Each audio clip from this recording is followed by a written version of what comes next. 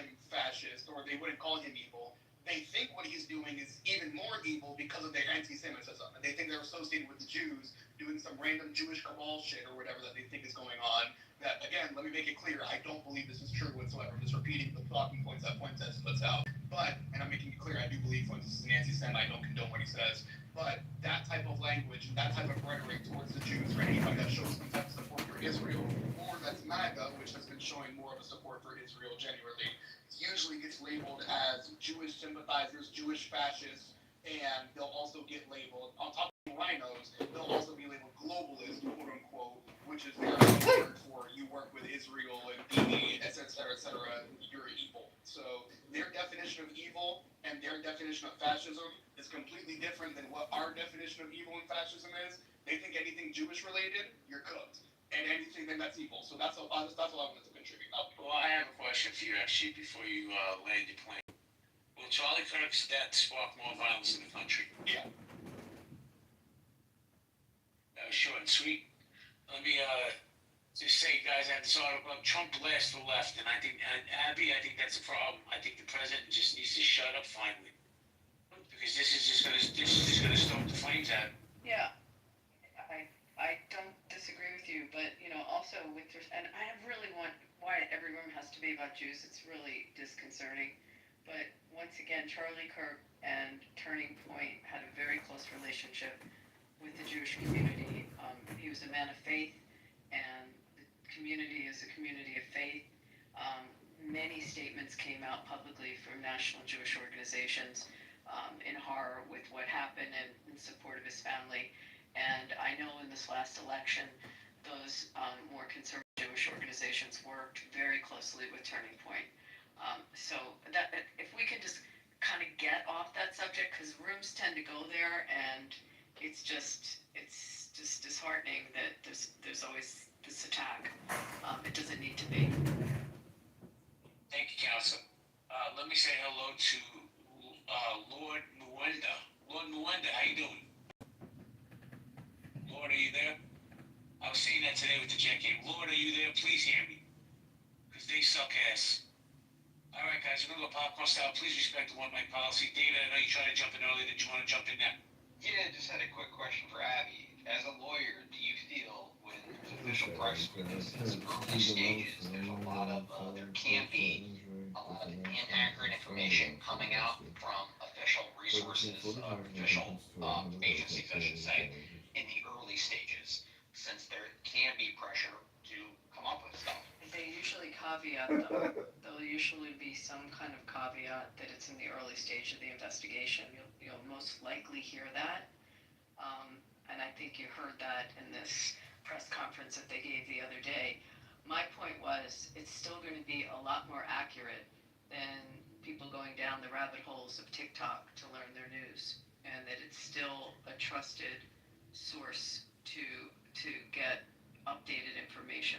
But you will often, most likely, when you hear a press conference or a press release saying still under investigation, that the facts are still being formulated, and it's early stages. I mean, that's pretty common. Yeah, and I definitely agree that it's way more accurate to get your information there than a TikTok or Facebook or even Fox News, CNN, whatever you want to call it.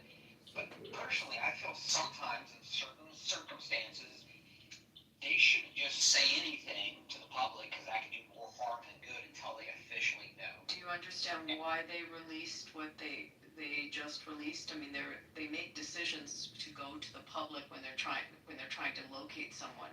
That was very intentional, very specific. Why they showed those videos, and they showed the physical person and what information they had, and they offered $100,000 reward. $100,000. They're using the public, and they're very specific what they release to the public and what they don't release to the public. That's very calculated. If you worked in law enforcement, I'm sure you're aware of that.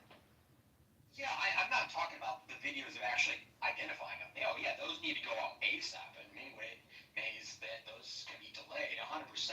But I'm talking about not necessarily just this case. I'm talking about just general, whether it's any of the active shooter situations. Sometimes they give out just facts that I think are information too early without, and it doesn't do the public any good about getting partial information about who his roommate is, maybe, or whether this person is transgender or not transgender, or if his roommate's transgender. Don't understand really how that helps, but yes, identifying things on, hey, this is what we're looking for, this is the clothes, or anything that may identify the person before they catch them. Yes, get that information out to everyone ASAP, and don't delay. I 100% get on that, I understand, but some of the other information, I just think certain agencies just should keep their mouth closed because they can do more damage. I think that's a judgment call by that particular law enforcement agency running. I mean, John Kitover is, sorry to interrupt, John Kitover is broadcasting this live. He is? Let me go ahead and play some music. Let me cue up some music. Sorry guys, but it's just really annoying and. Well, if we play trademark music, he can't record. He has to stop. Can take over. Hold on, I've gotta cue it up. Somebody can talk while I Okay, do you it. wanna hear it? We did requests here? I was just gonna say, can we do a little piggy? Oh, if Rocky got it, you can go ahead and do that. Yeah, Rocky P. Rocky, my minutes run.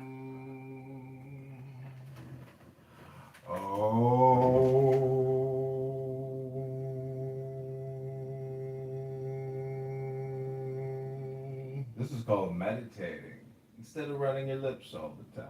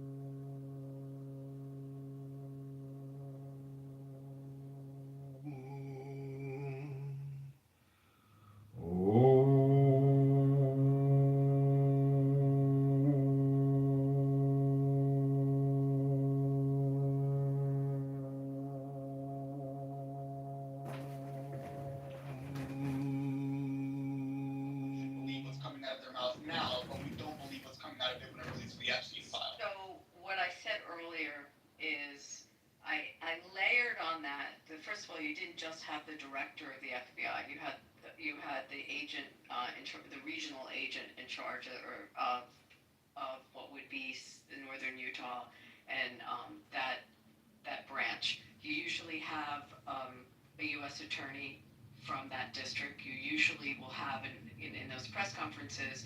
You had the governor of Utah speak. You probably have if you have the district attorney from that county, you may have the police chief from that that municipality that's affected. I mean, in most of these press conferences, it's not just one speaker.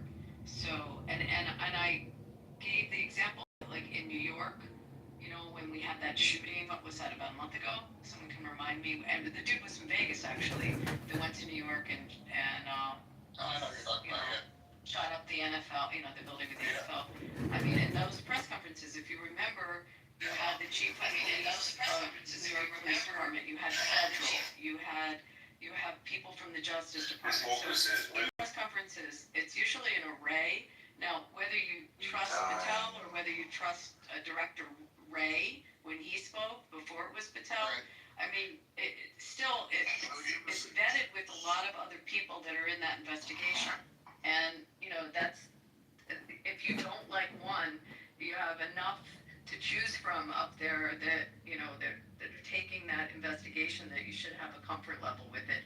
And again, I'm also saying that versus finding some conspiracy theory on TikTok. I mean, just use your brain. Oh, no, I agree with taking the But word the of governor, the governor of Utah seems to me very balanced through this. And by the way, I was going to put something in the chat that Gary put in his chat. You're going to be shocked that I'm the one saying this. but I don't know if you heard Bernie Sanders. Yes, I did. I listened to Bernie. Yeah. What did he say? I was amazing. I'll put it in the chat. It's actually something, Jay, you might even want to play it. Yeah, nice. You'd think I'm the last person to tell you to do that, but Sanders came out with an excellent statement about political violence and how wrong it is. And when he gave it, he cited left and right violence. And it was actually a very balanced statement. So I think that's what we have right now. We have to go on real facts as they come out. And again, it's not usually these press conferences are an array of people that are working the investigation. Also, just one last thing. Just to piggyback off of David's point a little bit about the unnecessary information that comes out sometimes, I'm a little bit confused sometimes too as to how the automatic assumption is that you dated a trans person, therefore you're left wing, when one of the really big and still currently very big conservative influencers is Blair White, who is a trans woman, right? So I don't think being transgender exclusively puts you on the left when we've had multiple transgender figures that are consistently out there on the right espouting right-wing claims too and supporting Trump, including Caitlyn Jenner, for example. So, I hear you, but I think generally, if you were to poll that, you would probably see in polling that a conservative, and looking at the position that people that vote more conservatively are probably less in support, and you saw that in this last presidential election with that issue becoming front and center in that election, and people took very, very strong positions against it. As it came up with Waltz and the tampons in the bathroom, and then going forward with the whole gender issue. So I don't know. I'm not here to opine as to what the percentage is, but I'd put some money on the fact that it's a pretty high percentage. Thank you. Or not. Thank you, Council. Hey, Jordan, hold on, everybody, hold on a second. We gotta get into Being recorded. I have no idea.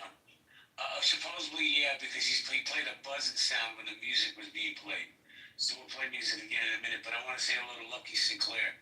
Lucky Sinclair, how you doing? Hey, bro.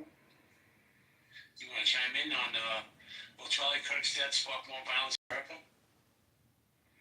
Heck no, that's one of the most disrespectful things that could have happened to anybody in America. See, like, I'm not going to judge the brother, but there was people that was listening to him of a certain group, and they found somebody that they could respect. And when you take something away from somebody, even if it's sacred to the minutest point, you cause anger and strife. Those people who cause anger and strife, they don't care about peace. They enjoy contention. And I think that's devastating. Thank you, Lucky. Jordan, yeah, Jordan, then. So, yeah, there's an enmeshment of several things that we have to look at from the perspective of a paradigm shift in one, how we get our news, how we editorialize it. I mean, if we didn't have new media, right, we would simply hear of this event. We would possibly make the assumption that it was, political warfare, and then we would have to wait to hear the facts, right, from the investigation. But so now what's going on is political violence is one consideration, and how public figures, public servants react to that. How folks on the right and the left respond to this event. Those things are enmeshed. And then His focus is there's a feedback loop on how the press and political figures then respond to how we perceive things and process it in social media. So the dynamic is rather complex and confusing, and people who don't pay attention to politics very much, which is most Americans, I mean, they may be polarized, but they're not as vested in it as, say, we are. They are really lost in this. It's tumultuous and it's problematic.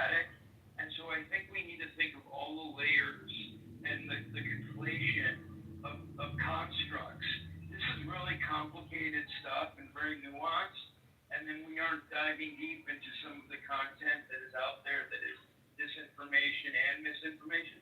I mean, the whole thing is just an absolute mess, but it's serving some stakeholders. And I think, I don't know how you could tease this out in a week, much less a year. So anyways, I just want to give that perspective because I think we forget somewhat how things used to be and how things used to be processed from the perspective of government relations and public relations. Yeah, but Jordan, how things used to be processed, we didn't have $1,500 computers in our hands. You know, and our kids are being raised by these phones. It's the truth. How many kids do you know that don't have phones? You don't want your kid to be the outlier of the group, so you gotta get them a phone. It's $1,500. Hold on, let me finish, please. And they're being indoctrinated by these radical sites because we as parents are being derelict in our duties to see what our kids are doing. That's really the truth. Right, but I guess what I'm arguing is that social media used to be an adjunct at most, at best. Now it's a central source of media as it's consumed. Melanated people every now and again we get out the sisters and brothers that I don't know what more I would say to that other than we need to rethink all the layers that are at play here, because it's rife with opportunity for people to distort the facts even when they don't want to.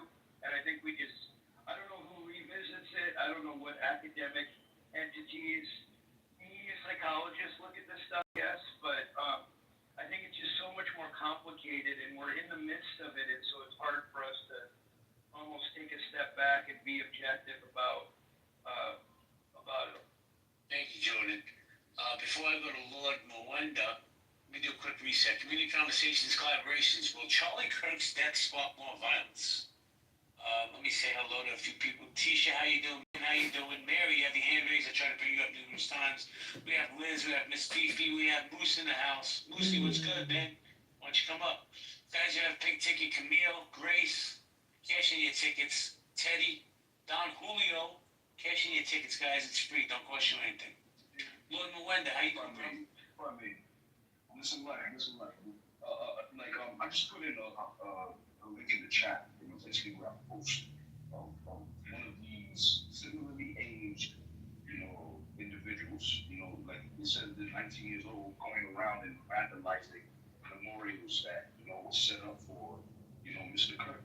And this is like for me initially, my position was that the violence will not be as much because if you notice, hey, there's not looting riots up here like it was for George Floyd or whatever, any of these, every time that they're race baiting, Americans, relating to police brutality, et cetera.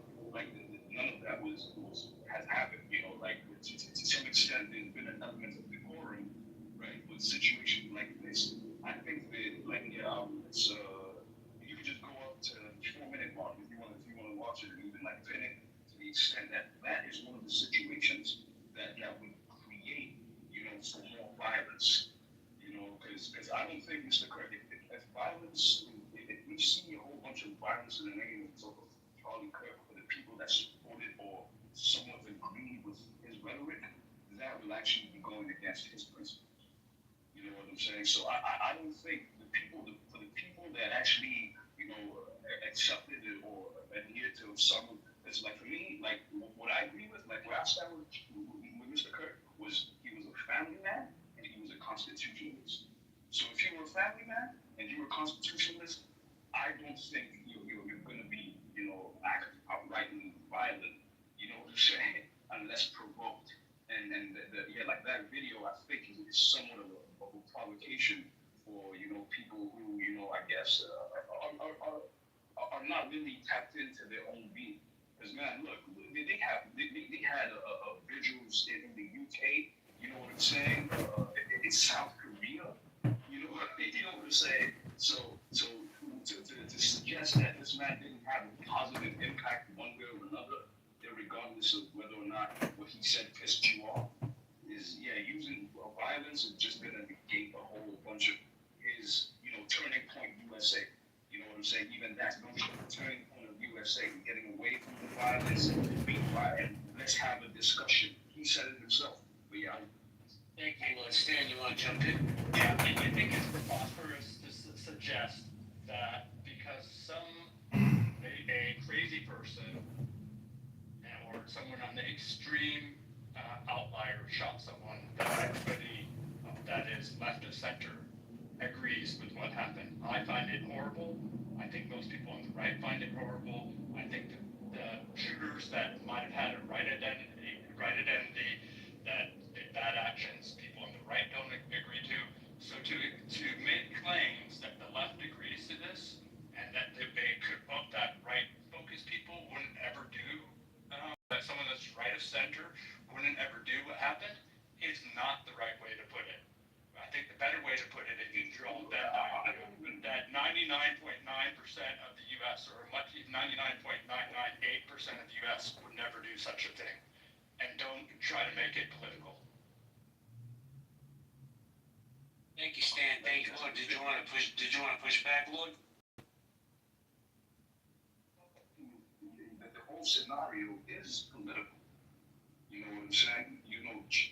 Mr. Kirk's, whole, stint was, as much as he wasn't a college graduate, right? He would go to these locations to make the young individual, which he once was, aware of the political structure, trying to get the vote. He mobilized. I think, if we're going to be honest, yeah, he was, part and parcel, instrumental in Donald Trump's re-election, this past 2024.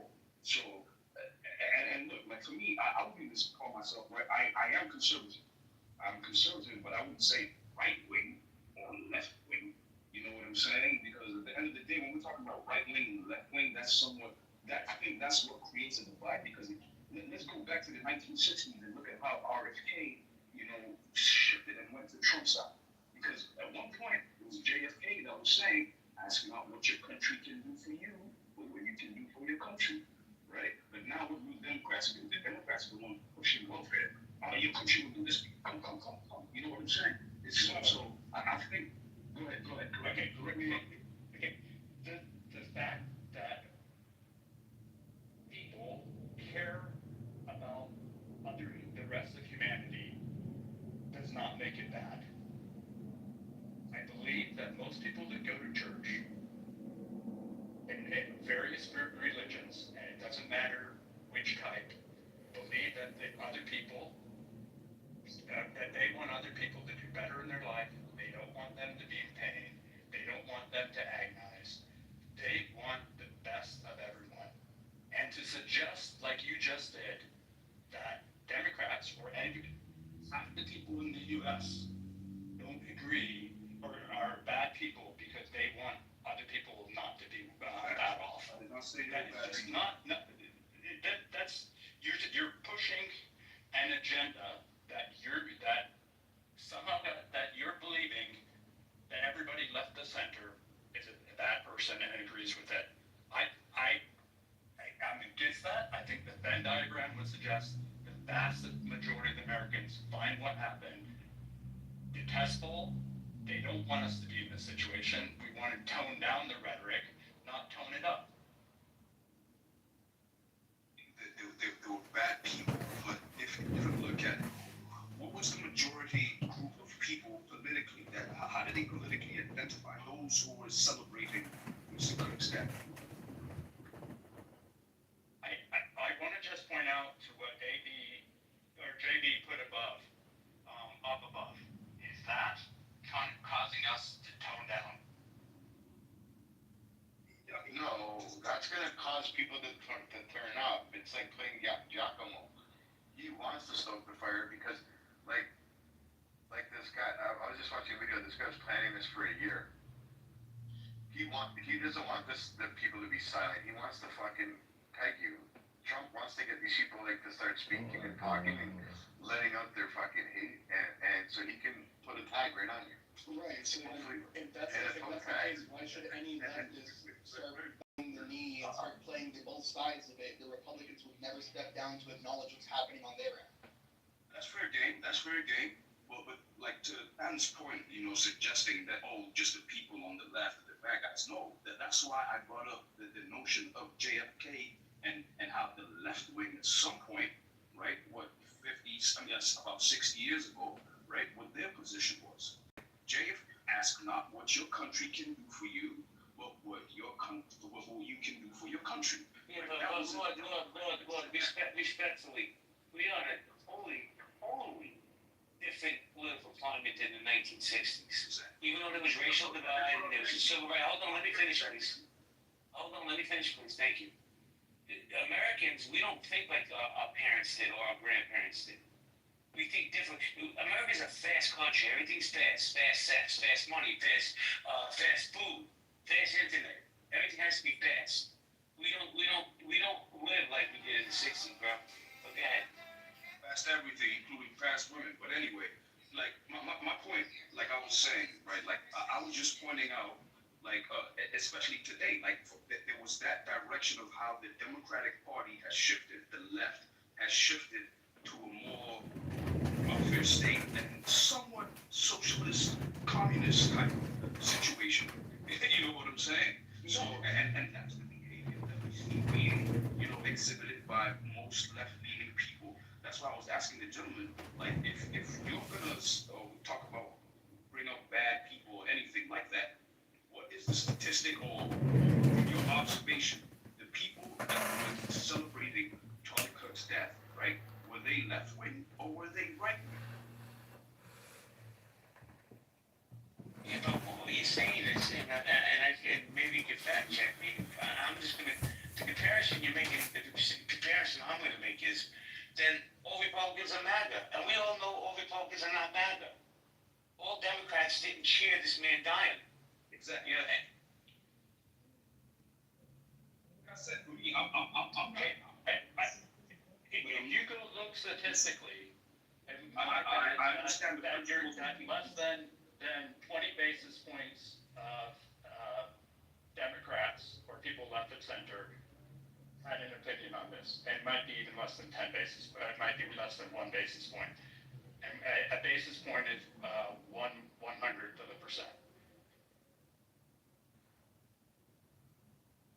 Percent was that like 0.0 something?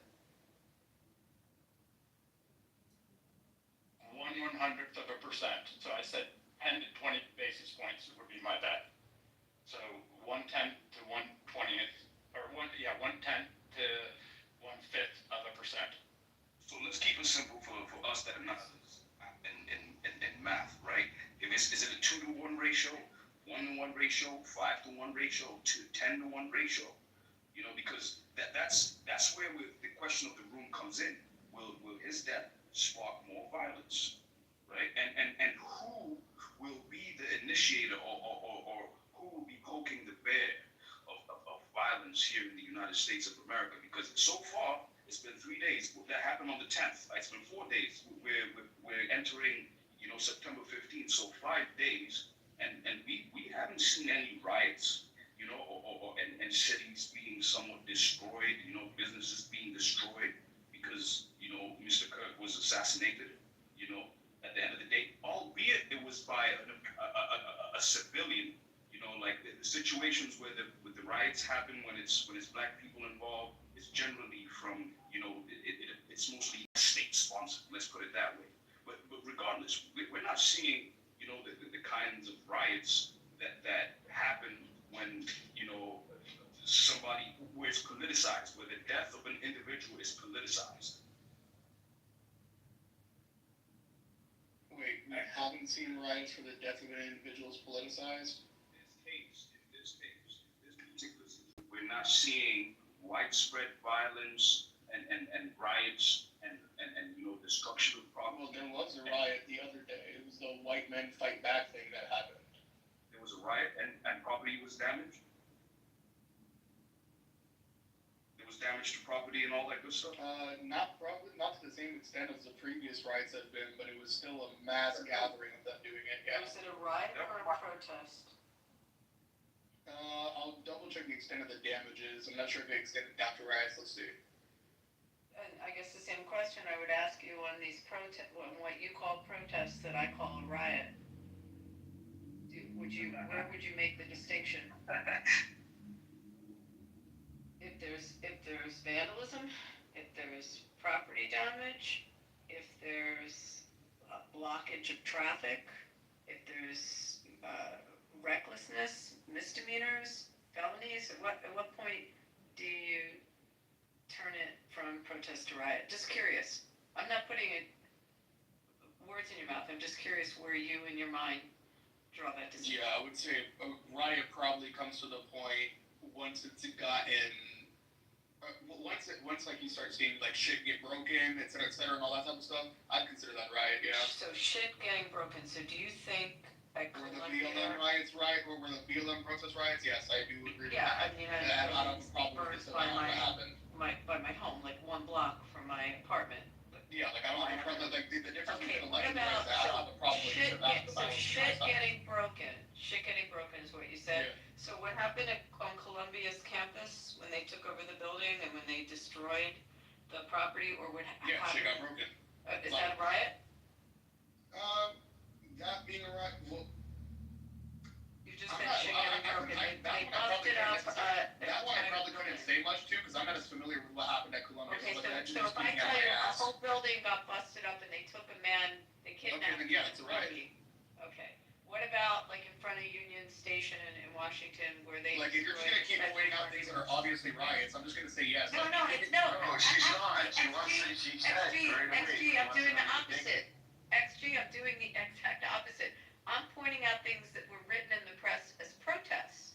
That's why I'm asking you. So I just gave you an example of something that happened that was written up as a protest, not a riot.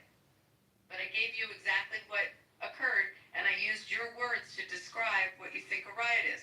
So a bunch of people beating up on cops or on park police, destroying federal monuments and defacing them, and causing damage and attacking park police, and would that be a riot or a protest?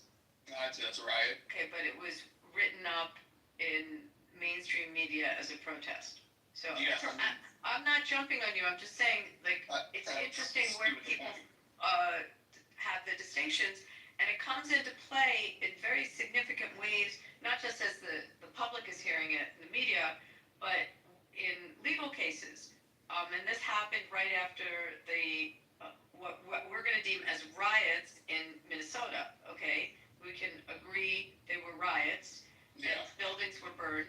So someone threw a Molotov cocktail and burned up a building, a pawn shop, and killed a father. I forget how many kids the dad had, but killed a man. And when he went to trial, they were presenting it as protests and not riot. And the judge, and there's a very good article about this, I can send it to you. The judge took the approach that it was a protest, not a riot, and a much lesser sentence. Yeah, that makes sense. Okay, well, it makes sense for that. It's not a good thing that it happened. Well, yeah, it's not a good thing that you're being charged for it, but it makes sense that you get less sentences to be protest charge. But that's why the distinction can come into play in a legal sense as well as in a. Yeah, like I wasn't. Like, let me make it clear. I wasn't denying the distinction at all, or that saying it didn't exist, or saying that violence or riots on my side of the aisle have never happened. No, like that's the difference between me and Republicans. I will be willing to disavow and acknowledge the things that have happened on my side, and be like, yeah, that shit was wrong. Shouldn't have happened. That probably shouldn't happen again. I disavow that. But I'm not That's the saying difference between my one side and the side. other. No, I'm not because saying they'll just one act like any violence that comes out of their side happened because of us. XG, I'm not saying one side or the other. I think it's really important, though, to define terms. You can apply it to all the fact patterns, but define the term first. So thank you for doing that. I think that the Brandenburg versus Ohio's case The is incitement. relevant to, it was relevant to the college decisions that were made. I'm not an expert Sort on it, of. but I do know that the administrations in those colleges were being advised by lawyers that had looked at the Brandenburg versus Ohio But Brandon, and not wanting to get in trouble on that. Wait, just real quick. I mean, there's prior. I mean, there's subsequent cases to Brandenburg, but that's a two-pronged test in Brandenburg. I don't know if you're really looking at Brandenburg with. I don't know if I would necessarily apply that fully, because there's other tests. I mean, you can also look at. You're looking at we're gonna go down a whole rabbit hole. Hey, Abby, we don't need to talk about it. Okay, so another time. Wait, just real quick before the point gets lost, because Wallace Williams says in chat, total double standard. Did you not hear me just about both sides, including my own?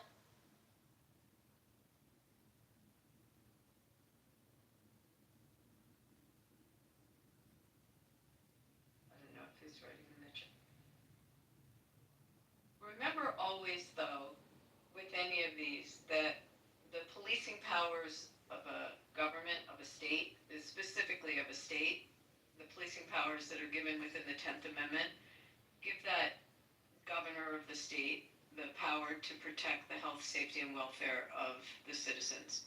And when it is, something like a protest, or an organized gathering, there's the right to not take away and put a prior restraint on them gathering, but to limit the time, place, and manner that they do it. We have that ability under, the policing powers to protect the citizens, that people aren't gathering at 3 a.m. in a private neighborhood banging drums.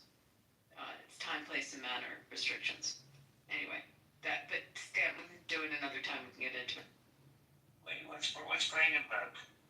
It's a leading case of Supreme Court case. It had to do with a guy, I'm going to do my best to remember this. He was a Ku Klux Klansman, and he was speaking to a group of Klansmen. And the question was what he said and whether what he was saying was incitement to then, was there an intent to incitement, and was there a likelihood that as a result of his words, they would be incited to then go, if he said, hey, there's a Jewish or a black community down the street, go rip them apart, versus there's blacks and Jews that live in your community and they're bad people.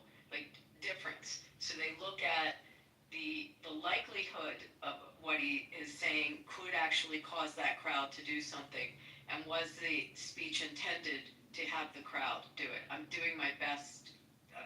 This is Commonwealth a while ago, but that's basically. Kind of what Trump did on January 6th. And they used, at Brandenburg, that was why the case kind of came back into the limelight again. And there's been subsequent cases since it, but it has to really have a likelihood, and you have to show the intent, and the words that are spoken have to be words that are inciting words. So you have to really go through the fact pattern of it. And I mean, if that was to be litigated, it didn't get litigated with Trump. It was back and forth as to what he said. And in Brandenburg, the outcome of the case was that the Klansmen did not incite them. Although, if you look at the fact pattern, you would say, oh my God, like, that's horrible what he said.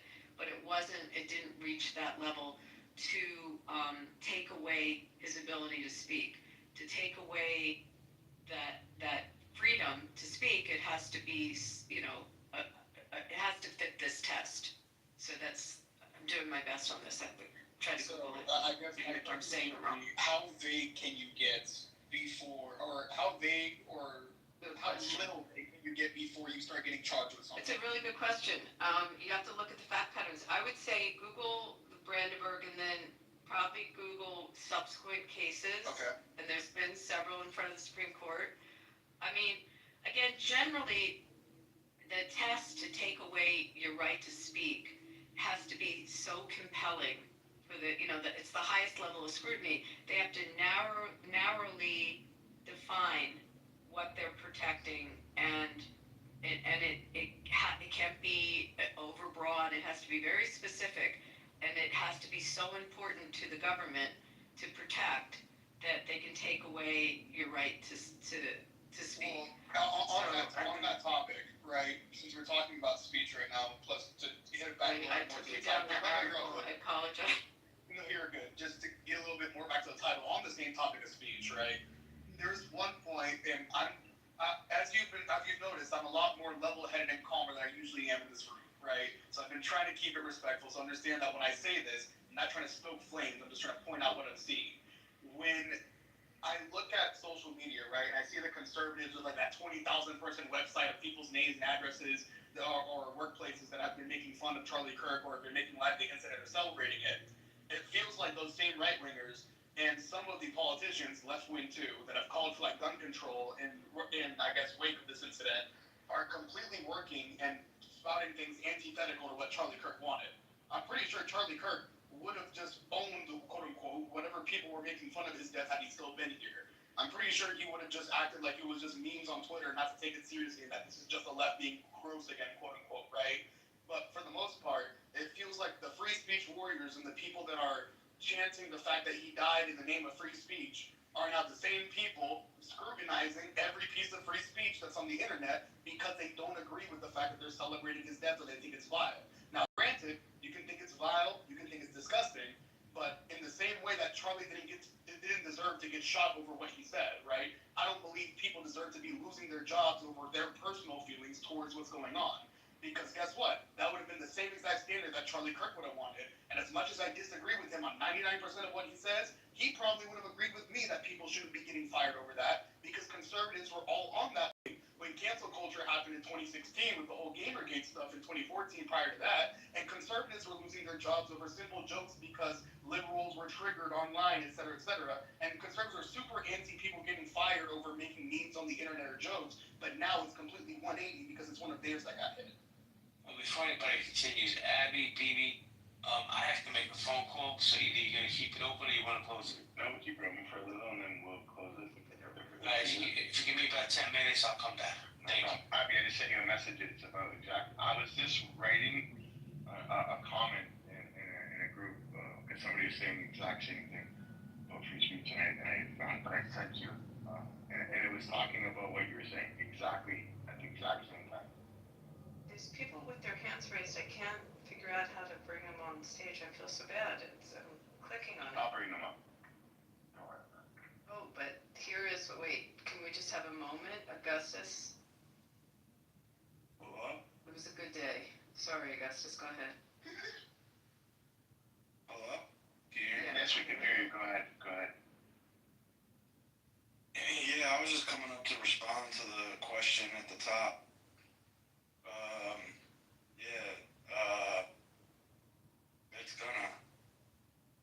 It is going. Okay, and then why do you believe that?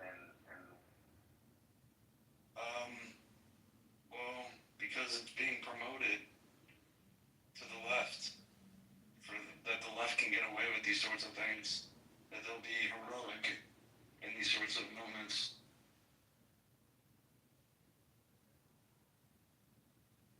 Thanks for letting me share. Heroic in what sense?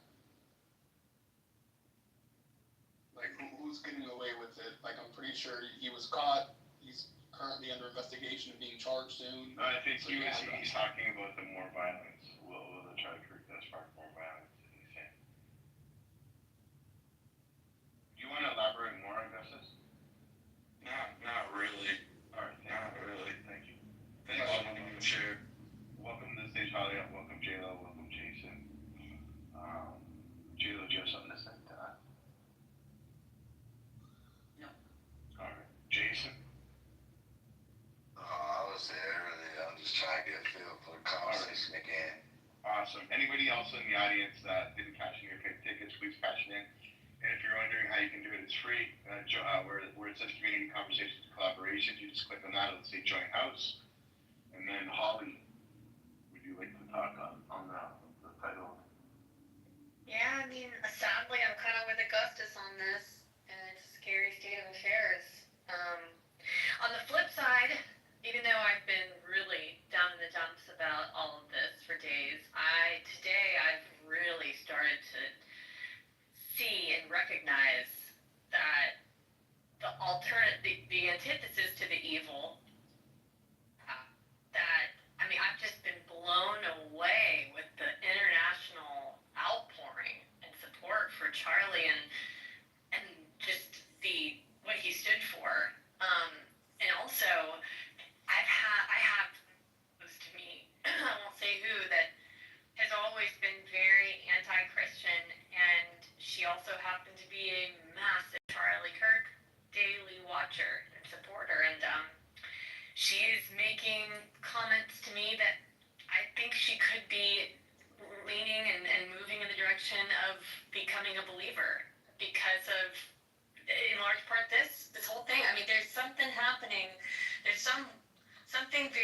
beautiful happening where we are grieving, sobbing, heartbroken over someone that we didn't know. There's something more than just Charlie happening here, and I think there's really something beautiful also happening from that.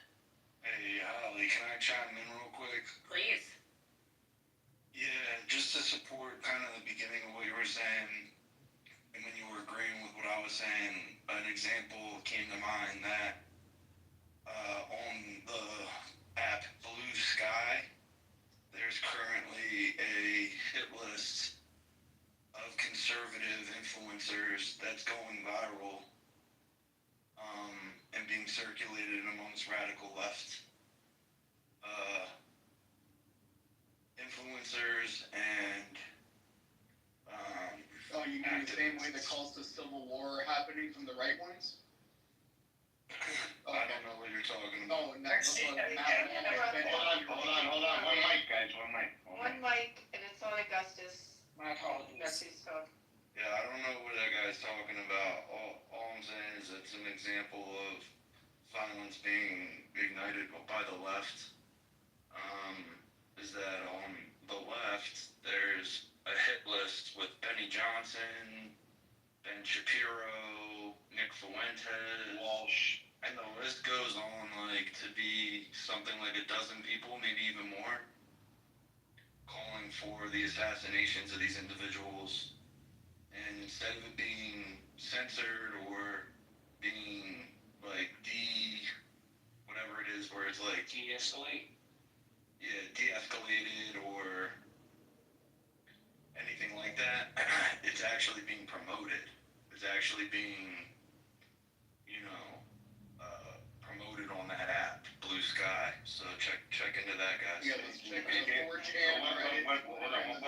Hold on, everyone. Hold on, everyone. One mic, Galen, cash in your pink ticket, and I'm gonna put the mic to Buttercup. Wait, one sec before Buttercup. XG, Go ahead. when I was giving my example, I wanted to throw something else kind of like also at you when we were defining what's a riot versus a protest. We get a bunch of crazy sports fans that like to climb on. Oh, that's riots immediately. Yeah. Is that a riot? Yes, I would say Philly fans are the worst at that. Thank you. Thank you. I am, well, Philly sucks, respectfully. I'm Do you sitting, hear this shit? Augustus, please. I just wanna, man, listen. I'm sitting here with bated breath to see what Buttercup has to say. So, Buttercup, how you doing? I think BB knows what I have to say. No, I don't. That's why I No. Mike's on you. Go ahead. I wish you two would get a room already. No. So there's like an elderly woman that hangs out with BB's crowd that he's convinced We're talking about the title of the room, though. Like, Yeah, can you just about like airing it. expand I know, but why are you lying to this poor woman and telling her people to start rooms on? Buttercup, What are you we've talking got You're doing a real a troll. whole conversation going here on this, and we've got people from the left and the right, like, having a really good civil conversation. And it's honored when that happens on here. We can't, please stay with it, talk about the subject, it's cool, take your position, but stay on topic. Can you, so will Charlie Kirk's death spark more violence? Can you speak to the title? Certainly more violence on this app from psychopaths Come on, who Buttercup. convince middle-aged women that people are starting rooms. Alright, listen, I don't wanna Let's go back understand. to what we were talking Yeah. about. Yeah, guys, keep cultivating the conversation, keep it going. Dr. Slippers. What's going on? Welcome. How are you? Adams, you there, Adams? Yeah, I'm very pissed off. Very, And me? no, You're not Okay, answering then I'm the good. question, Abs, do you think it would be more violence? I was just threatened, and I literally just got off the phone, Abby, with the FBI. You know, with a very, Talking here though, on this. with a very You're being, Abs, you're being recorded by John, like, just don't talk about personal stuff in here. Abby, listen, Trying to help you. I understand. Just- Where have we gotten into this place in America Go ahead. to where me being indifferent to this issue renders a person threatening to shoot me and my family? Like that is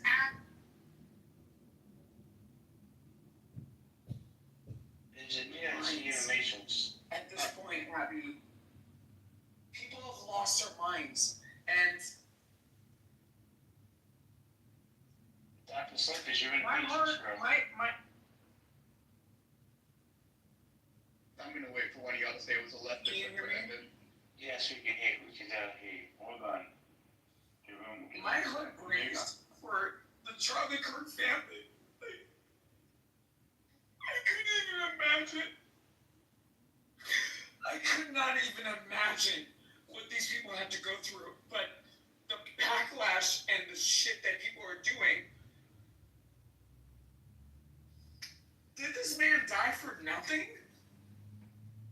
Like, what are we doing? What are we doing as a pop? What are we doing?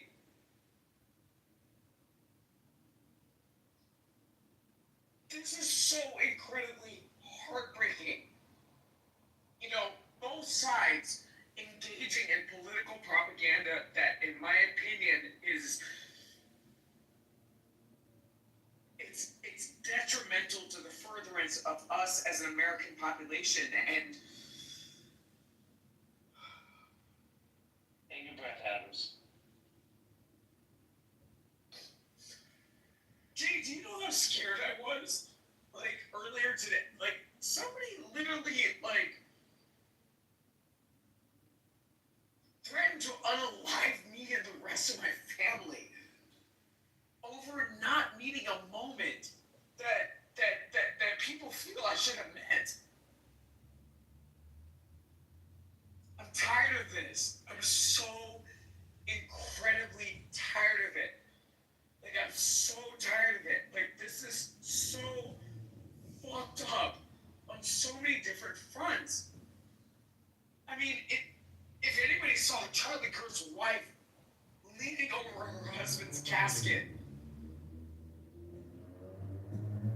I couldn't imagine how that woman feels in this moment, but I've been there in saying goodbye to a loved one and, you know, having so many people having so many strong opinions to be said. We need to be kinder to each other. We do. We have to. We must. We need to be kinder to each other. And I'm sorry for getting emotional. Like, I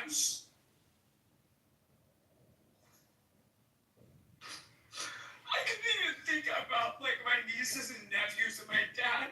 Just, like, somebody blowing my head off because of my political opinions on the internet. I don't have to do this. I don't have to be here. I don't have to, you know, create this face on the internet. Like, I have a great job. I have a great family. A great career. And the fact that somebody would devalue my life to the point of trying to take me away from my family over some shit that I said on fucking social media.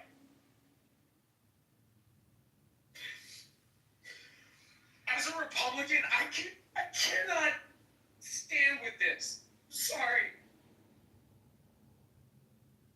Adams, why don't you take a few minutes? I'll definitely come back to you. Let me say hello to J-Lo and Dr. Catherine. Hello, ladies.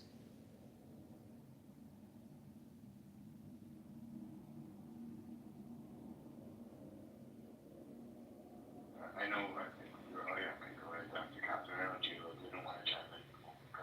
Hi. Yeah, you know, I have to say I've seen on social media, I'm in a lot of like physician groups and stuff, and one is literally called like Empowering Women Physicians, and like hundreds of women are fighting with each other about this. Hearing Adams in tears, we've seen a lot of grief, a lot of anger. I never heard of Charlie Kirk before this happened, and certainly some of the things he said, I'm like, wow, that was a lot, and I can see how these politically violent emotions are coming up. But I think, Adams, you said something that's really important, and that is that devaluing life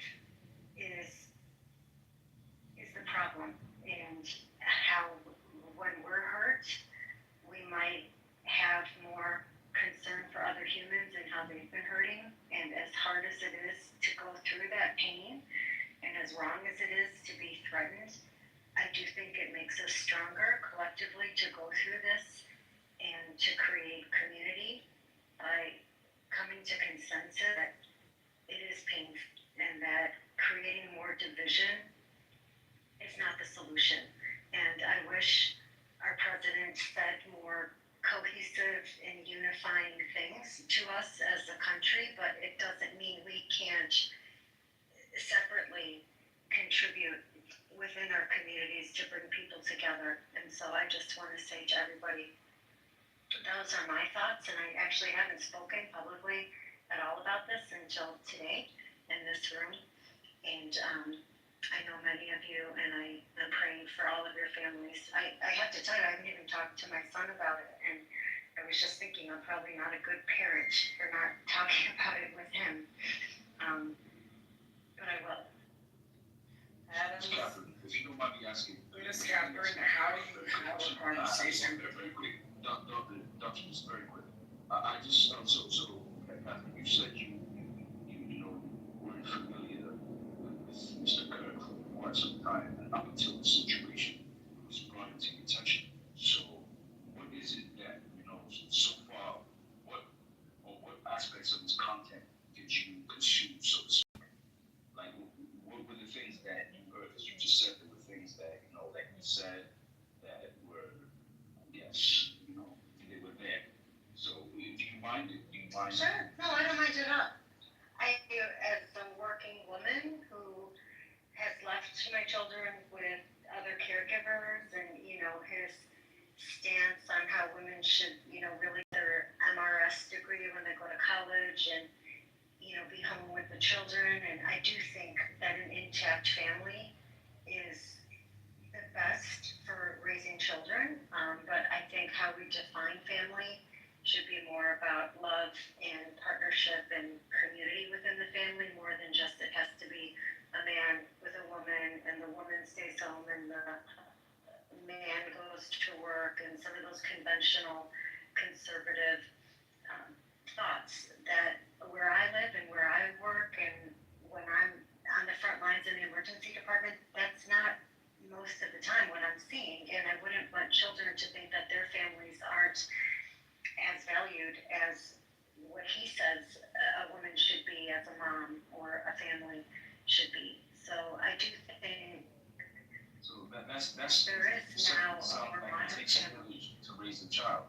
No, but what I was asking is like specifically like not what your interpretation of what you said, like what were some of the things, because that's the other thing that I've had to contend with, especially on this clubhouse and even in real life, when I'm seeing people like with actual interactions, right, is that the lack of context that exists, and that's why I was asking you that question. I was like, what is it that you heard from his mouth, that was somewhat problematic, or something that was beneficial, because it's a two-way street one way or another. So yeah, that's what my.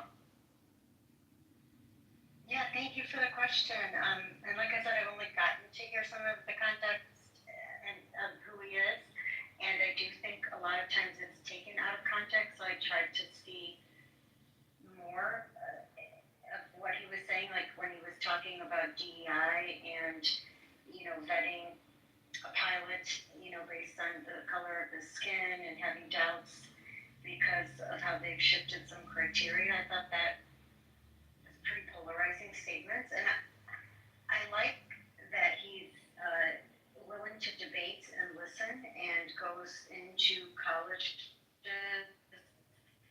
and really, I think it's great to see young people caring about family, caring about politics, caring about community. But I do think he was a polarizing figure, and I do think that has, unfortunately, we do have to look out for when we take public positions and they're not popular, people do get killed. And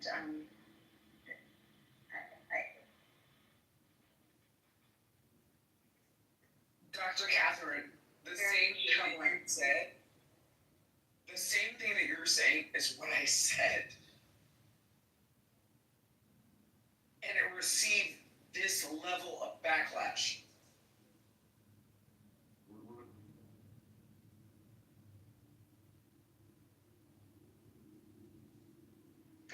The violence comes from the left. Wait. I want Dr. Slippers, that's got a little doctor to it. What did you say, brother? Hold on a second. Before we get to that, let me say hello to Nutrition Lee. Hey. Nutrition Lee? Hey, Hi. you can just call me Leah. I'm sorry, it's complicated, but hey, Catherine, it's been a while since we've spoken. I just want to kind of bolster what Catherine was saying. Here is a direct quote for you. Just get married. This is you were asking for Charlie Kirk's word. So just get married early, reject the siren song of modernity, and have lots of kids. Being a part, which I'm just because you asked for his words, not an interpretation, right? Being a partner at a local law firm isn't actually that big of a deal. Having 3 kids is a really big deal and will make you happier, and it's okay to be a stay-at-home mom. In fact, we need a lot of stay-at-home moms, and a lot of women want to be stay-at-home moms, and we have miserable women because we've been shuffling them into corporate wasteland, when in reality, a lot of them don't find a lot of passion and fulfillment in that line of work, and who can blame them? And that's like a pretty mild quote for a lot of what he said in terms of women not working, but I don't think Catherine is interpreting what he said. I think it's, that's his belief, and I don't think it's a good thing or a bad thing. I think it's just, he said what he stood for, and I think that's commendable that he said what he stood for, but that is what he stood for. But it's okay that he has the right to have the opinion to stand for that. Right. Right.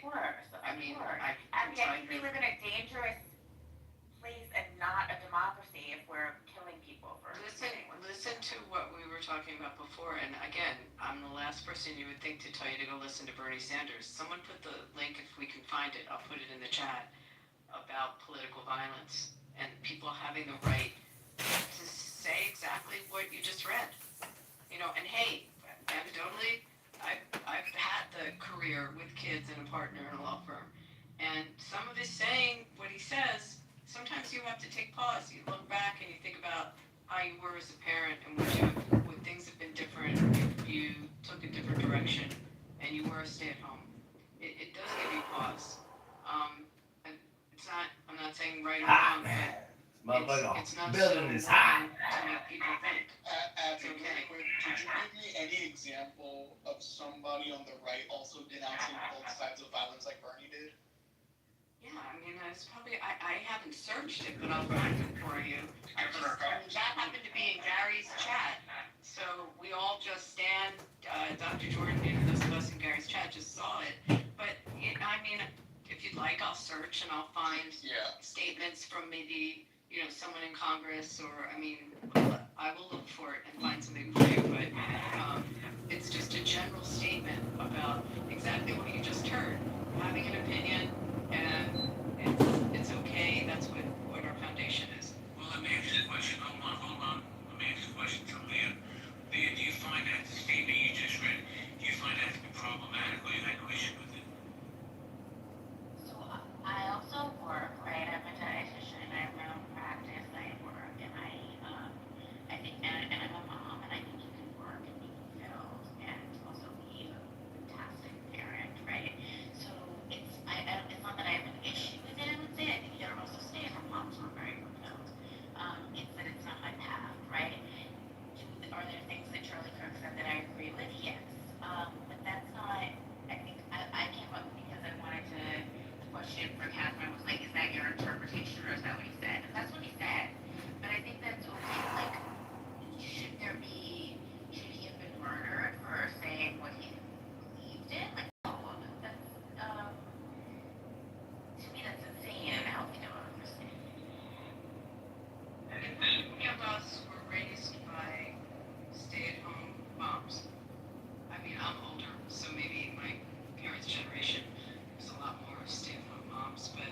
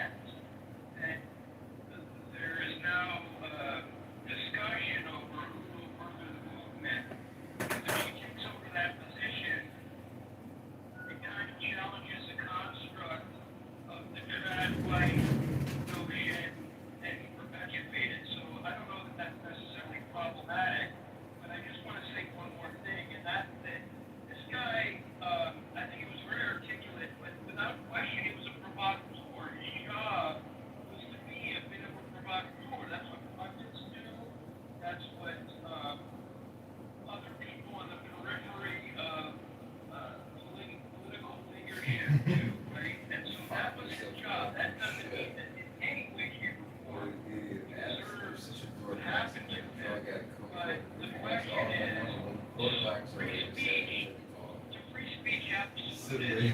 He should be allowed to say whatever he wants. The people who respond to him should say whatever the heck they want. But the question is, some people are going to be angered by this, and some movements are going to be thwarted, and some are going to advance because of what he said. And I'm sure he was well aware of the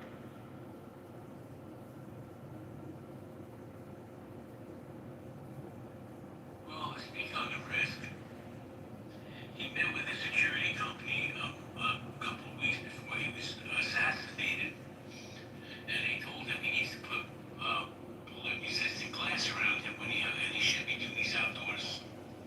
He said he was taking it to mind, and he would get back to him. He never got back to him. Excuse me, JB, can I get in the queue? He is just not right. How you doing? Hey, good evening, everybody. Thank you for having me on stage and giving me the opportunity to speak. So, I just wanted to salute to everybody. I see we got Dr. Catherine here on stage, and there's some prominent people in this room right now.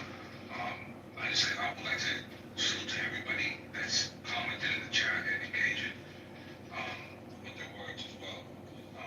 I would just like to say my condolences to the Charlie Kirk and his family, the beautiful family that he left behind, those beautiful blonde, blue-eyed babies that he left behind, and his wife. I think it's horrible when I see people just trolling Charlie Kirk or laughing about what happened to him. I mean, what happened to him was horrible, and I'm still hurt. Even though I had Canelo and Crawford in the UFC this weekend, I was badly hurt because what I seen, and I can't believe they aired it on TV, and it's crazy because your kids seen this, bro. Your kids seen this. Everybody's kids seen it. My kids seen it. And this is what we're raising these kids on, bro. Good American fucking assassinations, bro. It's horrible. To have that man to be sitting in the audience, I mean, this is a guy that's not even violent. This was a good guy. And more than a father, a husband, a religious man. And because using the line that he said, he's pro-abortions, you people want to look. If he feels a certain way, you can feel him. You don't gotta kill nobody, bro. Not like that, bro. And it's sad, bro. I'm really hurt. I can't stop thinking about him and his beautiful family. God bless everybody in this room, and God bless Charlie Kirk. That was an amazing fight, wasn't it? I thought Crawford dominated. Yeah, I don't really want to talk about that because of the seriousness of the topic. No, fuck Crawford, fuck boxing, bullshit. I'm sorry. Fuck you on that because I know it and it's our lifeblood here, so sorry. I thought it was a boring fight, to be honest with you. But Canelo didn't bring his A. I wish Canelo were going down, working out on that. That was fact. Yeah, it was good. To answer the question, XG, I started to put some stuff in the chat. Yeah, what's up? I just did my best with this. So, Mike Johnson, and I'll try to get the video of it, recorded a video message, and I put his quote in the chat. Also, the Governor of Utah, Spencer Cox, also made a very beautiful statement about stopping, having moral clarity and stopping the violence. Now, just real quick, in those items that you just mentioned, and I'll take a look at them for sure right now. I have to, I'm Those on you the mentioned, they last. have, in the same way that Bernie denounced and listed specific examples from both Yeah, sides. I'm gonna find that. I have to sit and listen to Okay, gotcha. videos of them. You're killing me. That's why, my bad. No, but my quick search, the National Governors Association came out with it, condemning it, with a statement. And then there was a co-sponsored resolution in Congress by 52 House Republicans, also reaffirming the same statement. There was a joint statement from college Republicans and Democrats together. But I gotta sit and listen to the videos. Okay. The only reason I asked for that part specifically is because there's always this narrative of the rhetoric has to tone down. We have to tone down the rhetoric. And I always hear the word we, but it's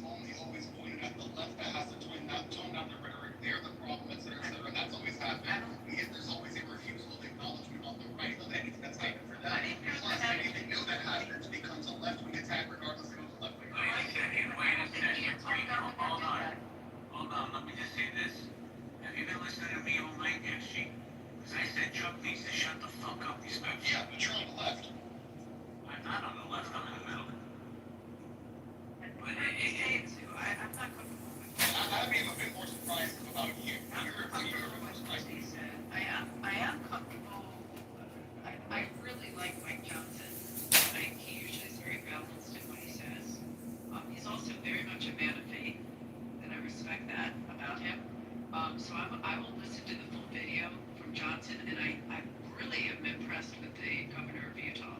I didn't really know much about him before. Well, I mean, I tell you, in my opinion, Mike Johnson's he's done a way better job than anybody thought he would when he first came in. I know, and he's crossed the aisle quite a bit. I mean, he's pissed off some far-right Republicans as he's done it, but he's crossed the aisle and he's worked well with Hakeem.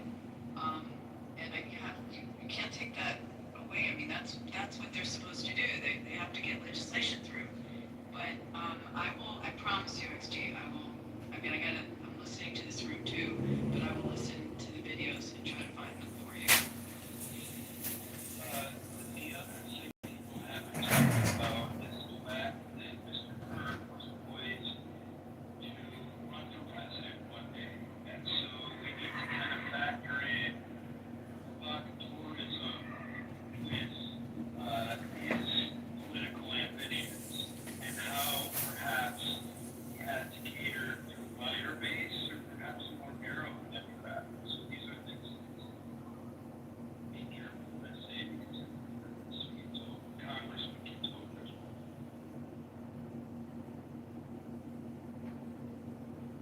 So I probably the same track that you were in. There was a piece this morning where someone suggested that he was at this point a political performer, which is kind of a new role that I hadn't heard of before.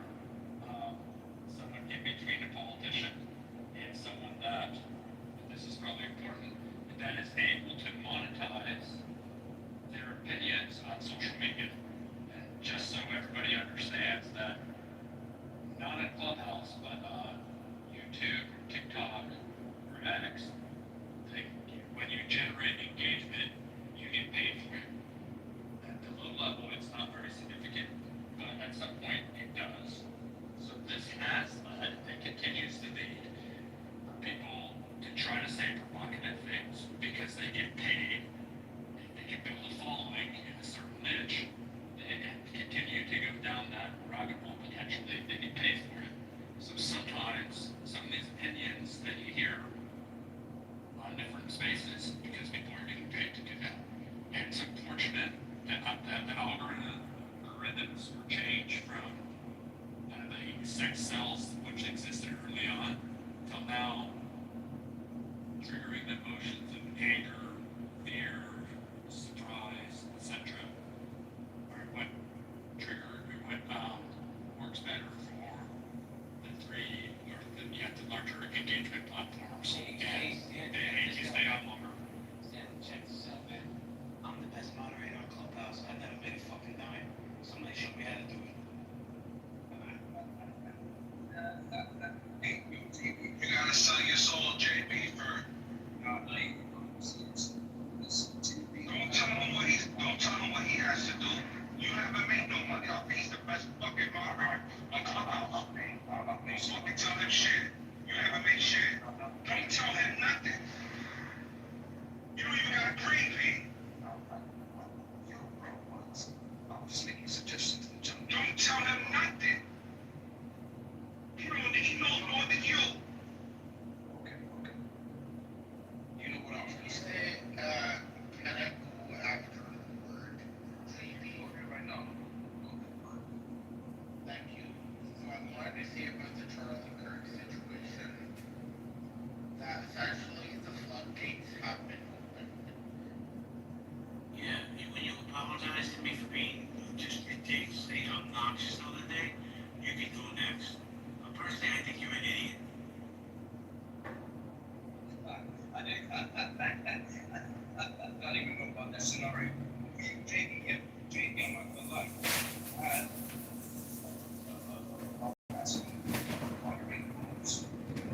Generally, space, really statewide, and you can't monetize it. Monetize it.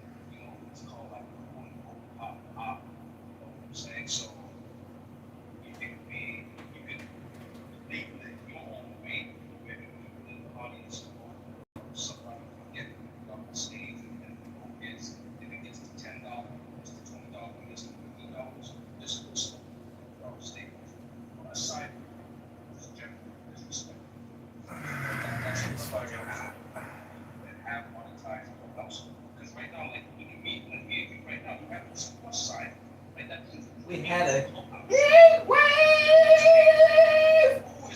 We had a heat wave. We had a heat wave. You know what I'm saying? So they're monetizing this. I think just us.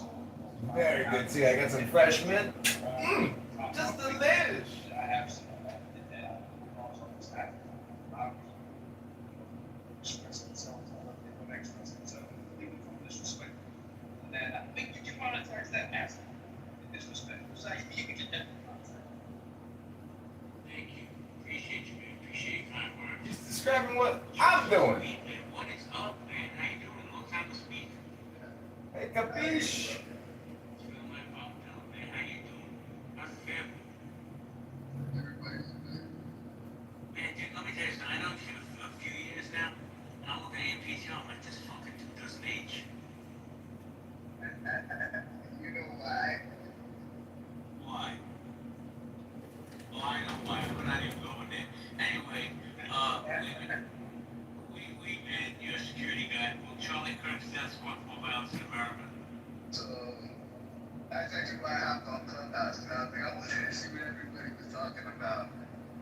You know, I think, now this is outside of my personal opinions and experience in life, you know, my education, what I studied and everything, and, you know, I think the most obvious thing people do is say, you know, life's a life, you know, when somebody dies, you know, it's bad, right? But I believe there's actually a deeper conversation behind that. Because I think words actually matter. So, do I think it's going to spark more violence? I think we've been there. I think we've been in a boiling pot, you know, ever since the assassination attempts on Donald Trump. You know, it's been a boiling pot, and things are just kind of continuing to boil over. I don't think this specific incident, to be quite frank, is going to spark anything else. I think we're going to see a lot of things that, I think the right is going to use it to you know, raise their base and get that stuff going. But I don't think we're going to see a lot of violence because of this specific incident. I think we're going to see a lot of violence because politically we're in a very bad space in this country. And I think I've said that before, talking about Trump with people in this very room. So it's just going to continue. We're going to continue to see this type of violence, for sure. Well, wait, man. And I agree with you. You just look at the Jumbotron. Trump came out today, blasted the left. Right? This is the rhetoric that we don't need at this time right now. We just don't need this.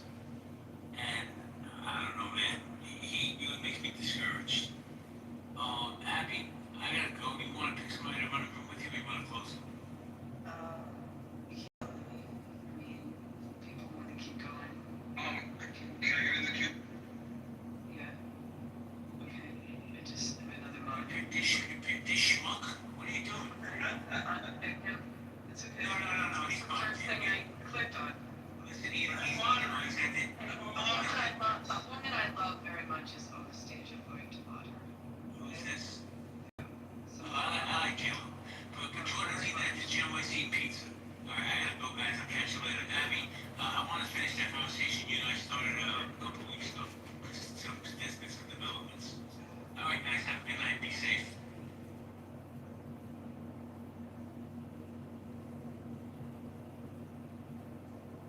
Another episode of Jay Bresca Incorporated.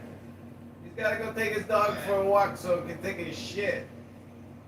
Capiche? Was because of the title of the room. I think the injuries will spark a lot of violence. Of course, people killed over the history of man behind attention. Everything's been combined, all the wars, everything like that. I tell we have talks in my house, stand for it, you know, all these wars are because of the race that they go back and forth and people get killed, bro. And we're speaking about Charlie Kirk. It's on Charlie Kirk because he's a true American hero that people do not behind.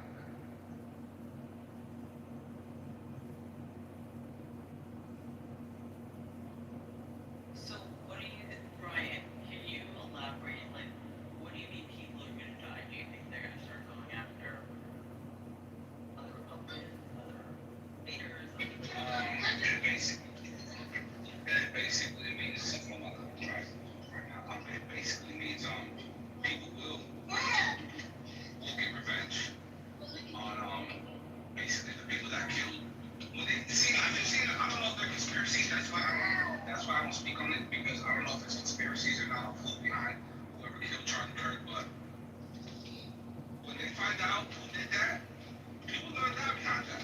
And those people who were behind it will die. You mean you don't think the man they accused of killing him killed him? Or are you saying that kid? Like, Let me tell you something. Just because they don't got a do-rag and a bandana and they're drawing up gang signs, that don't mean that they're not a part of a criminal organization. Nobody kills nobody by themselves. Ain't no such thing as killing my put your shit on. Ain't nobody behind killing people by themselves. Everybody's in the gang. You understand?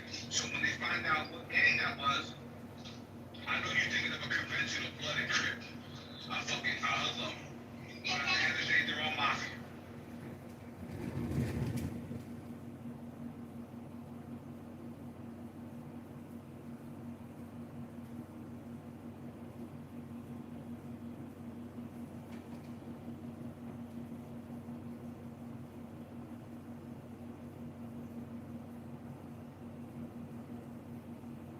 So I want to address I think I addressed this earlier, brought up a concept that Blue Sky, supposedly there's a hit list of people that are on our hit list.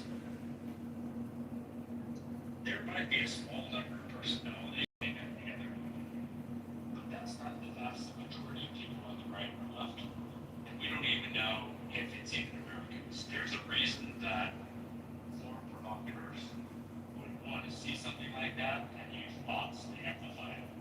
And I don't think Blue Sky has the same amount of money that exploits to block the bots. So that point about Blue Sky, so you can speak to how it works there. But even if it was on X or somewhere else, the number of people that really want to see people hurt is very, very small. well, I don't know. Usually people, yeah. And it just happened in my city. A guy who was a realtor started posting right after the murder, like really horrible stuff that not only did he deserve it, but like he's happy that he just went on about like I'd have to find the posts, but very, very derogatory, very supportive of the murder, and there's a code of conduct, I guess, for realtors, and it went viral. It went viral all over the city, and then it went nationally viral. And this guy had just gotten elected to the board of realtors here, and they removed him. They removed him this year, and I guess he resigned for future years. The real estate brokerage that he was working for fired him. And I mean, all his social media accounts are down now. But when the stuff was up, there was like, when I looked at it, maybe 300, 400 people reacting, that were seeing his posts. And like, I got a lot of friends on, this was a Facebook post. But if you were to read what the guy said and then saw the ramifications from it, it was just really for a professional in a business, and he's in the business of trying, like the weirdest thing is he's trying to go get clients, sell them houses, and it was just very bad. But there are circumstances like that, and that one, it was, yeah, this one all over the country picked up the story because he lost his position from, I think they call it like a board of governors or of the realtors. I mean, they get called that it's interesting, Shay, because I actually had interaction with this guy personally maybe a year ago, and he was very, how do I put this, like, caustic, the way you would argue a point with him, a political point, and coming at it as a Republican, he would say something like, for me in my profession, how dare you be a licensed lawyer? Like, you should be disbarred because you're supporting a convicted felon, and no one should ever use you, and no one should use your services, and you're really stupid. You know, and just like that would be the way he would respond to a political point. So he kind of, what happened with these posts is he was doing that to another realtor, like really, it was caustic stuff. So I think it might go beyond just someone celebrating the death. It was also the manner and how they said it. So do I think it should sit on the Board of Governors? No, because they definitely have ethical standards. The same way if a judge did it, or you know someone. Yeah. So that you know I'm talking about, Chacha. Did you see this? I think I know what the post you're talking about because I've seen like a numerous. I've seen a multitude of them. Like there's so many. I saw one post where she was a pediatric nurse. She was a pediatric nurse, and she basically put on her Twitter, fuck his kids, fuck Charlie Kirk, fuck his wife, just went in. And she ended up getting fired. The children's hospital that she worked out for out of state, saying they don't condone such behavior and terminate it. I'm kind of indifferent because if you think that these political views do not affect the way they treat people at work, you're sadly mistaken. So if it's someone like a nurse or a surgeon or even a teacher that deals with children posting egregious things like that, I think they are deserving to be fired. The only thing is, it is qualified as free speech. As long as you're not inciting violence, I believe that you're okay. But there are consequences to actions. If you know that you have, if you know you're employed to a hospital, or you're employed as a teacher, I think you should be a little bit more careful with especially in these times. Yeah, There was a nerd, you're in the matrix, Mom. You're in the matrix, bad.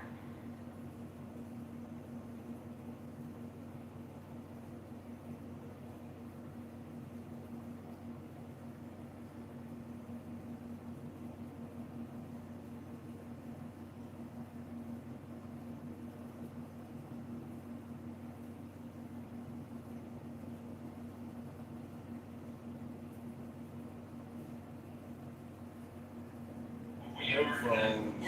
Look, I think it's awful for these people to post stuff like that, and they need to think for themselves. Here in the Chicago GOP. It's okay that people die. I think it's awful. Unfortunately, we're in a world where someone like Elon Musk basically implied everybody left the center was a bad person with some of his tweets on Wednesday. And that is also inappropriate. The thing is, he's been able to monetize it. He is where he is because he has such a large following, and people misunderstand him getting away with it, other people being able to do it.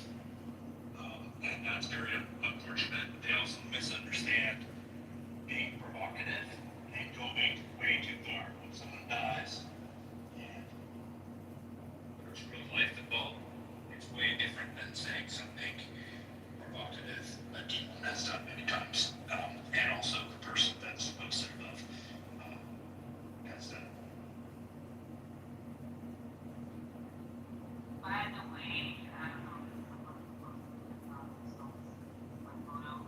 That photo was just only to point out the political violence that the left promoted since 2016. Oh. So that's the only reason why I have the photo. Yeah, if the left a bunch of paid people that just switch whenever they're told. Because like a lot of these people were like pro Trump at one point before he ran for president. So I don't know what the left is for. Not only that, Jassy, but I pointed out like earlier, like how they're like now all of a sudden free speech and want to be able to like talk shit about Charlie Kirk, his family, and his country without worrying about like consequences. And And also he like, got killed for the consequences of his speech. and it's like if the roles were reversed and he was a transgender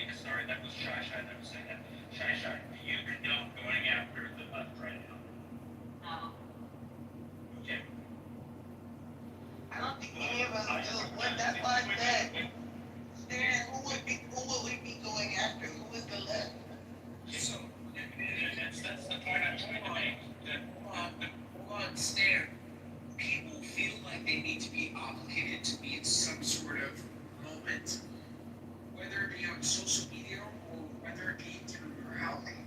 And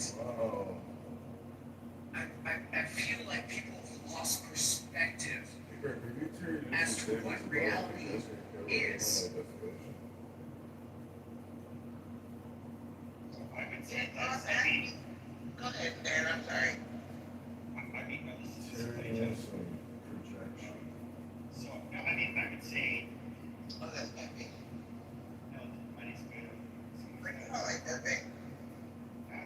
Yeah, I'm real leaving the room. Have a good night, y'all. You're part of the problem, Pepe. You're part of the problem. Who wanted Pepe? He's weird. Don't do that. I don't need, yeah. Yeah, he's part of Why would he even fight in here, bro? He contributed to this shit. And what I'm trying to point out to you guys is that the vast majority of people on the right don't know what Trump is trying to do. Big Just talker. because you're on the right, what is Trump trying to do? Just mean what he's saying at the left. He wants to attack anybody at the left that says something.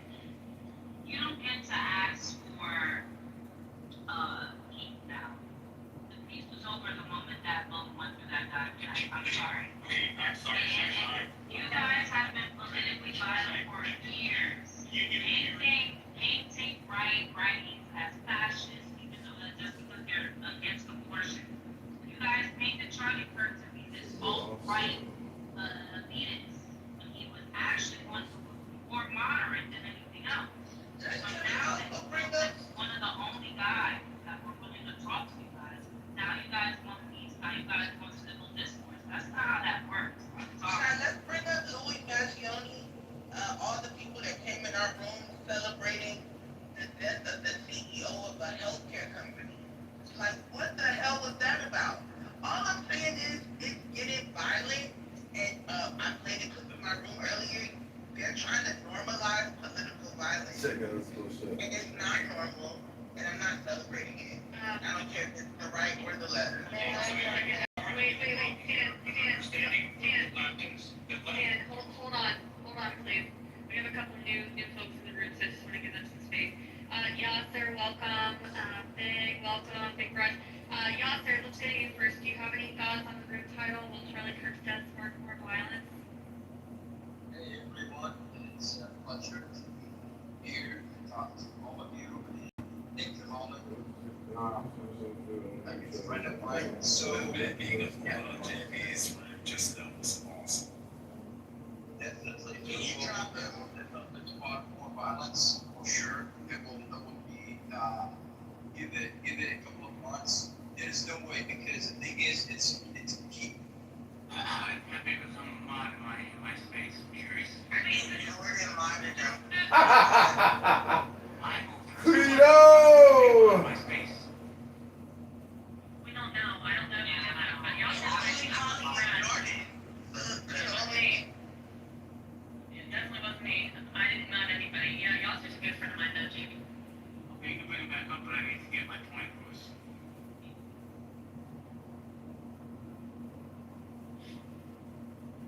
Like, to confirm what's going on. Yeah, sorry. No. And according to medical and inflation, now they are trying to push it to every of my own. They try to push it to every of my own. Like, they try to. Damn, they had to boom the room.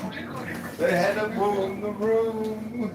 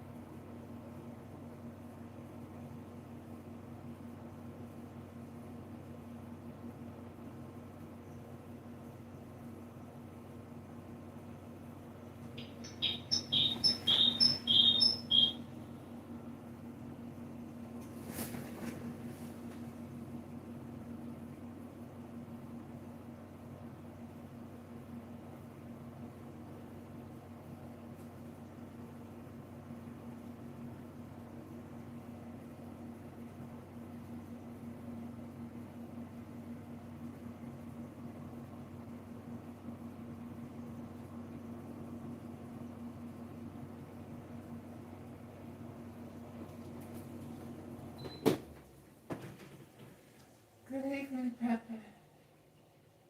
My name is Jai. Thank you for holding this room.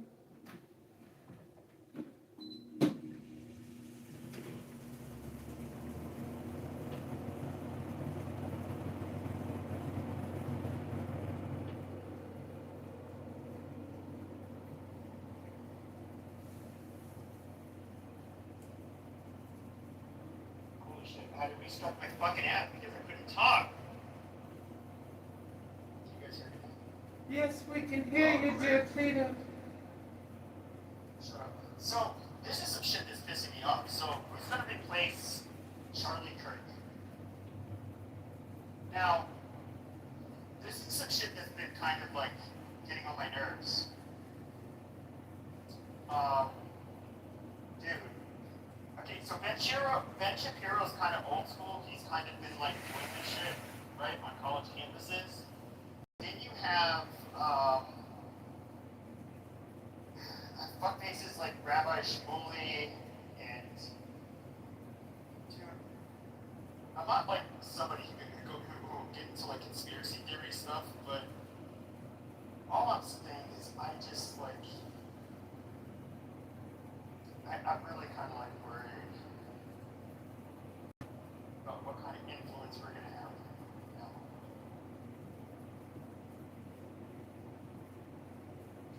Well, it's better to live with the Jew than to die by the Jew. Just Alright, embrace yeah, your reality, Pepe. everyone to the audience. Well, no, but I'm just saying, like, and this is not me, like, I'm not somebody who, I'm a Zionist, I guess you could say, because, like, I support Israel defending themselves and existing, but it's just like, dude, I do not want them co-opting any fucking American movement, centering themselves, like, even at all, and I just, like, it just seems like these fucking vultures, since Charlie Kirk has been killed, I can't fucking stand it. You know, Charlie Kirk, he's a good guy. I think he was kind of, like, starting to think for himself and kind of question things, like, right before he was killed.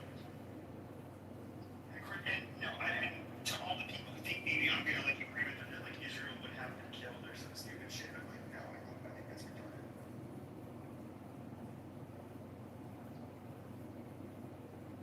But, yeah. Yeah, man, there's some wild Israel conspiracy, bro. Like, what the fuck you guys pull this shit out of, man? It's like Mossad is gonna kill, like, a beloved man close to the president. It's like the vice president and his wife were like, they flew with her, and J.D. Vance was helping carry the casket, and President Trump made a speech, you know, gave literal, like, I think one news reel on Instagram, and did like a short speech online regarding, Charlie Kirk, like, he was a good friend with them, and like, the last thing that Israel would want to do is like piss off, you know, the one party that fucking supports them. Like, they're doing stuff.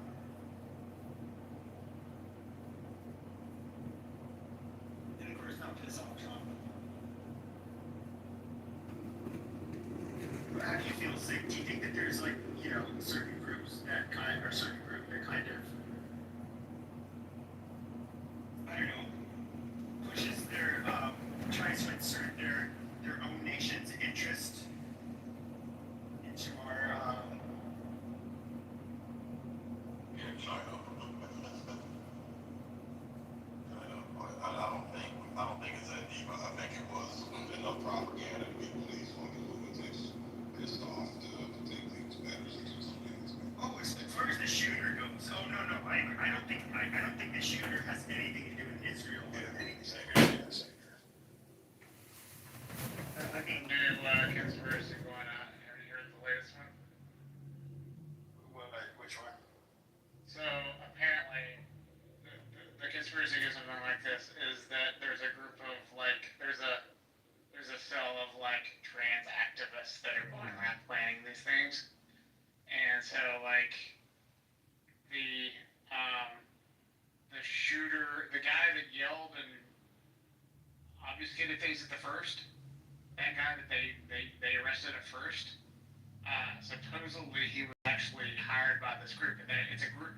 It's apparently a group on Discord, and they're like they planned out the whole attack ahead of time. Like it was multiple people, like trans activists type of people. That's the story I've heard, and it's it was the guy's boyfriend or girlfriend or whatever is trans. They called it the roommate at first, but it's actually his partner. Well, yeah, it is his partner. So I mean, multiple sources have confirmed that. Now there are some weird things that happened. There is, I don't know who it is, but there was an account where there was a They knew what was happening before it was going to happen, or they? Yeah, it was somebody said like the day before it, and it was a picture of a trans woman saying something's big is going to happen.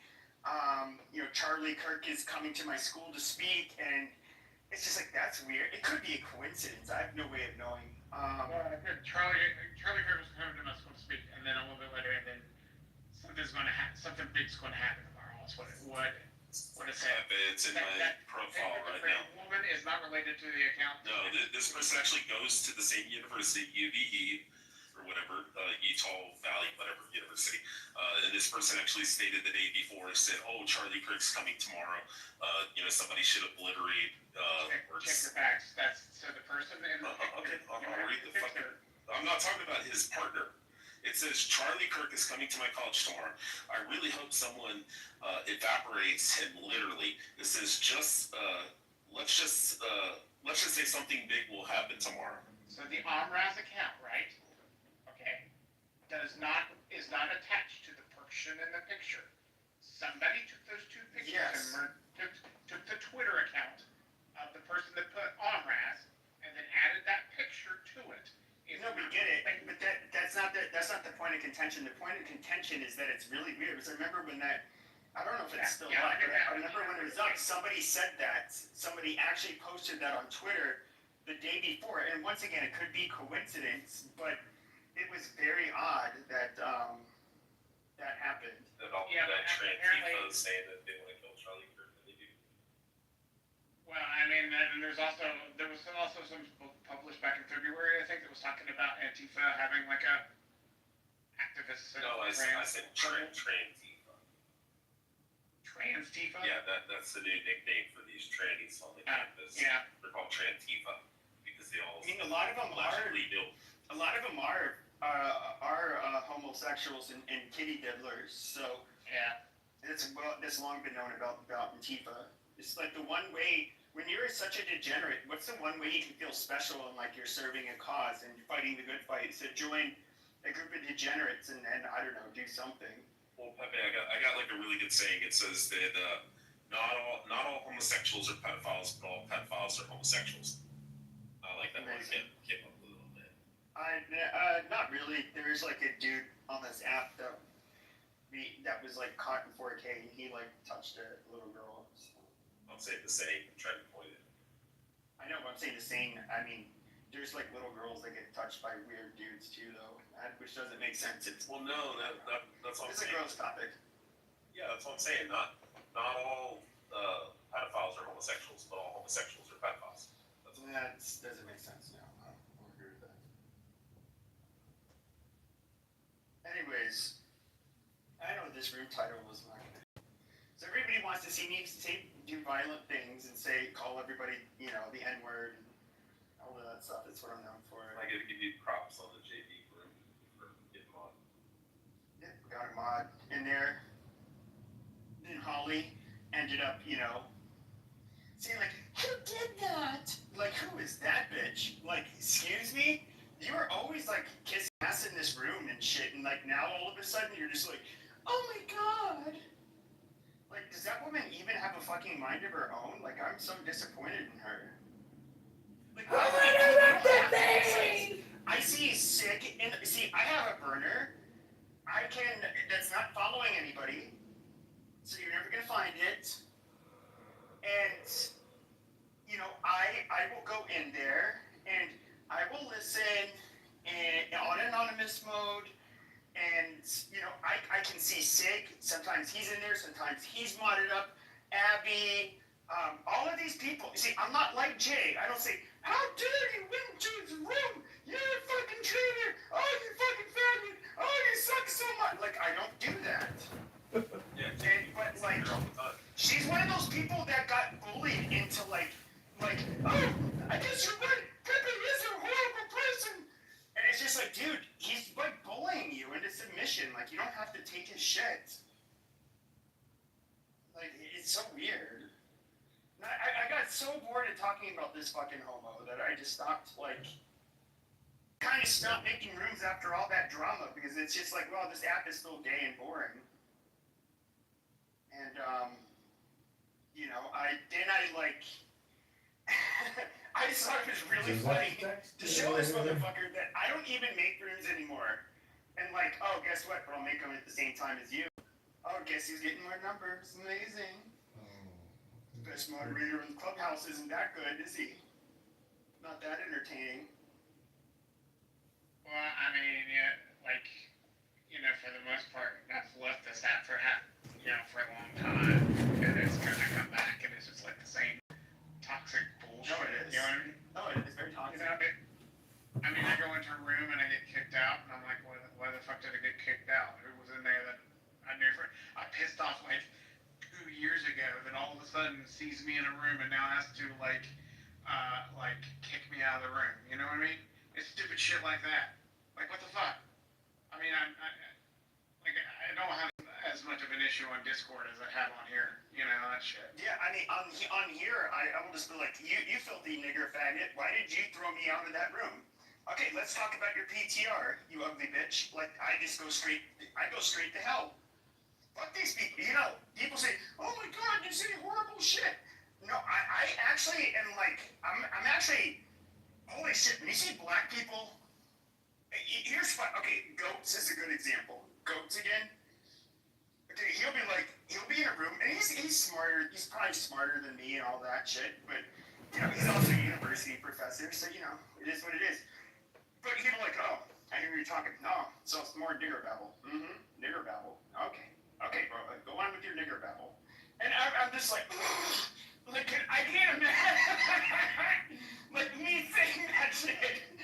That's exactly what I'm thinking. It's just like, I watch how they talk to each other. It's like, white people, we just say what we want to each other, but we have to oh shit, they're black. We have to be sensitive. But yet black people don't have to hold off on us. Like, we have to, walk on eggshells. Yeah, and it's just like, okay, then why should we debate you guys? You guys are just assholes. And certain stuff is off limits. But it's kind of funny. But yeah, Goats again, he is funny. I think he's more of a classic liberal, but I don't know.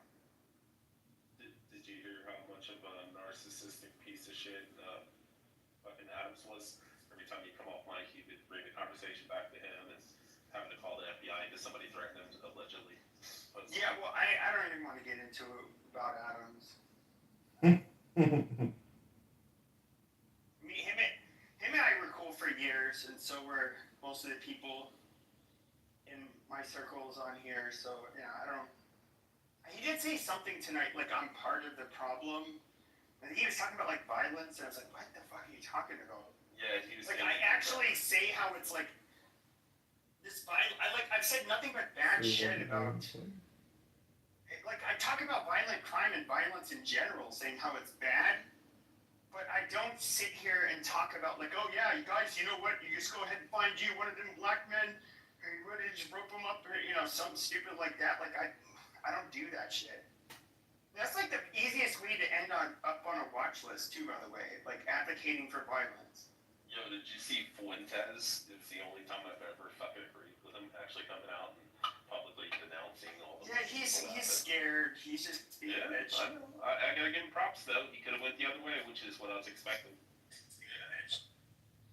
I mean, I think he's matured. Yeah, and he's just kind of scared. Destiny sucked him off into maturity. Yeah, and such a big open secret. It's like we've known about this for years. Like Nick Fuentes is a homosexual. I don't say this because I disagree with him. I don't say any of that. He's actually somebody I was proud of like 6-7 years ago. I remember seeing like this kid and his followers. I'm like, holy shit, like I have faith in like the younger generation. Even though I don't agree with all of his shit. But dude, this guy's never had a fucking girlfriend. It's known that he's, there's a couple of other people that he was known to have, to do stuff with on the right that were not straight.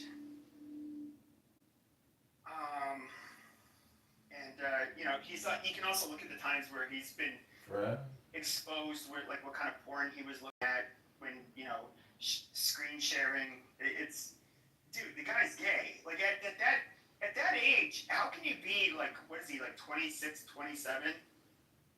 And he's not been known to be with any woman, like at all. But there's definitely the men. There's the porn you've looked at.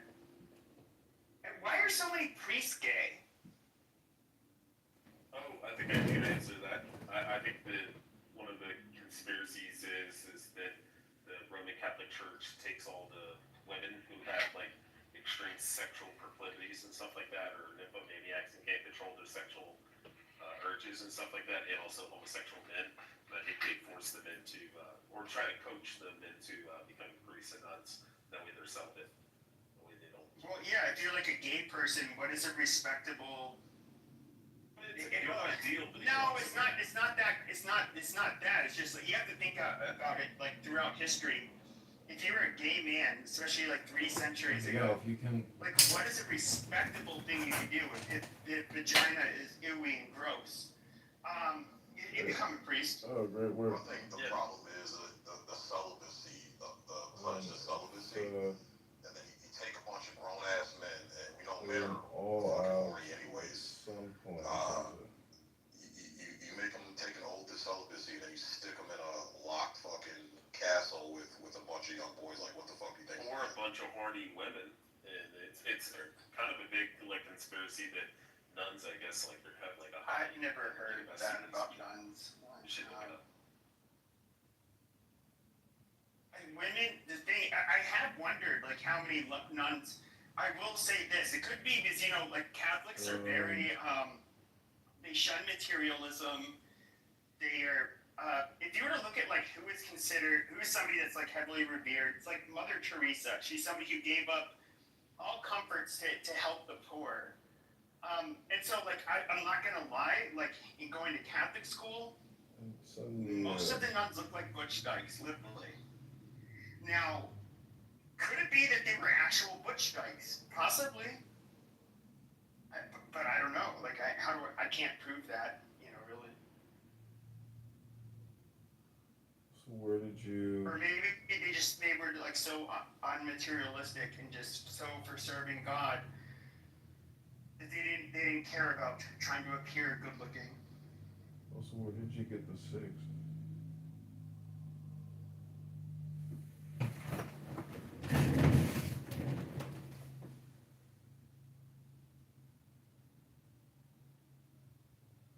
Yeah. I did see the Pope did say he's praying for Charlie Kirk and his family. Hello. It's a nice night, even 30 minutes. So I don't know, this title is probably killing me. Everybody wants me to be unhinged and stuff, so might as well get into it. You are asking them for good. It sounds like a great title to extend that yet. So for me, I think it would be, or it should be, somebody who graduated from this BLS program. The leadership summit program. Should we replace him? Yes, it's not even really going to be a replacement, but be the person moving, turning the point forward to the extent that the whole argument, like everything I hear about, Charlie is all he was rapist, he was a white man, he was this, he was I'm like, yo, what the fuck are y'all talking about? Did y'all even watch or listen? And I agree. Here's one of the weirdest things is even like before I kind of went down my, and I'm not gonna say the summer of brotherly love or summer of love, whatever the fuck you called it, where black people were trooping out all over the country. And that kind of like radicalized me, not because of rhetoric, but I'm just like, oh, you fucking animals, naughty. That made, and then I had to hear their sassy rhetoric, and I was just like, oh, wow, you guys are just, that was what radicalized me. And then, but there was always like the moderate and the conservative black people that I always was a fan of. Like I've spoken with Officer Tatum before, like Charlie Kirk. He lives here in Phoenix. He's like, to me, just like a very reasonable, everyday guy. I mean, I find him very hard to disagree with. But even like moderates, like what is it, like Chris McWhorter? It is very difficult. It is difficult to disagree with him when you're listening to what he's saying, not taking little tidbits that might make you feel uncomfortable because he's holding you accountable. Like in everything that I've heard him say about black people, so to speak. And look, I'm African, so most of the black people want to delineate from first generation immigrants, so to speak. But I'm an American born East Africa. Let's just put it that way. My ancestry is from East Africa, but I was born in America, and I appreciate what America is. You know what I'm saying? These people that don't understand where you live, like it's like do you know where you live? There is nowhere else on earth that, especially if you're gonna bring up the black, you wanna live in your skin, okay, you're black. Pack up your bags and go anywhere else on planet Earth and make something of yourself. I think that would be. And you to do that. I think that would be like a radicalization or de-radicalization program. Is you take all the blacks that like to bitch about the United States, and you say, okay, Uganda, you go. Go somewhere else. Here you go, Zimbabwe. And they'd be like, what do you mean, motherfucker? I ain't got no motherfucking Section 8. Where's my goddamn food stamp, motherfucker? And they would be like, fuck this shit. I'm going back to money. You motherfuckers are evil. Yo, check this. I'm speaking from one of those. I come from a more affluent side of being from Africa. You know what I'm saying? And I've been back home and I've observed and I've seen, especially after even coming to America. I came to America. I was born in America, went back to East Africa, grew up there, came to America as a teenager, and then went back to Africa as an adult. And I was like, holy fuck. This shit started to make sense because I come from a well-off family. Not too many people come from a well-off family. You know what I'm saying? But what's the funny thing that happens is it's not even just black people. Black people, Latinos, Asians, Europeans. Everybody wants to come to America. Everybody. Because there's something about America where you can make something of yourself that you cannot do elsewhere on planet Earth. And that's why I'm saying, like, hey, you think, Black America is America. Okay, pack up your bags and go somewhere else where you can do what you could have done here in America that you didn't do. And because of white supremacy. White supremacy stopped you in 2025, right? In 2020, let's fucking hell. Let's go back to 2010. In 2010, right? White supremacy was stopping you from doing what you can do to make something better of yourself, where you can go and do that somewhere else on planet Earth. Ain't no fucking way, bro. I've been to Europe. I'm well traveled. Let's just put it that way. I'm very well traveled. I've been to a number of other countries on the planet, including the Middle East. All these motherfuckers that say they can go to the UAE and Dubai. Good luck. Only if you have money. I cook your shit and go there. What did you say? I said only if you have money. Only if you have money. The only place you can go on planet Earth without money, you can go there with your last fucking dime and still be able to make something of yourself, one way or another, is America. You know what I'm saying? A lot of people don't realize this when it comes to the. They don't know because they don't travel. They Sure, but if you don't travel. this is not from traveling. But if you look at the economic mobility, for example, even in the country that spawned ours, which were the UK, the economic mobility there has always been horrible. You've always had a two-tier health system, two-tier school system. The chance of you remaining like lower class or working class and being able to move your way up, it is so much different in the United States. Have you been to UK? You're a place that. No, I haven't. But hold on a second. But UK is. Hold on a second.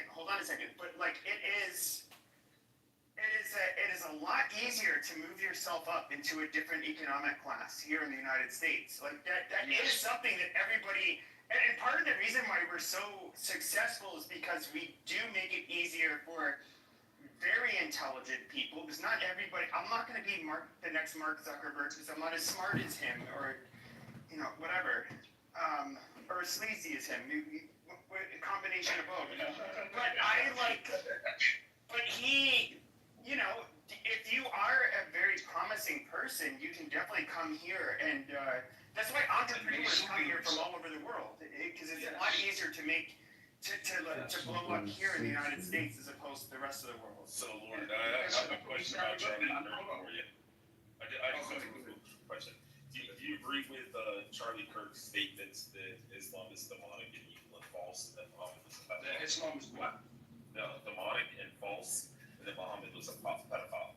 I wouldn't, phrase it the way that he did. This is so unrelated. Who cares? I don't know. Just ask it. I didn't know. You can bash Muslims all you want, but like we're not even talking. I don't. It's like he had a surah in his. It's like if we're talking about economics, and it's like, hey, do you think it's okay to call black people the N-word? Do you mind if I say the N-word? If Charlie Kirk said that, I would ask black people. Page 4. Like to your question, look, and I think you said that because you looked at my profile, and if we read that Surah 282, it's about contracts. So there are particular principles, from the Quran that are viable and that make sense to the extent that it's still tied into the Christian or Judeo-Christian traditions. But at the end of the day, Islam is very militant. Islam is a militant religion that, and like I said, I'm from East Africa, right? I was just getting clarification. Are you a Christian or a Muslim? I give clarification. So before the transatlantic slave trade, there was the Indian Ocean slave trade. And they used to come to that portion of East Africa where I'm from, that coastline. And they used to take people that looked like me and force them to either convert into Islam. If they didn't, they would get castrated and then be sold into some type of slavery. They would castrate you. You get your dick chopped off. You know what I'm saying? So yeah, hey, look, what he said, it was, I'd be more careful when it comes to, expressing, my disparities with particular religions, because once you start attacking people's religion, you're going into how they govern your spirituality, and then you have to be prepared to explain and prove and show them what it is that they're doing wrong relating to the spirituality. Christianity was used to enslave black people, so to speak, but not today. You cannot use Christianity today to enslave black people. We were the first to also outlaw it, and I would say this: a lot of black people like to say chattel slavery was the worst form of fucking slavery. It was so horrible. No, if you look at the North African slave trade, where it didn't matter if you were black or European.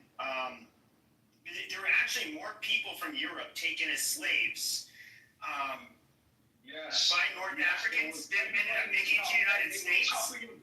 Yes, they chopped. If you were male, they chopped your dicks off. They take cotton off your penis and sew it up. That's so fucking ridiculous, bro. No, that's true. And then what they would also do is they would. So what they did, especially I'm sure they did it to blacks, but Europeans in particular, they would chain you in the galleys of a ship. So you had to shit, eat, and row like where you were sitting. And once you were too sick or weak to continue rowing, they just threw you overboard. You drowned. It's just like, oh yeah, that's but chattel slavery is so much fucking worse. And it's not that I'm trying to like make light of chattel slavery. It's just like their rhetoric makes it so that you have to have this extreme empathy for them. And if you disagree at all, it's just like, no, it's bullshit. Exactly. It's like, oh, this just happened to you. You're the only one that have experienced, this type of atrocity, relating to, colonial powers or imperial powers that are going around colonizing and trying to take over people's shit. You're not the fucking only ones. Yeah, and that's the thing. Like, even for me, like, part of my disparity, especially, on the Black American side, is that they try to negate the fact that, yo, bro, I look like you. I'm in America in 2025, so it doesn't fucking matter my heritage. Like, and they don't know I and especially because I have locks. I have locks right now. You know what I'm saying? So I look through this like any other nigga. I'm just any other nigga over here until I start speaking, until we have a conversation, and then you start being able to know, oh shit, you're not actually a nigga. You're from here. You're from away. You know what I'm saying? And this shit is the dumbest shit ever to the extent again. And this is the thing. Like I was saying, like even going back to the title, who is going to replace Charlie? And like I was saying, I think it should be someone that was in his BLS program, right? His Black Leadership Summit program. That's who it should be, so that it can. Wait. For me, mine is a concession, relating to a concession, right? Because all these motherfuckers, bro, they can't even listen to what the man was saying. He was pro-family and pro-constitution. He was a pro-family constitutionalist. And these motherfuckers don't understand. And that's one of the things that I think that you missed. I mean, that you just said that you did not understand. As somebody who's been around the far right for fucking years, what the far right will always say is take your fucking constitution, shove it up your fucking ass. Your constitution is what has led for your country to be the way it is. And especially a lot of them end up taking a fascist bend where it's just like freedom of speech. Like, what? So you can say to let the enemy speak? No, absolutely not. These are not people that are tolerant, and so I just find it really funny. They're not even people that are educated to understand that people that speak against the Constitution. Have you read it? Have you read the Constitution? You know what I'm saying? There are some. No. Hold on. No. Trust me when I say this. There are smart fascists, and even like. If you were to go to like the most extreme end of the far right, which I've spoken with a few of them, they're probably in prison now. But like neo-Nazi accelerationists, which they have a very bizarre formula for how they want to achieve their utopia, and that is basically. Before I describe their what their formula is, what they seek. Or I should say, some of their let's just look at their qualifications. Like William A. Pierce, he's a doctor. He was a physicist, very intelligent man. Nobody would call him a dumbass. I believe he wrote the Turner Diaries, and it kind of serves as like a way. It serves as a fiction novel on how to achieve. Accelerationism, at least if you're a neo-Nazi. There's other forms of accelerationism. Even there's libertarian, accelerationism. I wouldn't call them actual libertarians, but they are, the fuck do you call those people? They were really big, is what the Boogaloo Boys were. Oh, anarcho-capitalists.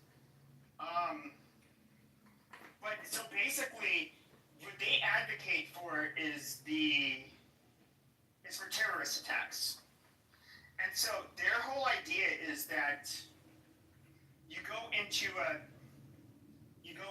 like, I don't know, a supermarket, wherever there's people of color, and you just start, mow them down, kill them, stack up a body count. You just do this kind of shit. And then eventually, what they think will end up happening is that, well, it'll create a stronger and stronger backlash against white people. And then they'll want to try to strip white people of their guns, and then white people will be kind of forced to resist and say like, well, I'm not giving up my guns, go fuck yourself. And do you guys see how violent it is? Because at that point, they think that, well, like, black people, brown people, whatever people are going to be retaliated. Basically, hold on a second. But they're going to be on the defensive at that point. And then basically it forces like a racial / holy war. And so like one of the acronyms, 150 now. it's what is it? Roha, it says like racial holy war now. Is when it's like the less known acronyms that I've never heard anybody put it on here on Clubhouse. But that's what they believe. Like I've always looked at these people as like complete like schizos and psychopaths. But I mean, I think it's like it's a hypothetical thing. If you're like a truly evil person, could it possibly achieve their goals? I have no fucking way of knowing. But it is, these people do exist. Timothy McVeigh was an example of an extremist that was a big fan of the Turner Diaries, and he's the one that like just set off a bomb in Oklahoma City and killed, I don't know how many people. I mean, like, these people do exist, and they're pretty horrible. Hello, Cleto. What's up, man? Yeah, 150 now. Challenging week on many fronts. And so, what I can say is honestly, I think that to the topic, I don't think anybody will, and I think that it's going to be the Republican constituency holding firm. There was a post that was made that says there were no cities burned down, there was no super aggressive things that happened the past 4 days, and that's basically is if this happened onto Democrat, I mean, if the cities would have burned down, I absolutely agree with that 100%. That's unquestionable logic. And so I think that God-fearing people just need to let ones that aren't just kind of, sizzle and fizzle out, and it did, and that'll be that. So. Exactly. Do you think that one of the disappointing people or things about white people and conservatives, actually let me rephrase, conservative white people is that they're very law-abiding. They tend to be a little too, I don't know, like they're very high levels of conscientiousness. Now you can look at this, like the do you really believe this? Shut the fuck up! Shut the fuck up! The psychological, shut the fuck up! All right, dude. Okay, dude. I let you on. That's not me muting you, by the way. But if we're not, dude. Okay, articulate. What are we doing? I'll entertain you if you literally don't disrupt like you usually do. If that's your plan for the evening, I'm just gonna get you the audience. See, let me tell you something. What if this was like the Republican George Floyd test, and the Republicans passed it, right? Because they didn't burn down shit. So great. So whoever does less violence is going to win. No, I don't think that.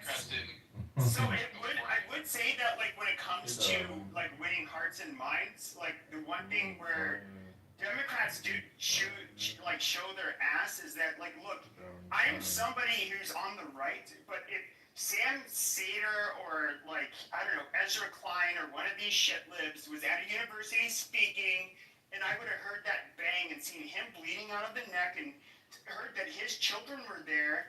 And I saw like this is where I think the difference is that if I saw right-wingers like laughing about it, like I would actually, there's a good chance I would challenge them to a fight. Like, you think that's funny? All right, well, I don't think you're shit, chump. Like, do you want to see something funny? I'll beat your ass. that is where I would go, because I would find it so repulsive. And I'm far more willing to like want to discipline people on my side. I guess because they're close to me, and it's like, yeah, that's what I want to hate because people. they have integrity for the most part. Beaver. Okay, doctor, if you're just, you know what, you're going to the fucking audience. He's like, dude, like, I know you do this on every stage, but you're not funny. You can be like, you can be entertaining when you center yourself sometimes, but you're just being obnoxious right now. Like, holy shit. But no, I absolutely it's a spiritual war, dude. It's a spiritual war, and you know, you can see on who's on what side. The thing is, it's a spiritual war also in terms of a geopolitical thing. And Israel did take that guy out. Israel took him out. No, they didn't. Of course they did. No, they didn't. It's just so retarded. That's plain as No, day. it's But not. he can still be on the Republican side. That is the most harebrained bullshit I've ever heard. Both are true. He was conservative. He had conservative values, so he had all his liberals triggered. And I understand that he was starting to ask questions about Israel, which a lot of us have had. I'm somebody who's, hold on, shut up. I'm a Zionist, okay? I'm not private. Shut the fuck up and let me finish my okay, you stupid faggot. Like, shut up. Like, I support Israel as a state. I you know, them existing, defending themselves, all of that. Do I think that they are far too willing to co-opt, you know, different political movements to insert their pro-Israeli shit? Yes, absolutely. Do I find it incredibly fucking irritating? Absolutely. I mean, literally, the vast majority of Americans. I think you guys heard enough. You want to hear the rest of it? I would like that to be sent to me if possible. Nah, we good. Okay, so what do you guys think about that? I enjoyed it. I gotta say, I feel changed now. My opinion of it has changed. Thank you, Lisa. Send the chat, whoever's trying to get it. Can't put it in the chat.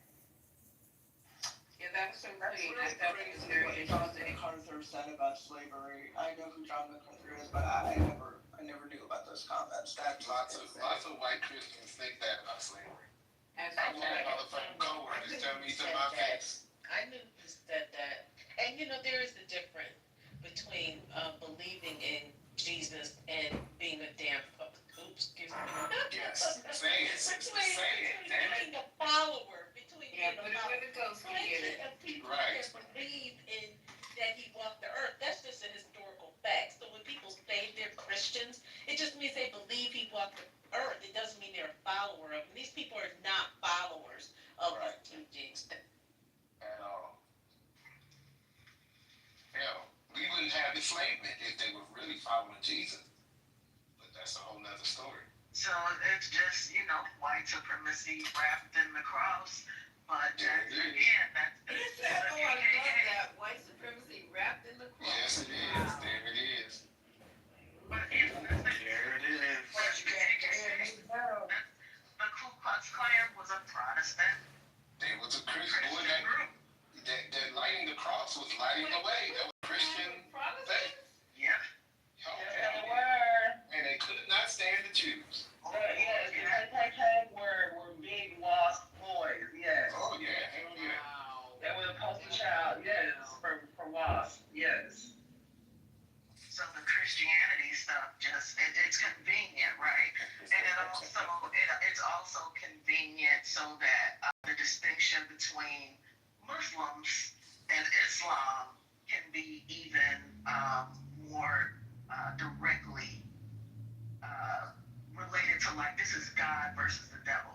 Yes. Right? This is the new crusades. This is Jesus versus Muhammad. You know, like, so it's sinister. It sounds like the Palestinian people that be on the streets every day rioting with Antifa. But that has been, white Christianity has been a problem for a very long time.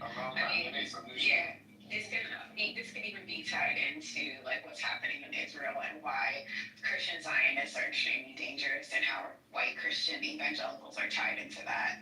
They were also tied into the adoption of indigenous children and displacement of indigenous children. I mean, there's like a whole like thing that like rabbit hole you can go down when it comes to white Christianity and what it has done to this nation and Black people of color. It's actually just Right, because they don't care about the people in Israel. They want that shit because of the rapture. They don't give a fuck about the people in Israel. How do you know that? How do you know? They told you? Because that's a Christian doctrine. Oh, they told you that? What's wrong with the Christian doctrine? What's wrong with the Christian doctrine? Ain't nothing wrong with that. You need to check your Palestinian people first. 1930s, 40% of the KKK was white Protestant.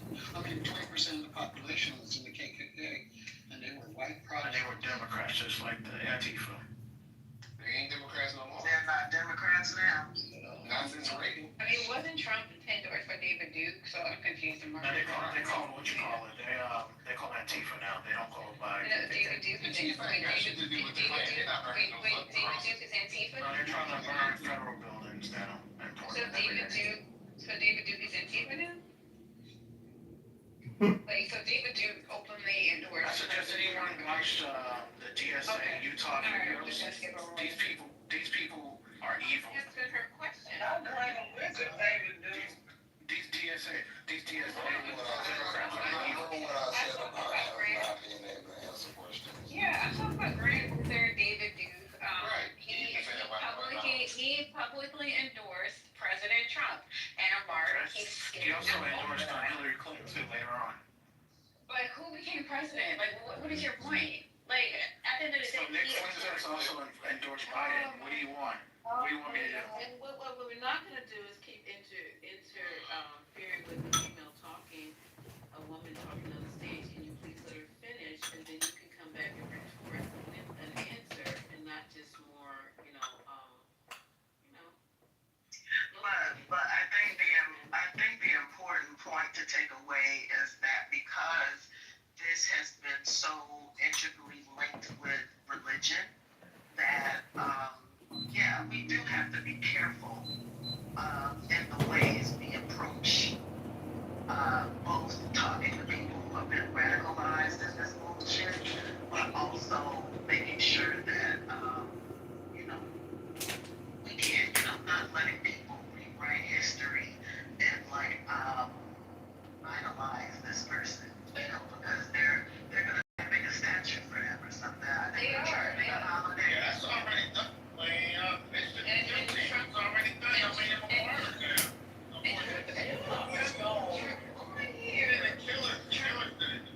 Okay, jump in the ring. Trump and the right have been very John, we're not talking about you guys. I mean, it's not big. That's what y'all mean. I'm sorry that you don't have a good community. He was built by That's what y'all mean.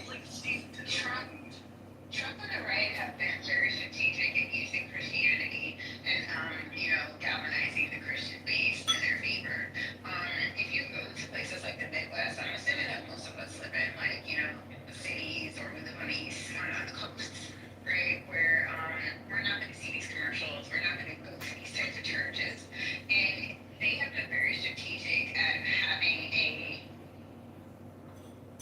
they've been very strategic about having a stronghold specifically in the Midwest. You're the only one speaking. Oh, I keep hearing someone. Sorry. They've been very strategic about who they are speaking to, going to churches in the Midwest. If you see the commercials in the Midwest, you'll be alarmed by what you see is a lot of propaganda, a lot of lies supporting the right, demonizing the left. That is what they've been doing. They have been using evangelical. Is this turning point? Sorry. No, it's just Trump and his base. Trump and his base have been doing that. Yeah, that's what they've been doing. They have been using evangelical churches to, get voters, to radicalize people. If you go to these churches, if you see the commercials, it's like insane. Like, it's like going to another world. And so, I think, a mistake that we oftentimes do because we live in cities or we live in coastal states is that we forget about what's happening in the Midwest, what they are seeing, the messaging that they're receiving, and it's very different from what we're seeing. It's very serious. Here's the thing, okay?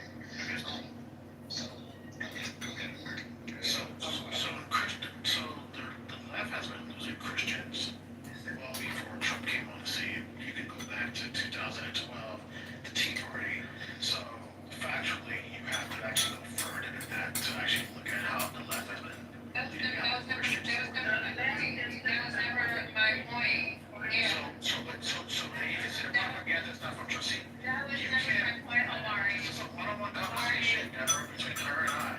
Omari, that was never my point. My point is that they're using evangelical churches. But you keep saying Trump name.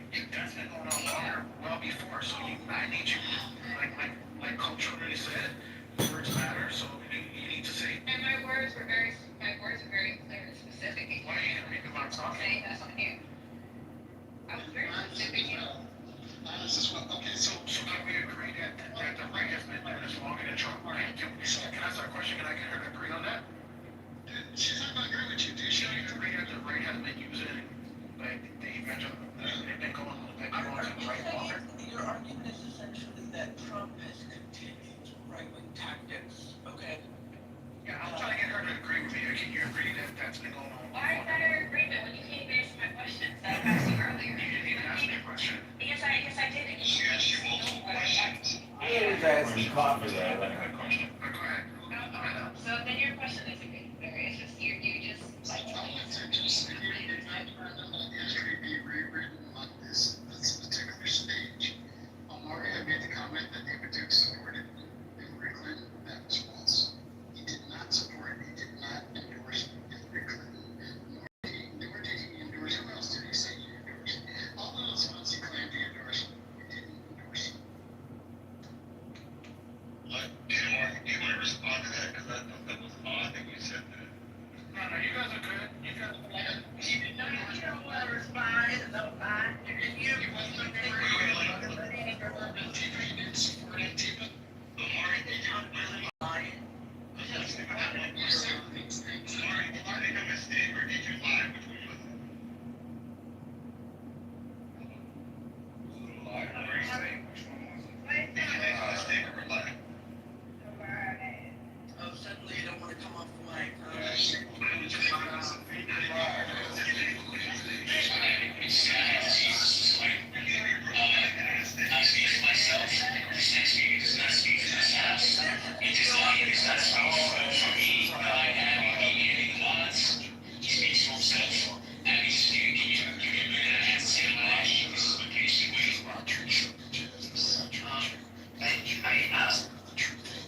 All on the same page.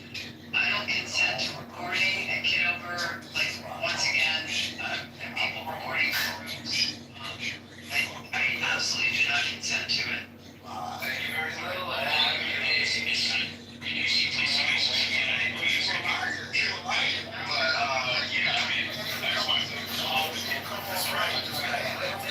All the chat could shut you up, but now your bitch ass can't stay on mute. It's a shame that I'm the gay one and I'm the realest nigga here. You didn't even come on. You didn't want to come on. Did you lie or not? Did you lie or not? Accountability from the Hold on. I answered the question. I'm checking this man. I'm checking this man. Did you lie or not? Why did you lie or not? Did you lie or not? Sitting there over there like a little Did girl. you lie or not? Yeah, that's why you say don't do you, bitch. You softy ice cream ass. Yeah, I run you niggas. Queens run you niggas, bitch. Queen, you are a queen. You right, and I run you. That's why I said it. You are a queen. You don't run anything. Stupid. Are you fucking deformed ears? Are there an indication of something else going on? Queens don't run anything. Wake up, nigga. I already ran you. I just made one there on you, bitch. And now I got you out your body. Find Jesus. Oh, that's right. And I having sex. You find Jesus, pretty girl. Tell the Lord to find Jesus while she's having babies out of wedlock and living in your home. Yeah, check your own home, Jack. Check your own home. Not living with me.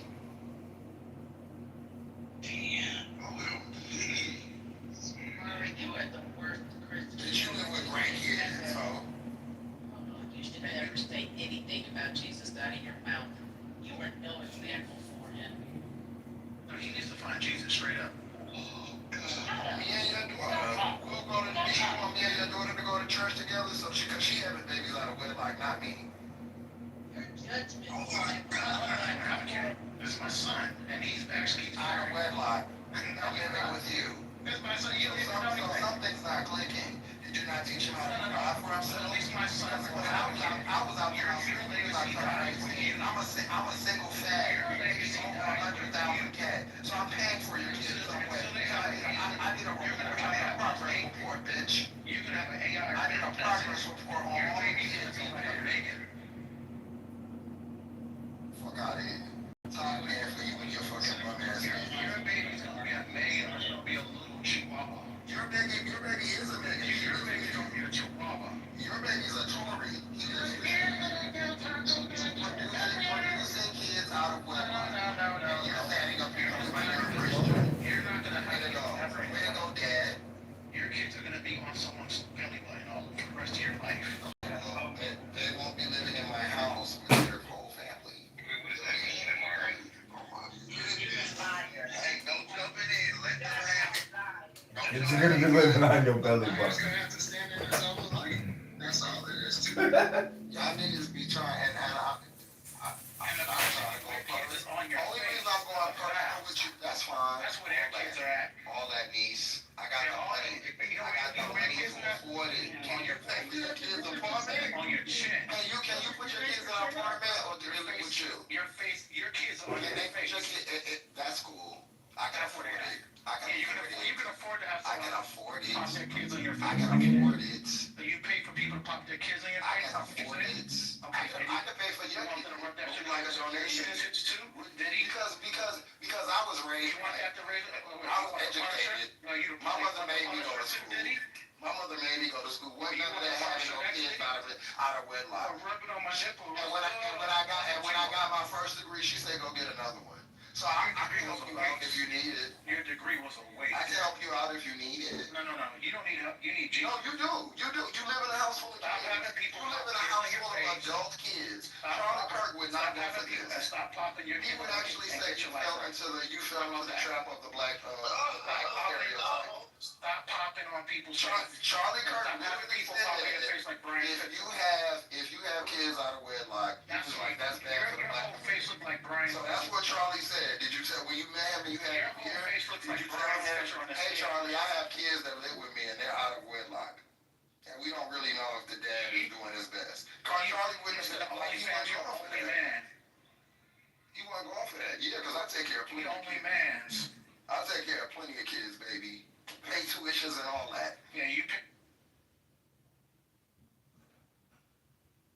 Yeah, Charlie wouldn't have liked you too much, Omari.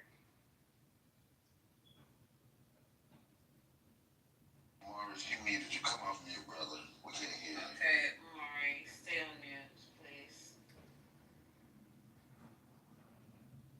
Right. So when segregation ended, right, black people, or when slavery ended, actually, black people were just forced wherever, right?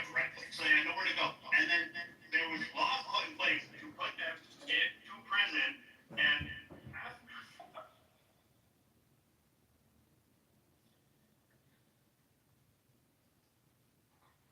Okay, no, what's your name?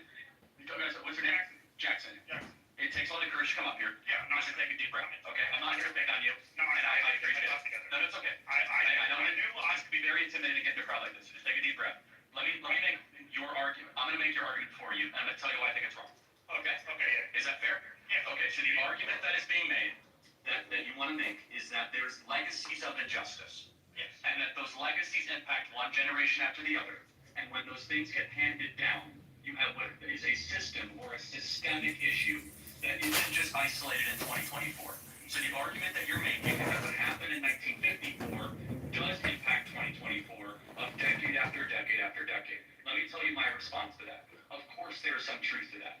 However, every culture, every person in this audience can point to issues that families or generations prior had that we're able to overcome. So the question is, why is it that Black America is one of the only populations, that and Native American populations, that have not been able to overcome such evil, horrid injustice. Here's my perspective, and I want to hear what you have to say, is that the number one way to keep people out of poverty, lower the crime rate, and have a better society is whether or not you have a mom and a dad around, which we agree that's an ideal. Yeah? Mommy! So what happened in 1964 is that 25% of black youth were raised by a single mom. Today, it's nearly 75%, about 70%. So that means that 1 in 4 black kids will have a father around. Only 1 in 4. That's the number one issue happening in the country, and it's not because of systemic racism. I'd like to hear what you have to say about that. Okay, so I think I misjudged you at first. Okay, so he cut this off. I wanted to hear the rest of it. But anyway, I just want to know what the fascination is with Charlie Clark with black people. This seems to be his number one topic. He's worried about DEI, affirmative action, black women, black pilots, black households with no father. Is he black? No, And does he have a black child or a black woman? What is going on here? Even if he was actually awarded for the racism, the white folks send him money, and they like it, what he does. That's how they prevent white people from ever developing class consciousness. The thing that's so crazy about this revisionist history, nigga, it was 2 minutes ago we still was in Jim Crow. Even though you had a mama and a daddy in the house. Thank you. I just watched a video of a grandmother. She's in her 70s, upper 70s. She picked cotton. 100 pounds of cotton only gave you $2 a day. Like, and then some of it, if you were the Mississippi Delta, Disagree with what you said. you didn't even get paid real dollars because you got paid plantation dollars. Unemployment rate in 1950 was 50%. Until the Civil Rights Act, equal housing, that's when the shit was cut in half.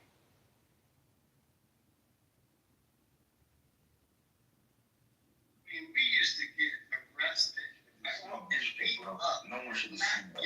On the sidewalk. No, I agree, but I would say, Me for black people back in the day. I would say, like, I saw it, and then, to me, it was, he lives in Phoenix, like myself. I'm somebody who came from, like, further right than he did. I used to make fun of him, like, pretty much everybody further. However, one of the things I could say about him is that I thought he was a genuinely good person, and I can say this about a lot of levels that Marco too. I disagree with him, but I do not think I actually agree with him. Wasn't the cable guy? That being said, I saw the liar. I think part of this happened is a lot of black people on there, they try to make it a black first white thing, but primarily the battle that has been happening online has been white on white. I mean, probably like 90% of it. Basically, other people with much different political views than us that are just like so grateful and cheerful to see this guy. It's such a violent day. And to me, I'm basically saying like, wow, if a right winger was posting about this and laughing about this happening to like, I don't know, Ezra Klein or some shit, I would say like, you're a fucking animal. Like how fucking dare you? That's what I'm saying. 100 years ago, we were just 1912 was 100 years ago. Oh my God, that's 1912. we're not talking about 1955.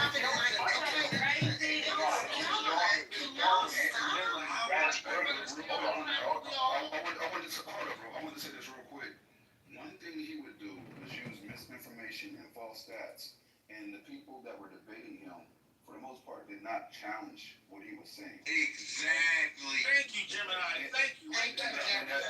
And that's very, very key. Now, the clip we just heard, he said 1 out of 4, right? So that's 25%. Conservative group is saying that, So 1 out of 4 are not actively involved in their children's lives. So So basically, black children we have an epidemic of black children. I don't care what side of the aisle you want.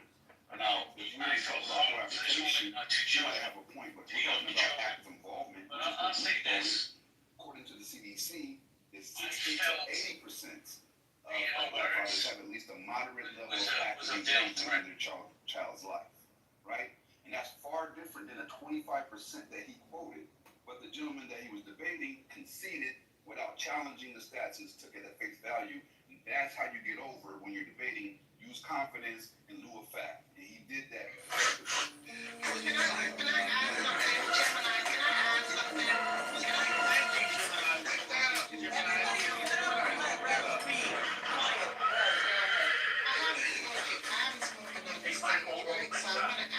Context to what Agent was talking about and add a little bit more context. So I don't know if anybody has ever seen the movie called The 13th Amendment. They made this documentary back in 2016 about the prison industrial complex and about the prison pipeline system and about the Jim Crow laws touching and what the prison pipeline actually did, especially to black men, and how it impacted black men in regards to it increased the prison population. It took black men out of the homes for petty crimes or for crimes that would not have been considered to actually have been the same crimes, and how they were literally given heavier sentences, and the sentencing guidelines and structures were not given the same.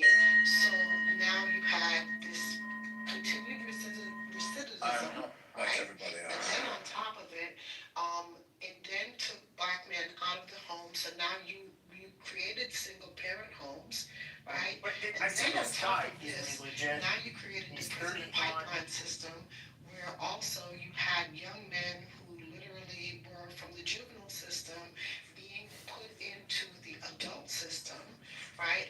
And then now homes were also being taken from these women and from people who also had families. And we talked about this, Agent, in another room, where literally what was happening is people didn't have enough money to have bail. So now people are selling their homes and trying to mortgage and finance their homes. And if they're behind on the mortgages, so black families were losing their homes at large rates in the 1960s and the 1970s. And all of this all has contextual conversation. But the people who were challenging Charlie Kirk never had the intellectual prowess to actually challenge him in these things. And if you listen to a lot of the conversations, and if you've listened to a lot of the people that are challenging him, they did not have the prowess to come back and have these conversations with him intellectually, because they did not understand these things in depthly.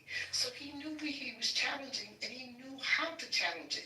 He didn't have the in-depth conversations because he didn't have the in-depth knowledge. He was just spewing a lot of bullshit and a lot of very invalid data, and people were just taking it at face value. I'm sorry, but y'all can be mad at me all you want, but that's the reality of the situation. And we live in a time where people are allowed to literally come onto places and stages. I hear a lot of this rhetoric, not just in these rooms, but in X and all of these places where a lot of you people, not everyone, but I hear a lot of people spew a lot of bullshit. I heard this, I heard that.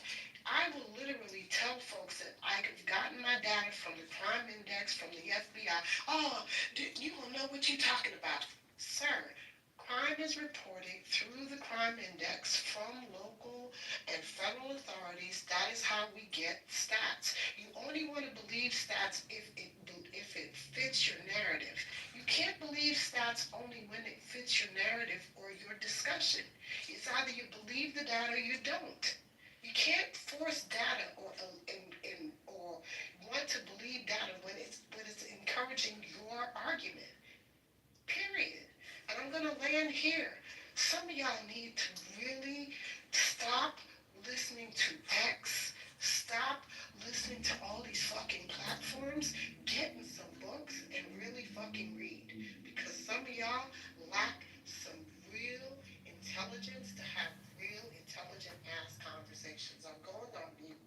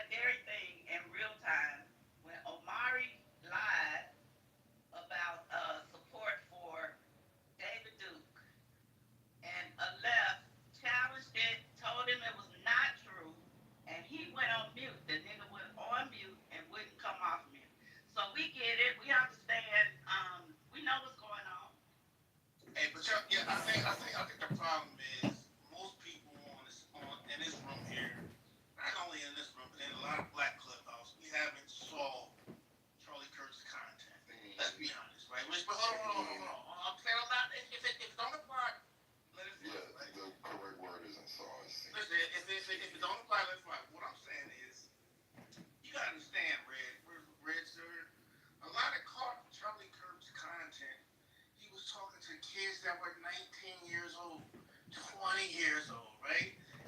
21. They didn't have the qualified information that a red has or a culturally inappropriate has. You know, we are in our grander years now, right? And I think when he's up against young people, that's offensive because a lot of this information they don't know. You know, that was part of his snare. He wasn't What's the excuse for you old motherfuckers that believe this shit? See, my teenagers ain't with that bullshit. But I'm saying, but how many teenagers know the information that Red just provided? Not. I'm sorry, but my kids do. I raised my child. Listen, I raised my sons and my daughters to be that way. So if people aren't raising their children in their homes to understand where they came from, and understand the historical data, and understand how to read data, and understand how to process information, then that's problematic. Because yes, they went to school, yes, they've gotten formal educations, but it starts in the home. And if we're dependent on the education system to teach our children, listen, you're a day late and a dollar short. That's a problem. Yeah, but a lot of It's also the point is that it's predatory. That's why he doesn't debate people like you or because you can't bang.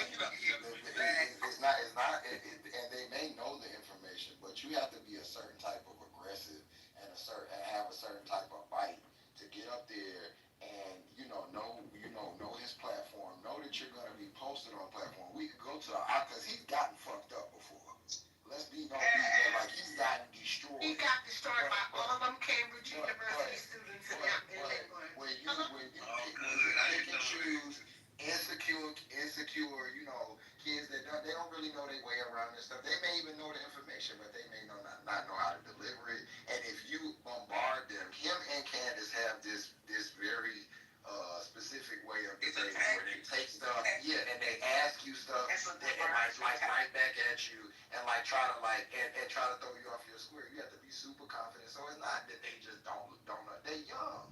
They're little kids. I've seen the same debate that was the boy he was a kid, but it's predatory. Why are you going there? Go bang with some adults. And that was my thing too. And that's why when it was just rushing, Omari was getting mad. It was either Omari at the clip, and I'm like, well, no, this is important to highlight because the way that he used to pose that stuff, these kids didn't know how to debunk it or rebut it. But a lot of us in this room alone, we could have easily destroyed that man.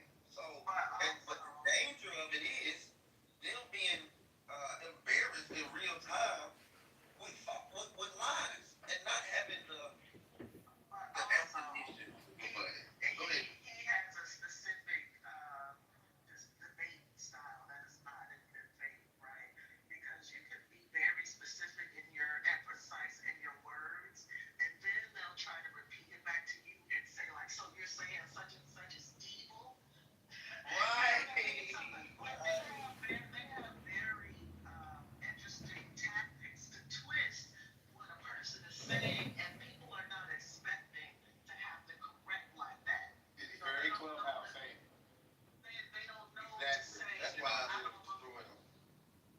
believe in good or evil. I'm just stating what it is. It's racism or something to that nature. But like him and Candace, they will go up and they will just take something that you say and they'll either amplify it so that it sounds ridiculous because they know that that works with a lot of people. Or they'll hang on to like a portion of what you said and ignore the main And point. just harp on that portion. Yes. Yes. And they take one word and hang into it, right? And then what they do is twist it. So what they do is for a young person, it's hard to regurgitate. And so what they'll do is they'll spin and spin and spin in that situation. So it's hard for them to get off of it. And then the person doesn't know how to redirect. And if you're not sure how to redirect and debate, it's very hard. So if you don't understand debate decorum, you're not going to be able to challenge somebody because you don't understand debate decorum. If you never took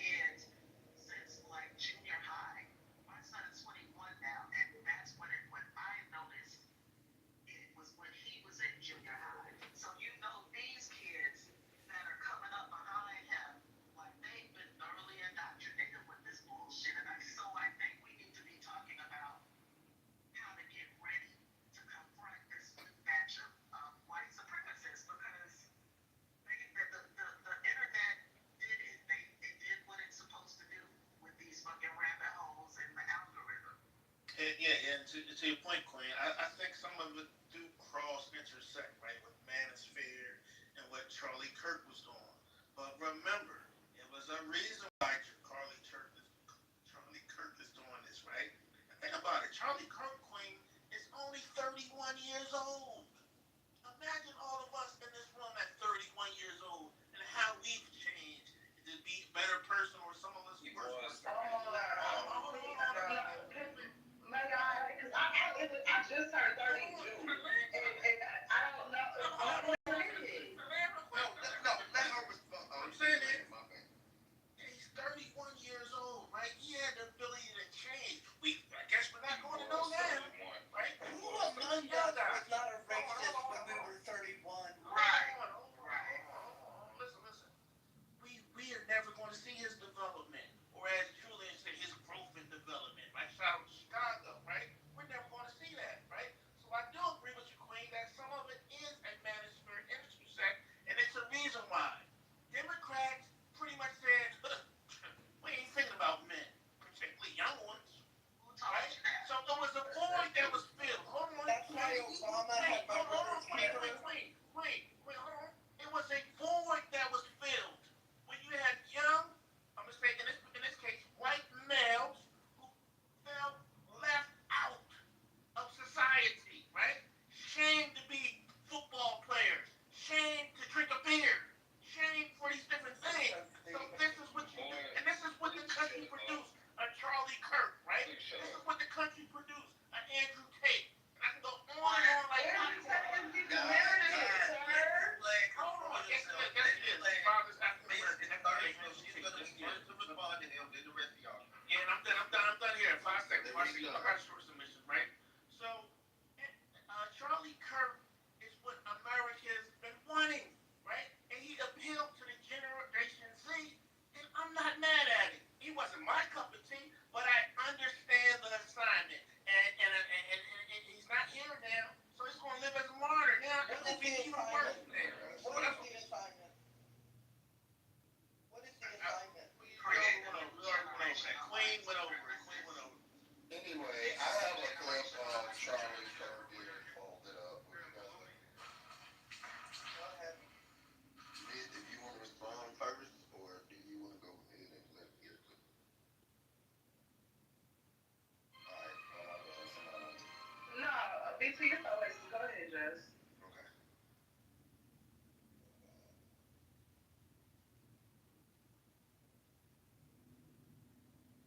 When he does, he pretends with his fake thought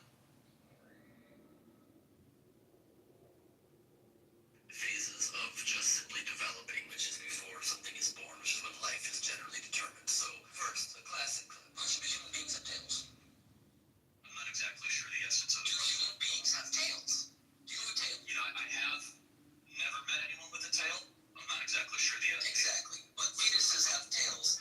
Kind of proves that at that phase, they are not a human being. They got tails. Humans don't have tails. We're not dinosaurs. Let me even show you a photo if I may, okay? Do you truly, in your heart of hearts, truly believe that this is a human being? This? Without a doubt. Without a doubt? Yes. This is a dolphin fetus. So let me... Without a doubt, a dolphin fetus is a human being. This is a human fetus. Look how similar they look. But quite different. Dolphin. You just confirmed that a dolphin... In life, you confuse dolphins for human babies often. So let me ask you a question. You're like, somebody's got human babies in that aquarium. Get the human babies out of the aquarium. Well, you labeled it as a human fetus. No, I did not. Dishonest. No, I did not. So there was that. That one's the internet on fire and...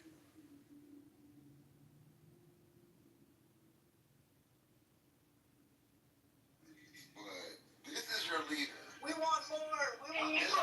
No, he's not a leader. He's not. Stop saying it. No. You just went on a diatribe about this is why y'all be dumb, bro. We do this, we that, you do this to a motherfucker who is going for abortion but can't tell a human fetus from a fucking dolphin one. That's your leader. This is who y'all are following into hell. Listen, we've heard this racist comments so much.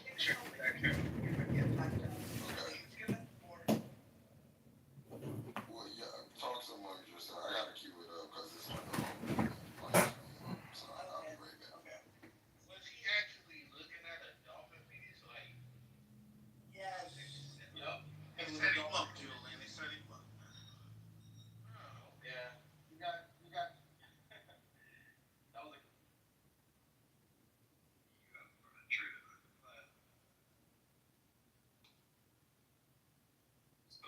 like something. I'm still waiting to hear what the assignment was. Hold on, y'all. I gotta play some music because we got some spies.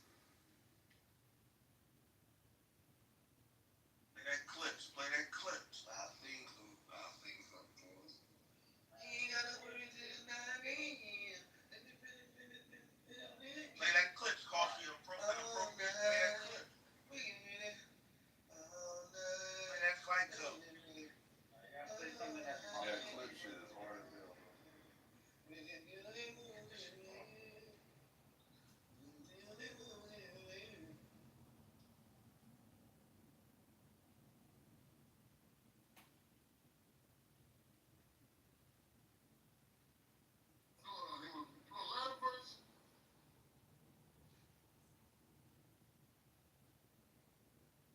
Coaching. I figured out who it is. Do it. Think about y'all.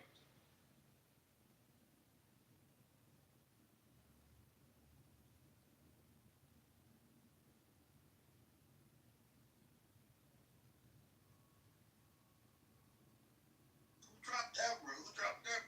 Leave in the club. So they hurry up. There you go, your clothes now. Yeah, I've been listening, and it's like, yeah, of course, he had some white supremacist views, and yeah, he was trying to change the young Yeah, of white course, man. like that's supposed to be a given. What? Yeah, I'm saying he had, of course, he had some niggas hanging in the trees, he had some, he was trying to change. Stop there. We're not gonna normalize racism. We're not normalizing racism. He was trying to change. We're not gonna go by the way racism.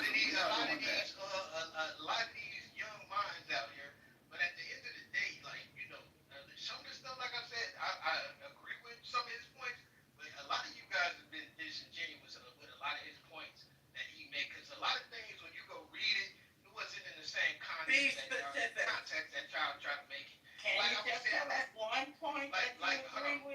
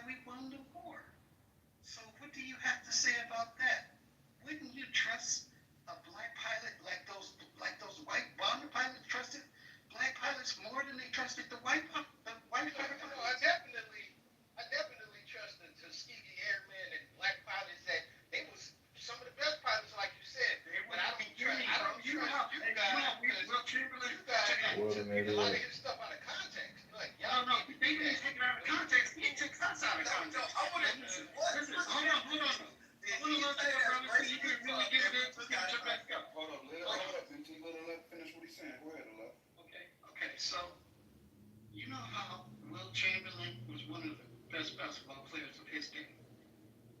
These black pilots today are the Michael Jordans and the LeBron James of flying planes. And in fact, they're the top pilots, dude.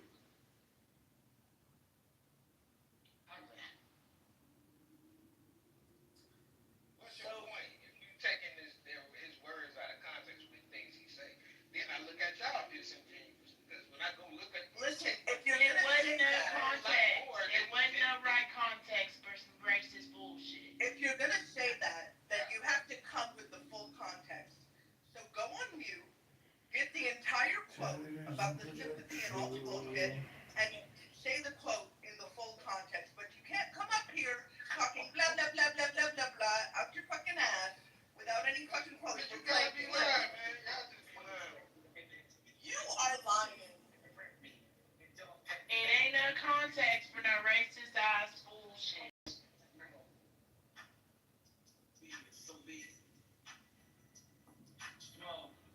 This nigga is naked. You're stringing him wrong. Good evening, clean black people. I'm naked. I'm wearing Philip Quinn bathing suit over here. Which phone you watching on? I see there's one black person that's not on code. Y'all feel like the bus can't go anywhere until they get on code? Yeah, we gotta kick their ass off the bus.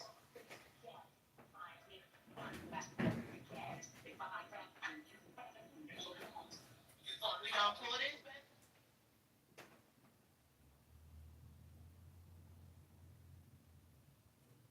As a teenager, it doesn't even really count. It's like we weren't really trying to hurt each other, but it was my brother and I, when in our 20s, when we got into a fist fight. He ate my cheeseburger. That's what That is literally up. But who else did you think of, Pepe, that would have such, whose death and assassination would have such an effect on history and the nation, right? Since we've been alive, because you're like a little older than me, but not much. Well, I would say like there are, and like I said, I like to listen to like liberal podcasts to hear what they have to say. Like I listen to and quite frankly, I haven't been listening to right wing podcasts shit for several months. And so I'll just because you know what to expect. Because you know what to expect. Yes, and so like I'll listen to left wing ones and like. I tried to listen to the most intellectual. Because you want to be King Kong, you get your good nigger stick. It's just not. Exactly. Get back to work. What's worse is that you know there's somebody around him who are like, yo, bro, that's not true. That's like the things you're saying. Yep, you guys that took just it. You factually. might have said that. I gotta One second, brother. But you guys, you're not about to brother. y'all. Hold on, brother. Can you wait till I'm done, though, brother? Brother, go ahead. Please, brother. Yeah, thank you. Let's have some mutual respect for each other. So the worst part about it, as I was going through some music.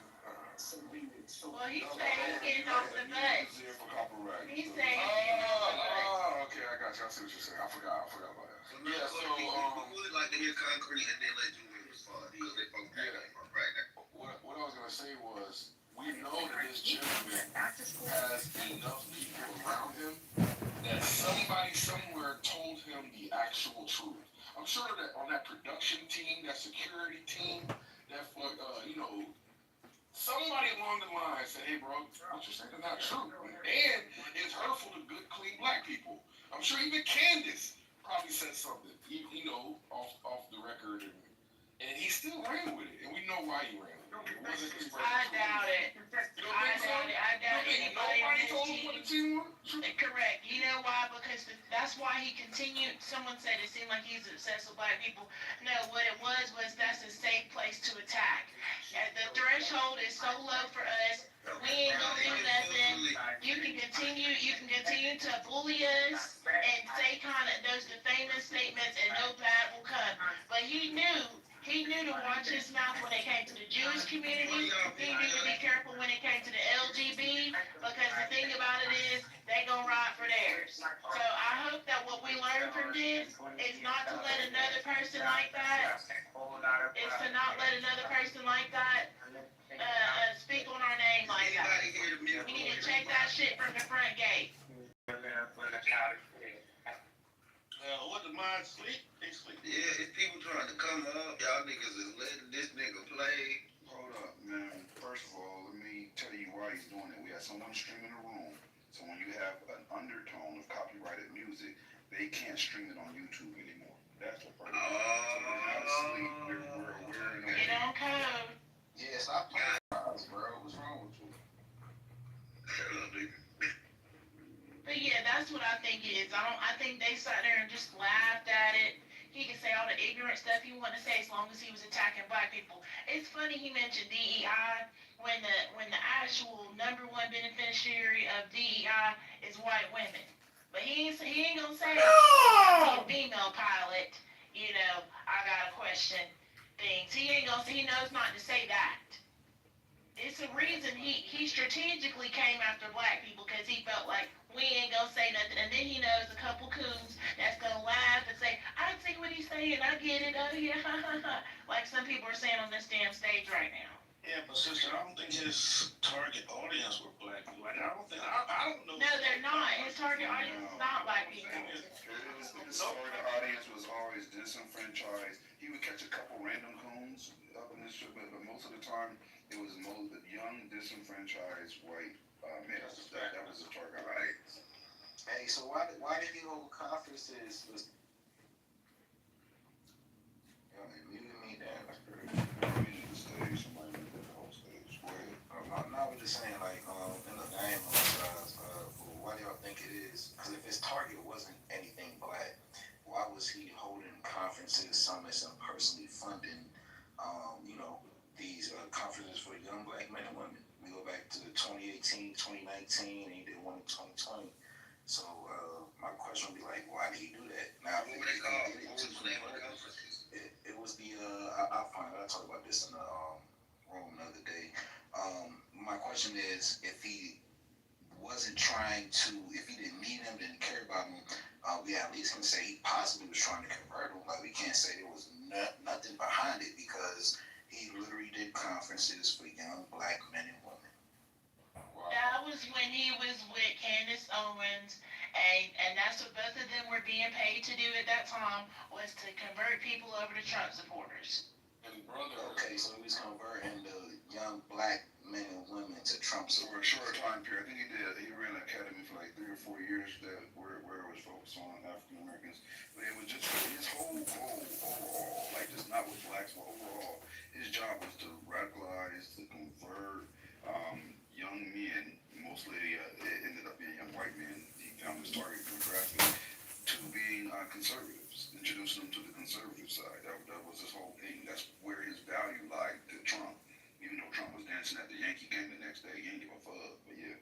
So look, that's another question I got, right? So if Charlie Kirk, if his loyalty lied with Trump, can we make the statement that Trump is anti-Israel? That's the reach. Via Charlie, we can't do that via Charlie. Okay, so if we can't say he wasn't anti-Israel, so how do we explain if we're gonna make the connection that Charlie Kirk to Trump, his anti-Israel rhetoric he been on for the past 90, 120 days before the shit popped off? Run that back. So, alright, so if he's the mouthpiece for Trump and he's speaking for Trump and he's trying to convert people to get onto the side of Trump, other than the mouthpiece for Trump, he was just a recruiter. So views probably didn't always exactly align or reflect what Trump's exact political views may be. He was a recruiter. His job was to bring in new blood, young. Okay, yeah, I was emphasizing that's what turning point meant. I want to turn them into conservatives. That's what it is. And he wasn't the spokesperson for Trump. So I get what your question is saying now.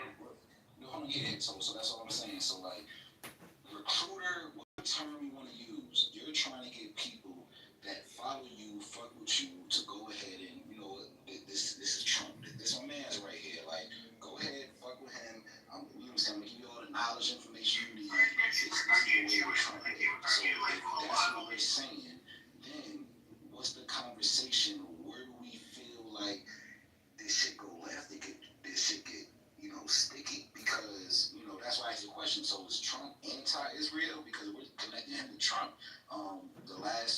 months before he passed. That's all he was speaking about. So was he a de facto? Did he go left when it came to the whole support of Trump and just wanted to do his own thing? It's not a one-to-one. It's not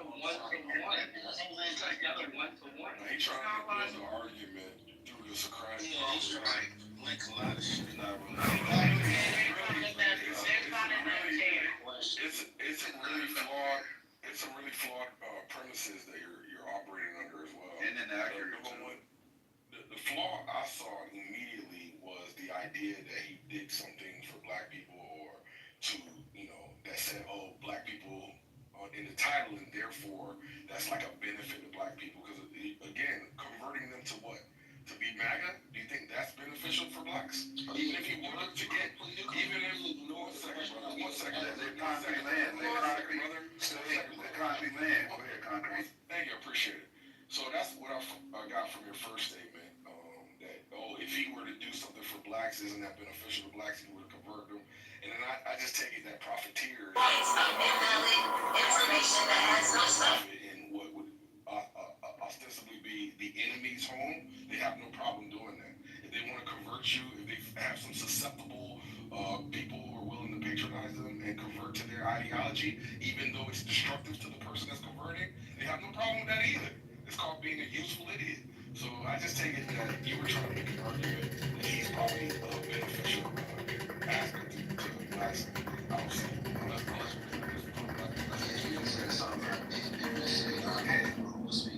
yeah, I'm going. I wanted to respond to you on this. Like, he was not anti-Israel before he died. He was still pro-Israel before he died.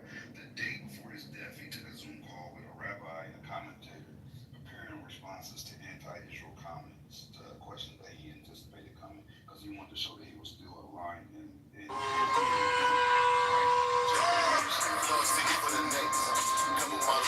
where he went off key, where he went off base, which is why he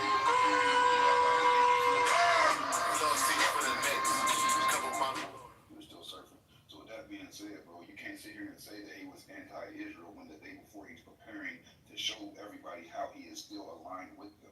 Wait, okay, so hold on. Let's go with what the Gemini just said. The day before, he was preparing to meet with the rabbi to show how he did a Zoom call with the rabbi. He wasn't preparing to meet. They did a Zoom call. They did a Zoom call with the rabbi, and this was to show that he's pro-Israel. And it was to prepare him to field any questions about his allegiance to Israel. So is this Zoom call? Is this online? Is this something that I could watch? That I could pull up? No, but there's articles about it. You could. So there's articles of it. You can look it up. Oh, okay. So, and the commentator that was on the call with him. Let me find his name real quick. Yeah, this was to show that he pro-Israel. Yeah, I would love to look, because I ain't right or wrong. Like, I don't know it all, but that statement. The prime minister's name that he spoke, let's see. I just had it. It don't fucking matter. Rabbi Pesach, P-E-S-A-C-H. Well, why do we have to speak the American language? Called Josh Hammer. He was preparing responses to anti-Israel questions that were anticipated during his college campus tour to show he was still in alignment. So how do we, so I would say that would be an opinion. Like, and I would have to go back and I would have to literally watch and listen to exactly what you're saying before I speak on it, because if this is a Zoom call and you say this was to show his alliance with Israel, okay, I haven't watched it, so I'm not going to speak on it. I'm not going to say debate you on that, cool. But when it comes to everything else, like, I mean, we can play clip on clip on clip. Like, if he's doing this to show his alliance to Israel, I would actually think that's what he should be doing, right? Because there's so much content, there's so many platforms he visited on that literally is saying the exact opposite. So I would have to listen to it myself. I would have to go to the Zoom call, whatever the case is. But yeah, I mean, just to go a little bit deeper, he had a pattern of aligning with people and then having problems with them and realigning. Like, he did the same thing with Trump. I don't know if you know about it. He was criticized for, they said that at one point he stabbed Trump in the back, which was only a few months before his death, right? And then he realigned. He was also saying he wanted the Epstein list released right now. We deserve full transparency. And then later on, he rejected that, saying, I trust my friends in my places to do the right thing. So he did this multiple times. Yeah, so the Epstein thing, literally before he died, the last thing he spoke on was transparency, and we need to see what's in these files because we don't believe what Cash Patel, what the Fed is saying. So if you're saying he flip flopped before he died, literally before he died, his last stance was literally y'all need to release the Epstein files. I don't believe what the Feds are saying. I don't believe Cash Patel. I have a clip where he says he doesn't want to see it released anymore. I'll find a clip and play it for you. Just While you find that clip, I wanted to just say he was more like Candace Owens than he was different. And we all know Candace as a flip flopper. And Candace Owens also immediately following his death, sat there and she said they were best friends. Now this is her words. They were best friends. She said that there were a lot of things that he believed in that he didn't necessarily feel at liberty to speak about. So what it tells me is that they were having these conversations and stuff, and he probably flip-flopped the same way she did. Now, she recently, I think yesterday, tweeted, Charlie Kirk was fighting with some very powerful billionaires that he took money from over things he was discussing. The pressure on him was immense over the last 2 weeks. The truth will be revealed, the messages will be leaked, and the movement he built will rise up.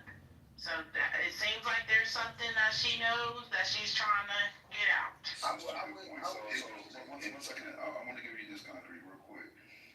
The Charlie Kirk Show, July 14, 2025, quote, honestly, I'm done talking about Epstein for the time being. I'm going to put trust in my friends in the administration. I'm going to trust my friends in the government to do what needs to be done to solve it. Ball's in their hands, end of quote. Okay, mine is from the end of August, so let me get this and drop this in the chat. And that's what I'm saying. So go ahead, sister. I just wanted to understand, why does any of this matter? He started Turning Point USA, which is a Christian conservative group, and they endorsed Trump not once but twice. And they use their organization to, endorse conservative politicians. So, are you trying to get at the fact, or are you trying to make a claim that Charlie Kirk was not a Trump supporter simply because they had that one disagreement? I think she's talking to Gemini. No, I'm not talking to Gemini. I'm talking to whoever. You talking to me? Yeah. Oh wait, the guy who was speaking earlier. Yeah, you probably federal agent. Somebody else. I kind of. Yeah. I'm sorry. Sorry. Yeah. Me? What was the question? Because that's the question that I literally posed. I literally posed the question when it came to Trump's alliance with Israel. My question was, so are we saying that Trump is anti-Israel? And I asked that question because... anti-Israel. Okay, so when it comes to the last 3 months or whatever time frame, because Gemini just made a statement from the show in July, and I got one from August. So Charlie was starting to become anti-Israel. So when did he stop becoming the mouthpiece or the cheerleader, whatever you want to call it, for Trump? Because he was never the mouthpiece. He was never the mouthpiece for Trump. He just started an organization that endorsed conservative politicians. So that's all they were. So him going to these campuses and passing Trump hats throughout the crowd says what? That he endorses Trump. Okay, so are we gonna do semantics when it comes to a mouthpiece versus? No, because Charlie Kirk had an agenda. His movement, he had his own movement. Trump is a mouthpiece for the conservative movement. I think that's where the confusion is. Trump is the mouthpiece for the conservative movement. It's not the other way around.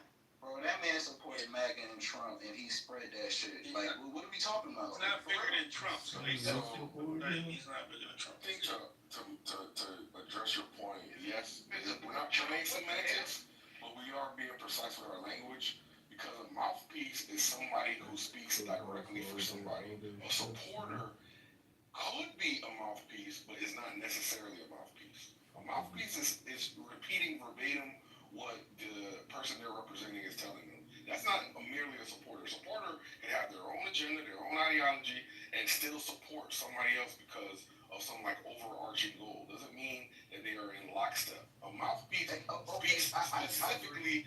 Okay, all right. That's how we're using. So I'm gonna say I agree, but how many mouthpieces or supporters of Trump have passed away or something horrible happened to them, and Trump said we're gonna fly the flag halfway. Like, come on, let's be for real. Are you just saying? All right, so you let's use the definition or the term. Hold on, brother. Let's use the term supporter. And now the question is, why does this supporter get so much reverence? Is that the question, basically? Yeah, we can go with that. All right, great. Because he really appreciates his work. There you go. He really appreciates it. He's highly indebted to the work that he did. There it is. Gemini, are you there? Gemini? Any of the mods there? I'm right here. I'm right here. Can you remove John Kitover? He's saying that he's going to report everyone in this room. He's in the group. I'm not giving him too much attention. Yeah, him not no power. He feeds off of that. I don't want him. He's got 1,000 accounts. I don't want him adding me. I don't. He's gone. He's got 1,000 accounts. He's gone. He's live streaming in the room right now. He's still streaming. Oh, he's bumping YouTube, Jeff. I hear what I believe. I hear what I was saying about he was indebted. I agree. It would look really bad given all the rhetoric and all the stuff that Charlie was saying pro-Trump. It would look really bad if, something wasn't done. Some type of commemoration or whatever. But I also think this is the right weak attempt, I'm going to put it like that, to try to turn this man into a martyr, to try to make it look like we put him on the level of a JFK or MLK, and to rewrite history. Because many of us were not that familiar with Charlie, but I'm hearing that now it's getting global attention. I was in a room where a girl who lives in Denmark said that they held a moment of silence in Denmark for Charlie. We've been hearing about the protests happening in the UK and how there were more than 100,000 people that were basically also aligned with Charlie. Japan. So it's just a lot of, South Korea. I mean, and it goes on. We're hearing people in Nigeria that's getting online and crying about it. So it just seems like they're trying to, make this into something else. So that was a good point you brought up, right? So let me ask you a question. And let's be for real. Like, don't do no phony shit.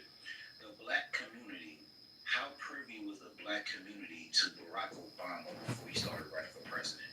Was the black community following Barack Obama? Let's just be for real. You asked the same question. What's your point? No, I wasn't. Okay. No, man, I'm trying to give a fuck. We was like, yo, I don't care who he is. We was happy Obama got there. We was happy with him. Hold up. Let's bring it back so we get one mic at a time. What's the relevance? Okay, so, shit. His birthday was coming up next month. So, 2028 elections, he could have ran for president. Now, we have conversations amongst ourselves, and just like with any industry, whether we're talking about the fashion industry, the music industry, whatever industry, there are conversations. Hold on, let me just, I won't be long. He couldn't have ran. Hold up, stop. You're saying something that's false. You have to be 36 years old to be able to run for president. He was 31, so in 2028, he could not run for president. You're wrong. All right, so I'm wrong. All right, I'm wrong. Thanks, Gemini. Yeah, he definitely wasn't like that, Steve. Yeah, he could have ran the next time, but... Yeah, but he's not even presidential material. No, there's no political resume. What are we talking about? Yeah, I saw him at the white folks was crying, saying he was going to be our next president. Yeah, they said that, but he had no political resume. No, hold on. Wait.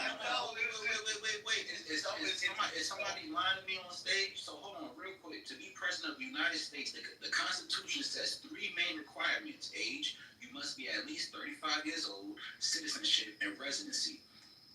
Somebody is lying to me. On the soil. He was only 31. He should have been president. He's 31 years old, bro. He was literally about to, hold on, when is Charlie Kirk's birthday? He was literally about to turn 32, and in 2028, like, okay, I'm just saying, if it's 36, what I'm saying is out of reach, but if it's 35, you're saying he couldn't rank, he couldn't. No, he was still too young, bro. He's still too young. I'm trying to figure it out. I don't get it. Like, let's move forward. What's going on? Like, I feel like the women when they say that. Jumping around, you asking a lot of questions, but you trying to like hide your position on this. Like, you were trying to get let's get to You might not know me, but everybody know my position. you were trying to get what were you trying to get to? Like, what was your overarching point? Let's concede. Okay, he can run. Okay, now what? Like, where were you going with it? I actually forgot, bro. Go ahead, Jim. We was having fun. Trying to concede to your point just to try to help you get to your next point. Like, fuck it, I'm not going to contest it at this point. Let's go ahead and see where it's going with. I see. I was going somewhere. Hey, Gemini, I was going somewhere. that car was driving in a circle, bro. That's all right. Come up. It was swerving. It was looking. Hey, you pulled up and pulled off. It'd be like that sometimes. You crashed into some I feel like powers. blacks want to support Charlie Kirk, and I don't get it because he was so blatantly against us. I know. Why anybody would find the time to support this young man? No, I wouldn't even say blacks are trying to support Charlie Kirk. For one, blacks being in a conversation or having conversations about it shows the play off for it, because this is a conservative white man that got killed by a white man, but somehow, they need the energy of black people, right? So somehow now, Clubhouse, media, wherever we want to talk about it, we're deeply involved in this conversation. HBCUs are getting shut down, black people are speaking out, making their videos. I speak about the play. I'm not really a side person. I speak about the play, and the play is literally trying to garner the energy of the black community. Because why did this white man get killed by a white man, and the black community is so involved in this situation? That's the white people that this is harvesting the energy. They have a room right now, the white people, called "Who is Going to Replace Charlie?" Sad face. It's the same thing that happened with Rittenhouse. If you remember, Rittenhouse didn't shoot any blacks. He wasn't attacked. Well, he was attacked. I don't think he was ever hit by a black. It was a black dude that was there, I think, with a skateboard. I don't know, but he didn't shoot any blacks. But the thing is, he was like black adjacent because he was patrolling the George Floyd protests. So that's why we're involved with Charlie Kirk, is because he was an outspoken, harsh critic of the black community. So obviously we're pulled into the fray with his assassination, because it could have possibly been one of the Negroes to have done it, even though we know that that's not our type of shit. There's still something that we could have been involved with because of his outspokenness against us. Still involved because, again, his outspoken man. To redirect the conversation, I have a question, right? Because we are hyper focused on someone that's not here anymore and is creating a larger impact in his passing than he did when he was alive. But on our side of the fence, our side being anyone that is not pro-Trump, right? Do we have anyone that is our Charlie Kirk, that is actively effectively recruiting the younger generation that's going to come in, the new blood? Like, do Dr. Umar. Absolutely not. Dr. Umar. Yeah, Dr. Umar. I would think, absolutely no. After seeing how impactful and effective he was, and how pertinent he was to their campaign, that we would duplicate that or improve that and utilize it on our side at the same time. Like, you have to fight fire with fire. You can't just sit back and see, okay, they're obviously going to run that play again. That play is working. Matter of fact, they don't even got to run it again. They're going to improve and enhance what's already there. So we need to be doing the same thing so that we can have new blood, new people coming in on our side with fresh, younger ideas on how to campaign and market or reach a newer generation. We need to focus on that. I think that would be a better thing than to keep talking about somebody that's already done their job and is still doing their job in post-mortem. And Gemini, will the Democrats have a person that wants to recruit young men? That's all people would come to. And that's what Charlie Kirk did. That was his superpower, right? Because the man's dead now. I'm just giving maybe a little teeny bit of flowers, right? His superpower was galvanizing young white males. And that's what the Democrats do not want to do. They telling y'all, them white male or guys like BT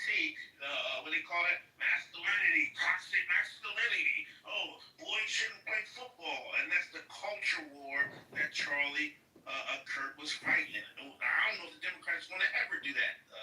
Well, there's like a couple of key aspects that a black, there's a couple of key aspects that a black person is never going to be able to duplicate, which is being that level of patriotic on a wide platform, right, and be widely respected by the mainstream while being highly vitriolic. Number one. Number two, $1 billion backers. So those are gonna be like the two.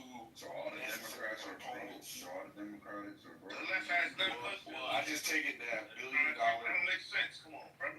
One second, brother. I take it that $1 billion donors aren't in the business of backing vitriolic black people for the sake of helping galvanize young black people. All you gotta do is do the same thing. He was vitriolic, but It's not true. Jason McCrockett got Alex Soros as his back. Is the way, like he put the Kool-Aid, right? So if you watch the way he did it, like he would have speakers like Nick Fuentes, who was openly racist and would tell you he's openly racist. Charlie Cook, Charlie the gang was working with. Not allowed on campus because he was so vitriolic. What Charlie did was he played the middle round. So I'm not, a white nationalist. I'm adjacent to it, but I'm pro-Christian and everything else living on campus. And then he would bring them in as keynote speakers. So they were on the same campus that would not have them there if it weren't for his platform, right? So I'm saying all that to say whoever takes it up on the left side doesn't need to be public. They need to be tactful in the way that they launch out so that they can be palatable to mainstream. That has to be the goal from day one. But it has to be authentic too, more than anything, Gemini. Kirk was his authentic self. It can't be like a fake kind of phony Democrat. You know what I mean? It would be. You're talking about. Let me just say this real quick. If you're talking about getting support in a way which is not acceptable as a black person, or I'm saying it for a white person is acceptable. He can be as vitriolic as he wants. He can tone it down and still play the racist card in front of you.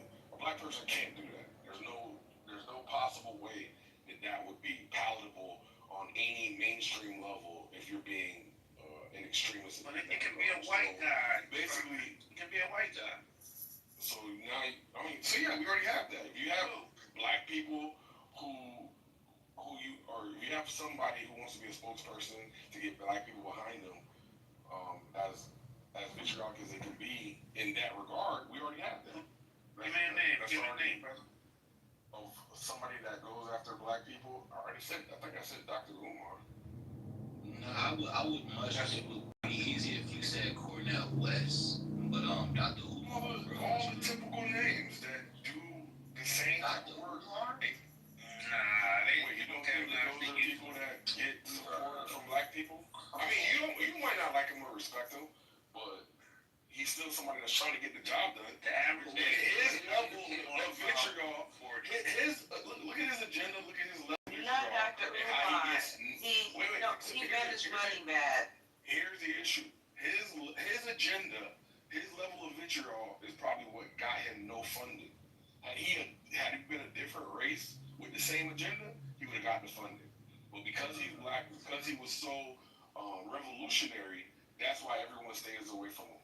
Yeah, I would definitely say more so Cornell West versus Dr. Umar. Like Cornell West is but also his other thing. And before I go into his other thing, let me say this too real quick. So I was correct. Before Charlie Kirk turned 35, he could have ran for president and got elected. Just plug the numbers in, and I'm gonna leave right there. Put it in the chat. Talk to me back on the stage how it goes. So now let's go back to this conversation, right, bro? If we talking about Umar, this is what we gotta understand. When it comes to voting, and when it comes to the House, and when it comes to the Senate, this shit is a monopoly. It's a monopoly. Tell me, outside of the early 1800s, late 1700s, and we know why these people won, who ran off a third party and actually became president? Nobody. I answer for you. Nobody. That's because this whole voting system is a monopoly. Because once you're at the independent level and you're in a certain state, guess what you still got to deal with? You still got to deal with the House and the Senate. You still got to deal with the Democrats and Republicans. You gotta pick a side. When you're the president of the United States, I'm sorry to say it, you have to pick a side. You're gonna run as a Republican or a Democratic. That's it. There's no in between. There's no gray areas. There's nobody you can tell me in history before that like solely just did an independent campaign and became president outside of what I just said. So, you know, that's just how this shit is set up. It's a monopoly, and yeah, it's fucked up, but this is the world we live in. Well, yeah, but to Gemini's original question, I'm gonna say the Democrats loosely, right? They don't have no one that's 31 years old, first of all, right? That can galvanize Generation Z, right? I'm trying to think outside myself, right? Think outside the stage. That side don't have it, right? They're not galvanizing young men. We know who they're galvanizing, right? That's literally my point. Right, that's what I'm saying. They don't have nobody of the equivalent. A weak point, and it needs to be addressed, and that needs to be filled. We need to have someone that can go out there. They need to have some financial backing and go out there and target a younger audience and bring in new blood. Like all of our military institutions, our police academies, everybody, they always are actively recruiting young guys, younger generations. Like that's a mandatory thing for us to even maintain our position as the number one military source as far as the nations go, right? We have to actively, like, that's one of the things Trump did do is, like, since he's got in, I don't know if y'all do know that, but the police numbers and the military numbers have shot up, right? That's what the Democrats, in my opinion, need to do is to target a younger audience and have someone out there that can do it. Like, we've seen the impact Charlie had, cool. Now we understand that. Now we need to move in that direction so we can do that for us. So we have a newer generation that's ready to take up arms and move forward and push the line. Like, we need that. And did somebody put up Westmore as a possibility? I mean, we have a lot of people in the Black community, but they just don't have the backing. So maybe we should start backing some of these people. There's that young man who is out of Florida, the youngest African American in Congress. That young man, I can't think of his name right now. You guys know who I'm talking about? Are you talking about Frost? Yeah. Yeah. And he's a very articulate, focused young man. And he could be a leader in leadership for our community. We have a lot of people who qualify, but they need to be backed. Like Charlie Clark was backed by billionaires. Why he's able to drop out of college. But let me ask you this though, Lisa. Let me ask you this, right? Do you think from the Democrat side that the person needs to be a young Black male?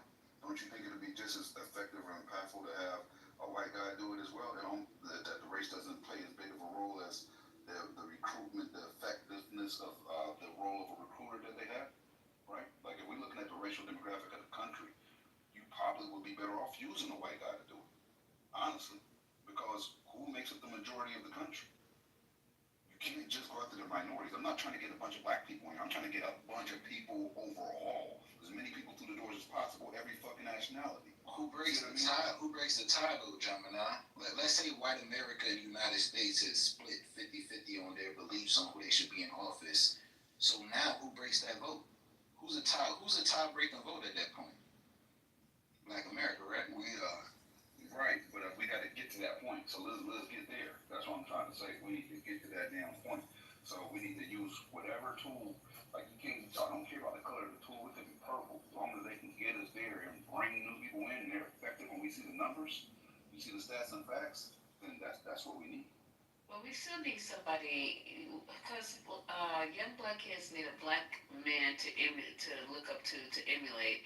We can't have, unfortunately, I hate to say this, we can't have white people being our leaders on a local community level. That doesn't make sense to me. Well, I agree with you. So that's what they did.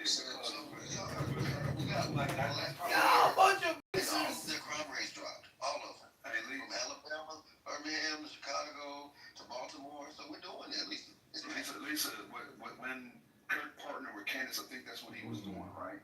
So what if we we did the same thing. We don't have to be one. We can have a pair. We can have a black and a white that work together. And that'd be great, but it's just, to me, that's the problem we're having in our community right now. That our youth need to be able to look up and see the leadership, see the success, and the pure reason that they no longer or haven't been teaching American history that includes Black achievement has been a problem. And then we don't do it in our own. I'm not saying, when I say we, don't put this jacket on you if it don't fit, in our own household. So now that we know that there's going to be a possibility of it being deleted throughout our school systems, we have to be a little bit more vigilant on showing our children that there's nothing that we can accomplish, and look where we've come thus far. We've come so far, and we have a lot to show for it. It's just not we're stuck in a dependency stage and on some plantation. We can't move around. I've said it once, I've said it twice. We have excellence in every field in this country, from A, astronauts to Z, zoologists. You're going to find a Black person who is achieving in excellence, not marginally, and don't even require affirmative action. Are you racially obsessed? Oh my God, here you go. I thought you were not talking to me. What happens? No, I don't mind talking to you. I can't. I'm not gonna. I'll bring him back, but he gonna have to wait till you finish what you were saying. Go ahead. I'm just saying that, yeah, and to answer his question, yes, I am. Because you know why I am? Because I'm supporting my people. I'm supporting my community. It's called the American people, stupid. That's what we've always done as Black women. She's a And it looks like racist. we have to keep on doing it. You So don't want if no anybody white has a problem leaders. with it, that's on you. Don't make your insecurities She's my obsessed problem. with Black Okay, race. Lisa, I don't have a problem with you. I don't mind talking to you. Lisa, I don't mind talking to you. The only reason I left the room the other night is because you were swearing every other word, and it was disrupting my spirit. Okay, so yes, ma'am. Excuse me. Now the other thing is, your people, okay, there are Black people that you don't care for, like a Candace Owens. You don't care for her. So what I'm saying is, there ain't no such thing as my people are Black. It's my people are people who are aligned with my way of thinking. So you need to stop with this racial approach and look at it in terms of your people are people that agree with you and that you're aligned with. Candace Owens ain't your people. Mr. Chronologist over there on the Supreme Court ain't your people. It ain't a Black thing for you. It's about how they think. So you need to keep it all the way real with yourself. Okay, And so stop making it seem like it's about race, when in fact it's about how they think. Tell the truth. Don't tell me how I think. You're not in my head and you're not in my bed, so you don't know how I think. I'm telling you, I have always uplifted Black people. Now, when they're not uplifting and being positive to the race, to the community, you get none from me. You definitely get none from me. But when they're in line with what we need to have done in our community, our tangibles, like you guys like to say, what we need to have accomplished, then everybody is. He is right about that. Oh my God, I don't care what you guys think. You guys can speak for Speak for yourself. You're not gonna overtalk me though. I don't speak the whole night. Then y'all niggas wanna come off mic and interrupt me. Let me tell you something. Speak for yourself. Don't come on this stage and speak for nobody else because you don't know them. Speak for yourself in the first person. So is Candace Owens your people? Is Candace Owens your people? Like you said, No. Black people? All right then. So don't say it's about Black people. It's about It is people that about you that. agree I with. just explained to you about that, and you're like I said to you the other night. You don't listen to absorb. You don't listen to appreciate. You don't listen to engage. You only listening, waiting for your chance to contradict on shit that you haven't even gave the whole conversation any type of consideration. You I'm didn't hear sorry. the second part You're of what right. I said. I jumped in the room. I apologize. You're right. What I heard you say, the only reason every area, which is true. But then you went on to say that my people in this, your people ain't black. Your people is. I didn't even hear what you said. What did you say about people like Candace Owens? Never mind.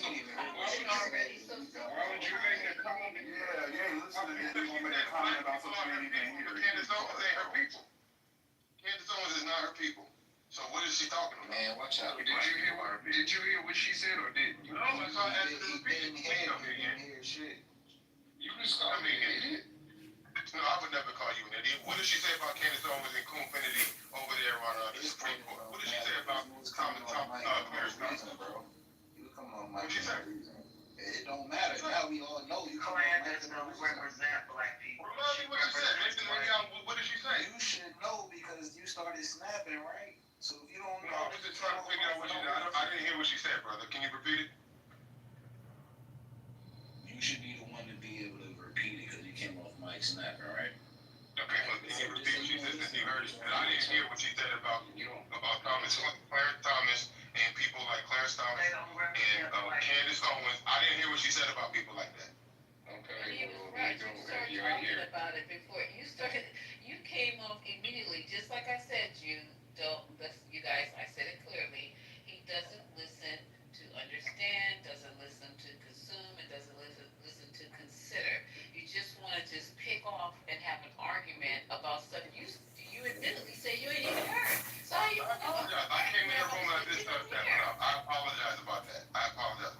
But I'm seriously trying to understand because you said black people are your people, and I'm trying to figure out what carve out do you have for people like me, Candace Owens, and Clarence Thomas. What did you say about people like that? Are they your people? I align with The natural ones. I align. What did you say about people like that? Listen, I'm gonna tell you, I'm gonna repeat it. When we have people who don't align with the good of the overall good of the black community, then I don't align with them.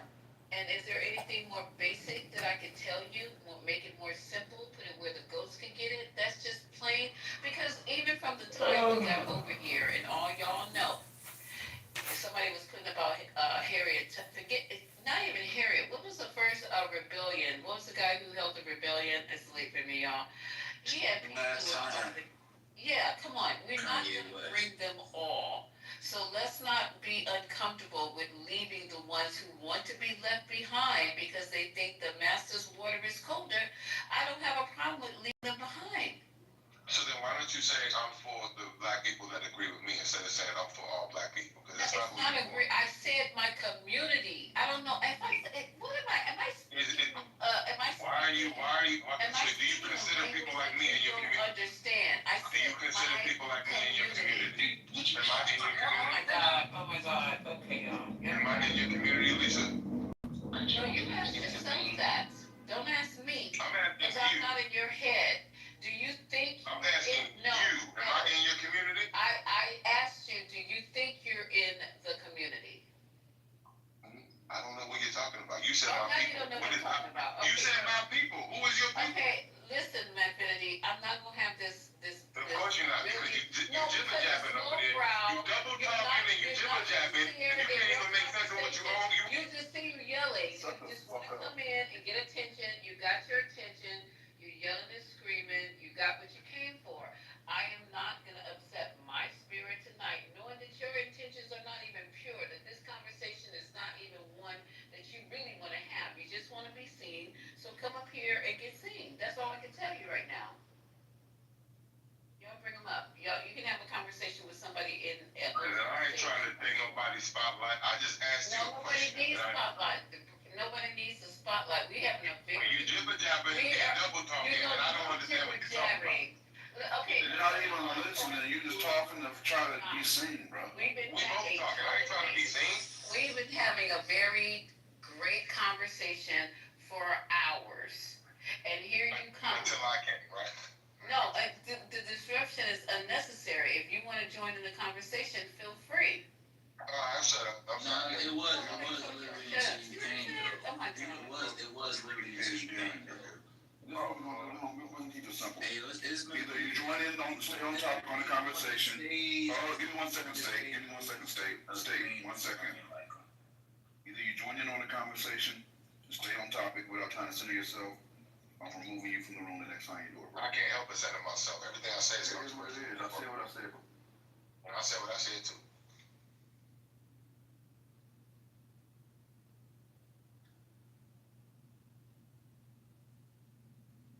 Where were we? Okay, so can we move the record on? Who was speaking? There's somebody speaking so eloquently before we. Yeah, somebody was here. I'm trying to remember where were we? Yeah, that was me speaking so eloquently, but I forgot what I was saying. No, I don't think she's talking about you, Stay. I really don't. Oh, Joe. So. I see the homie TC joined the stage. What's up, TC? Oh, okay. What's going on? What's going on? What's going on? Yeah, man, it's crazy out here. I think the left has finally lost its mind, and it's plain for everybody to see.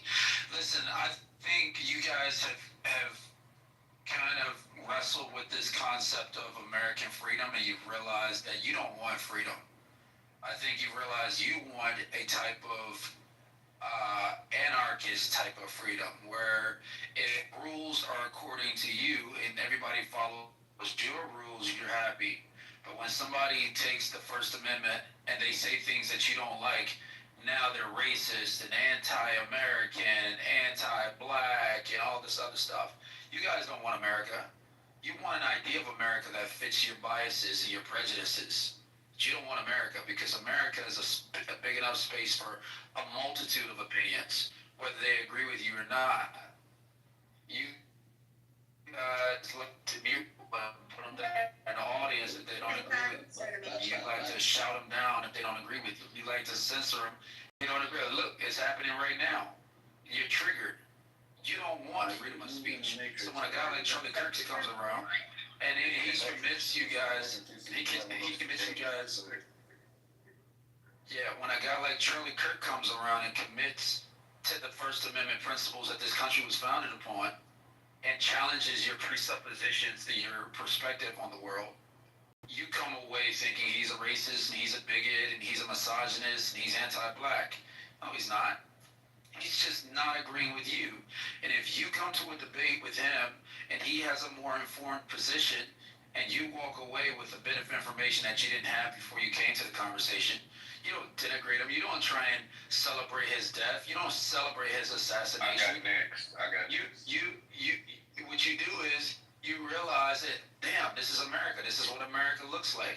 This is what I get when I get America, which is why this guy is celebrated. They had a vigil for him today in D.C. at John F. Kennedy Center, and I'm so glad that there are people that are coming to Christ because of his witness.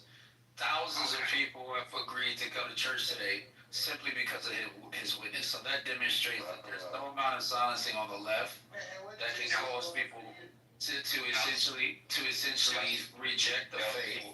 People are coming to the faith because of Kirk. Wrap it up, bro. Okay. I wanted to respond to that. That was amazing. So, I've been paying attention to politics since I was about 16 years old. And I'm going to give you an example, right? I didn't agree with a lot of the things that John McCain said.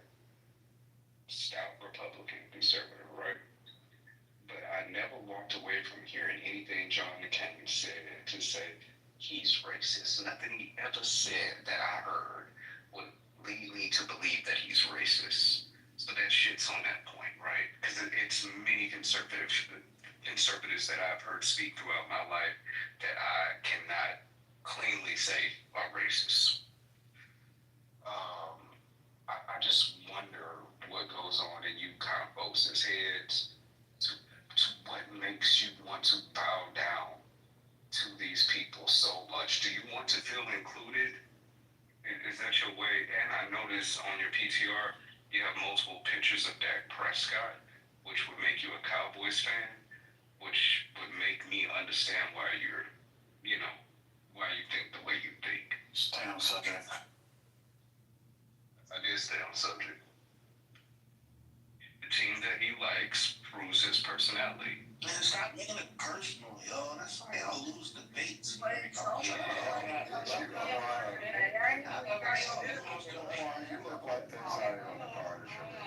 people talking. So, I know Jim and I want to jump in. You want to go ahead, Jim and I? I mean, go ahead.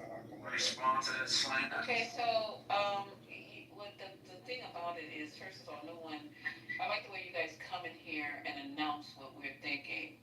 There's no one in here celebrating anything. Maybe you were celebrating and you don't want to say it out loud. So I think you should speak for I don't have to announce it. You announce it for yourself. No, What I got to say for it? shit.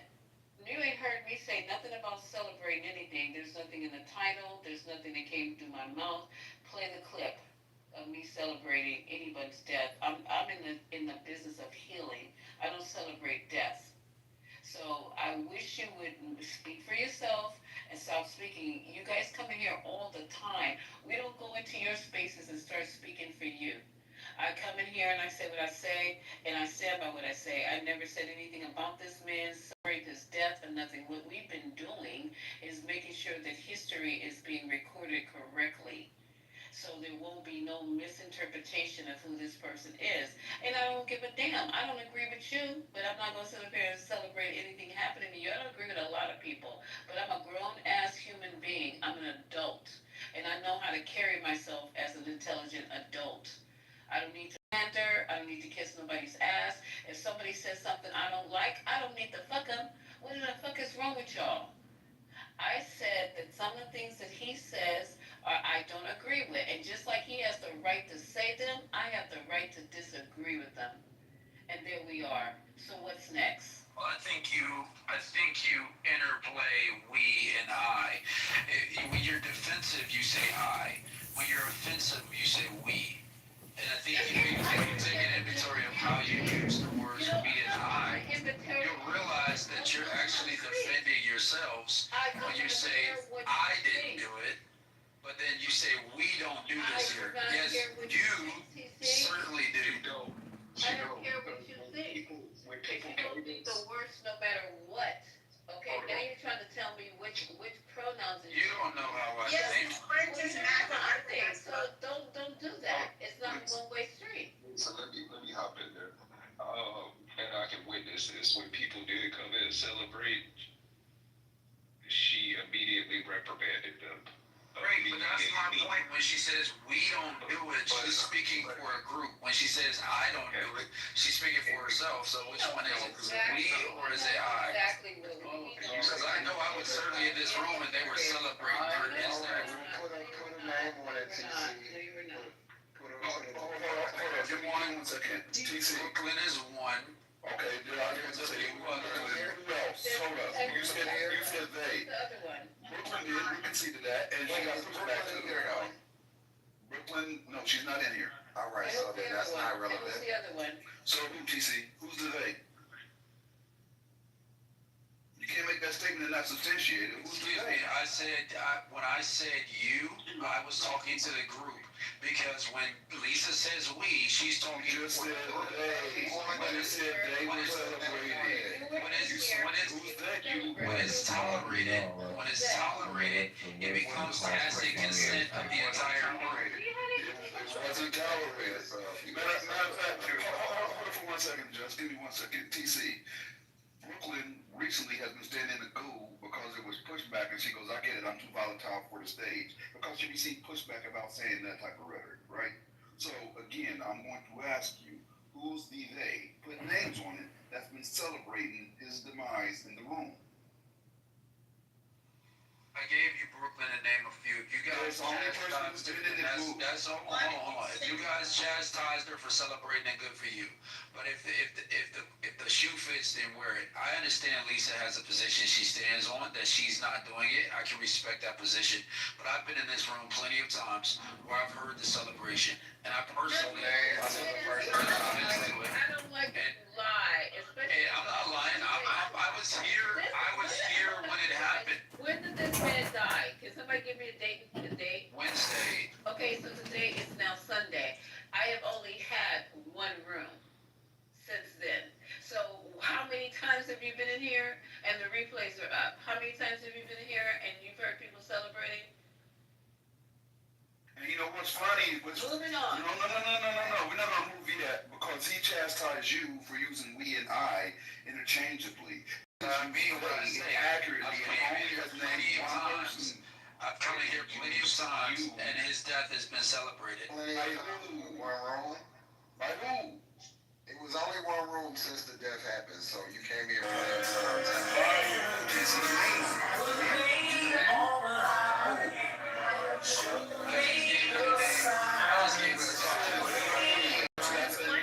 You said they. One is singular,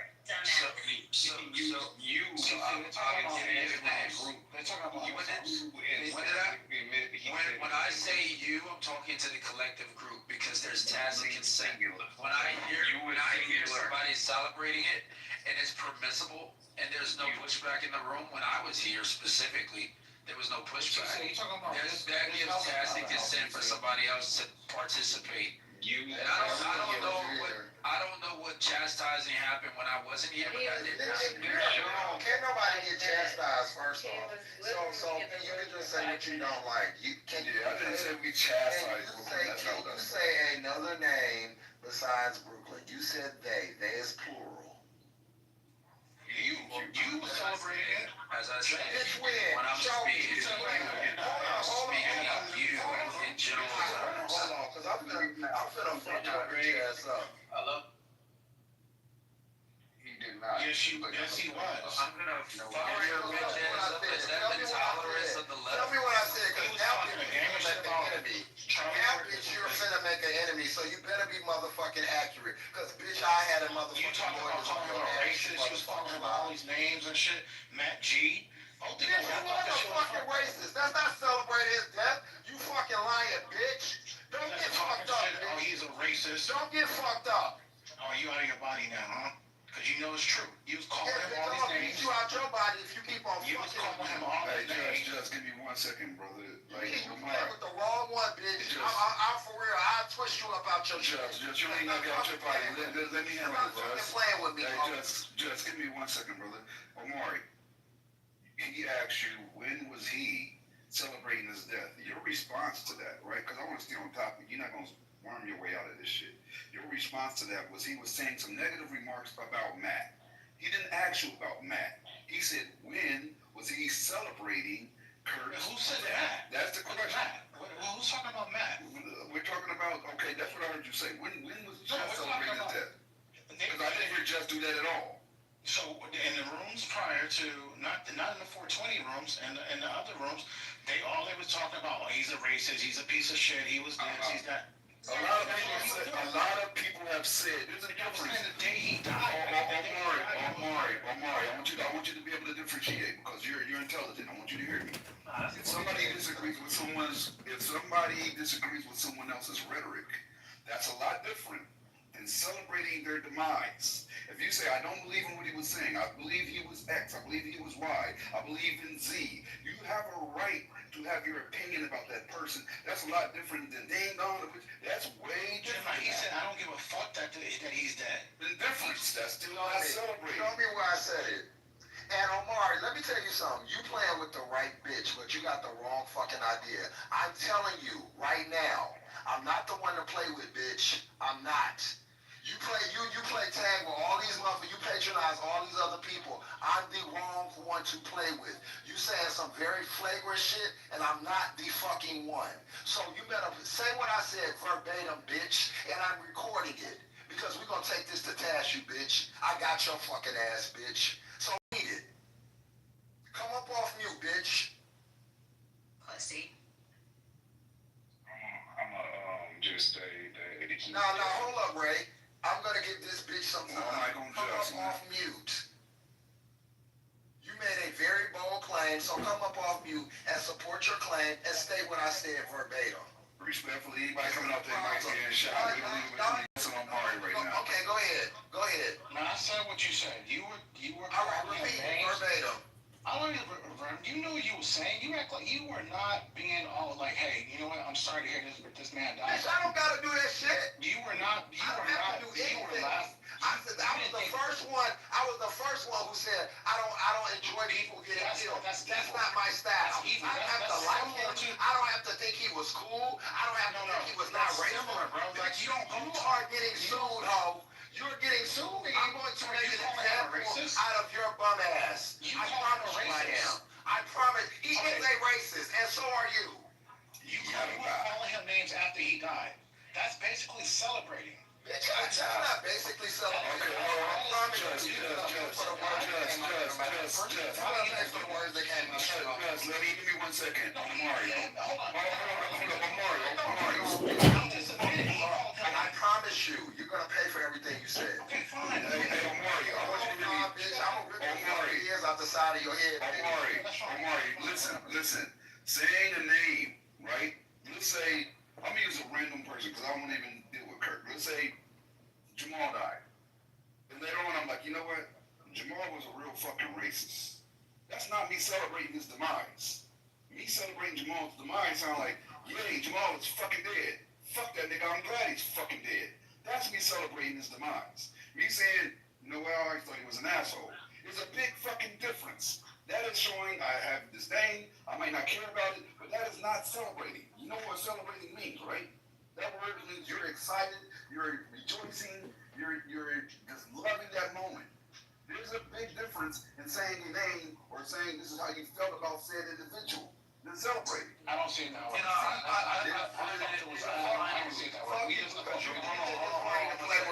One second. Very interesting. Nigga, fuck you. I find it very This shit ain't interesting. funny, you fucking cracker. I'm going to serve you, bitch. I promise you. You play with the wrong motherfucker. And this guy ain't saying that. You see the way You won't put on you. I promise you, bitch. I don't give a fuck what you talking about. You want to exactly he admitted what I said. You won't never get in a room with me. I was wrong. I don't give a fuck what you talking about. You admit to do that. Fucking hoe ass nigga. You gonna sue me for your racist Yes, statements? bitch. Okay. Yes. Do that. Yes. You do that. You're For racist. defamation of character. Yes, I'm going to sue For your racist statement Yes. that a man was trying to kill. Yes. Okay. You do that. Bitch, I can say whoever is racist. You want to Are call you him fucking all these crazy? names Do you understand what country we live in? The day he died, you calling this man all these names. He's a race, and I'm calling him that today. Hey, Omari, you understand that he said that Martin Luther King was a cheater and everything else, and this man was already dead, right? So is that celebrating his death? He absolutely still stated his opinion about people that were already dead, right? So if the same thing happens on ours, but you don't call that out. We're with them. But when somebody else has an opinion about him, then all of it, because he's passed, all of a sudden it's celebrating. How can he not? Martin Luther King died. It doesn't matter. It's still after his death. After his death. It's still after his death. Is he alive? Is Martin Luther King alive? If he would have did that, if anyone would have did that when Martin Luther King, the day he died, guess what would have happened? That person would have been crucified. No, they wouldn't. We would have been angry. What? I would have been. Does anybody understand what I'm saying right now? I'm just curious. You don't do that when people first die. Some years ago. You don't do that when people first die. That's just evil. You are a hoe, bitch. That is evil. That's why your family is fucked up. That's why you live with 30 motherfuckers in your house and your kid don't listen to you. It doesn't That's matter. why you gotta fucking win like you fucking pathetic bitch. You're evil. You're evil. You're evil. And your son can't keep his dick in his pants. You fucking hoe. And you're I evil. hate you, bitch. And I said it. You're an evil piece of shit. That's what you are. You're evil.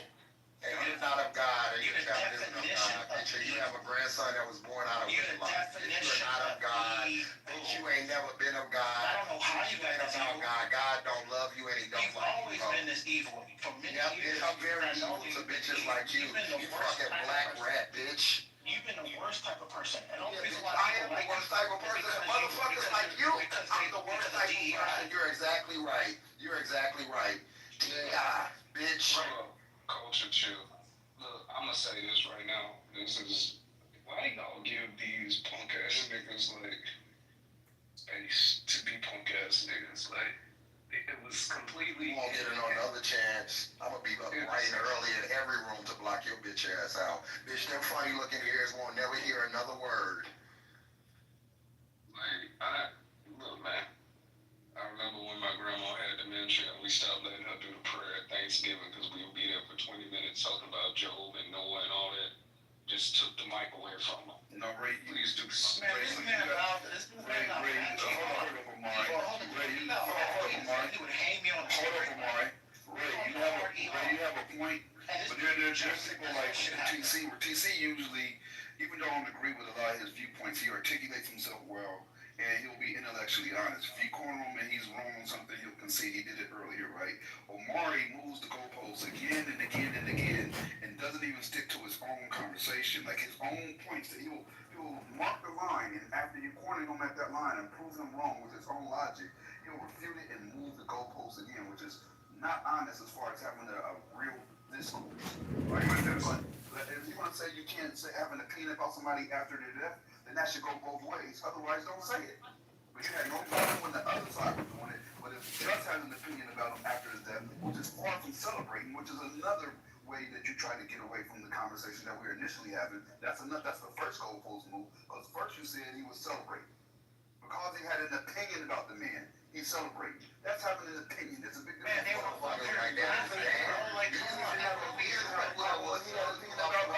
Now, mind you, when it's against the law, and people comes against the law and something happens, this man will play, bitch, you better get the fuck out if you don't shut the fuck up. And I'm dead ass serious. Whatever, I don't care. Bitch, shut the fuck up.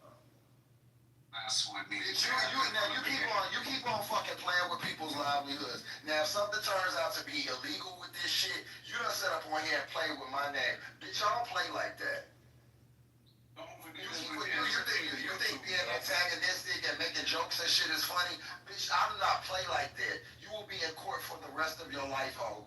Just don't forget this is. I promise you, I will turn over every rock to fuck your life up. Don't ever play with me like that, bitch. Anything I said, I stand on. Immediately when he died, I said, I don't believe in people getting shot for what they fucking gotta say. I didn't like him. I said that before he died, and I would be a punk to say I don't believe it after he died. Again, like I said, with the exemption of Gemini and Haitian, I'm consistently one of the realest niggas on this fucking stage, and I stand on whatever I say. You niggas hate yourself, you niggas hate being black, and you come and share that fucking shit on us. Bitch, I would never be pussy, and you'll never threaten me, hoe ass nigga. And I'm going to say he did not celebrate the death, because me and him was talking and said at the same time, Charlie Kirk got shot. Somebody shared the video, and it was like, oh, that nigga dead. And the next thing out of his mouth, yo, I'm not cool. I don't celebrate people dying. He did not celebrate that man's death, not one fucking time. And has not. It doesn't seem to be a part of his character. And when people did celebrate it, they were immediately reprimanded for those views. And other opinions came out.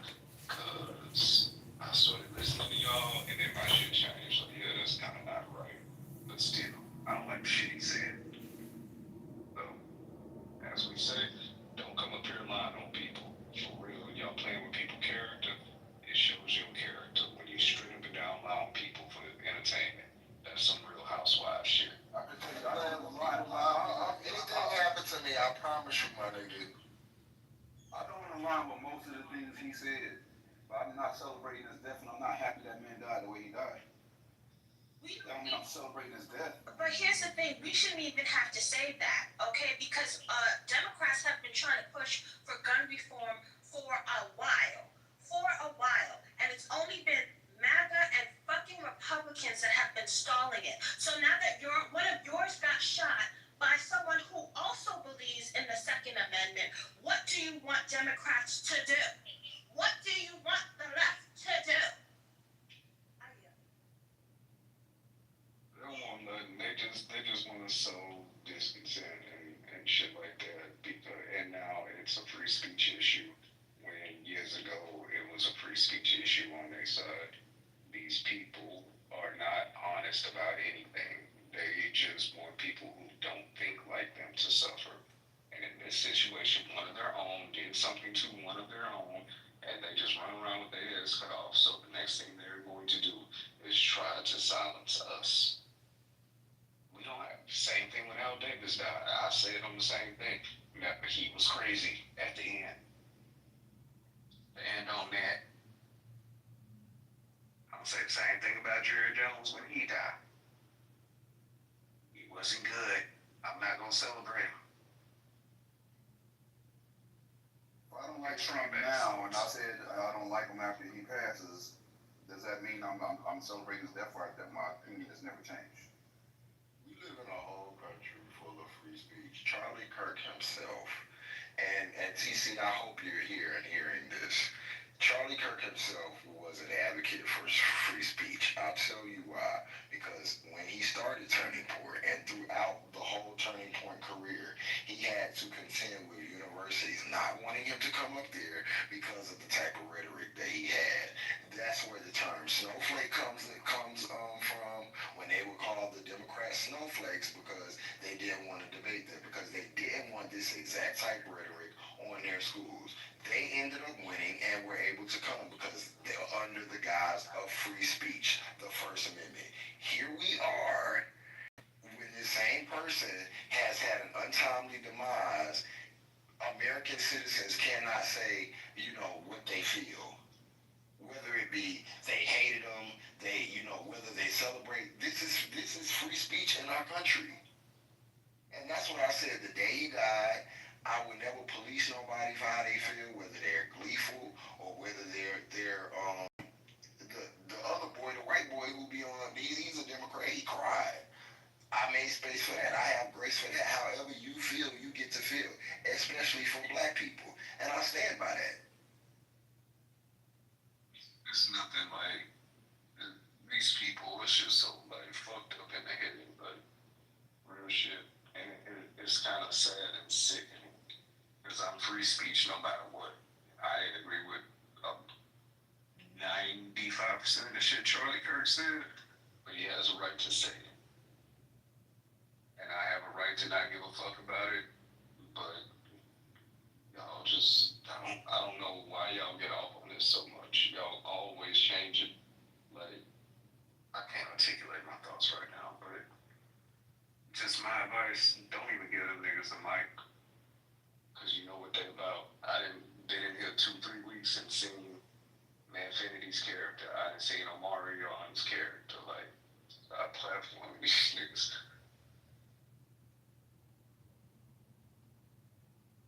Niggas is dangerous. Niggas is the hall monitors, the tattletales. Like, bro, you gonna sit up here, and that's why I don't like him, and I didn't like him yesterday, because that type of shit is dangerous. You doing that, trying to say, oh, you said, and then every time you get asked, you can't point to nothing. You just out here trying to throw niggas under the bus. And that shows something else too. That shows he has no sense of fucking community. Because I can guarantee you, this was a more fair-skinned space, he wouldn't do that. But he will do that to black people. Or what? I think he knew you didn't say that. He just trying to throw you under the bus. That's what I really believe. Yeah, he want to put, like, he did his own. I watched him do the same shit with Brooklyn. And the thing is, people can say what they want to say, bro. Like, they can. They can say, the administration can say, oh, we're looking at y'all's social media or whatever. In this country, we have freedom of speech. And that's just it. Now, what I said is, I'm not, that's not my style, is I ain't into scary movies. I'm not into gruesome shit like that. And I mean, it just ain't my style to watch somebody. That shit was crazy to watch to me. But I'm not about to lie and say, oh my God, I was distraught. I don't think nobody should be taken away from their kids. I care about kids, so that's a soft spot for me. So I don't really fuck with that. But I'm not about to lie. I was just watching a nigga like 2 days earlier, thinking like, damn, his opinions is real fucked up. It's real shitty. Why would I change that? Because he passed. What's crazy is most people that be putting their mouth on him don't even know who he is. They just learned about him 2 days, 3 days ago. Never even followed the guy. They take clips from somebody chopping up what he said, putting it together to make it seem as if it's more it's harmful and worse than what he actually said. And that's the clips that people are digesting and thinking they know all about him, and they're gonna call him racist and shit like that. The propaganda is really heavy. I've seen Jamal Bryant do it. Shame on him. He calls himself a pastor. Shame on him. He's bringing shame to the faith. I watched the video where he chops up.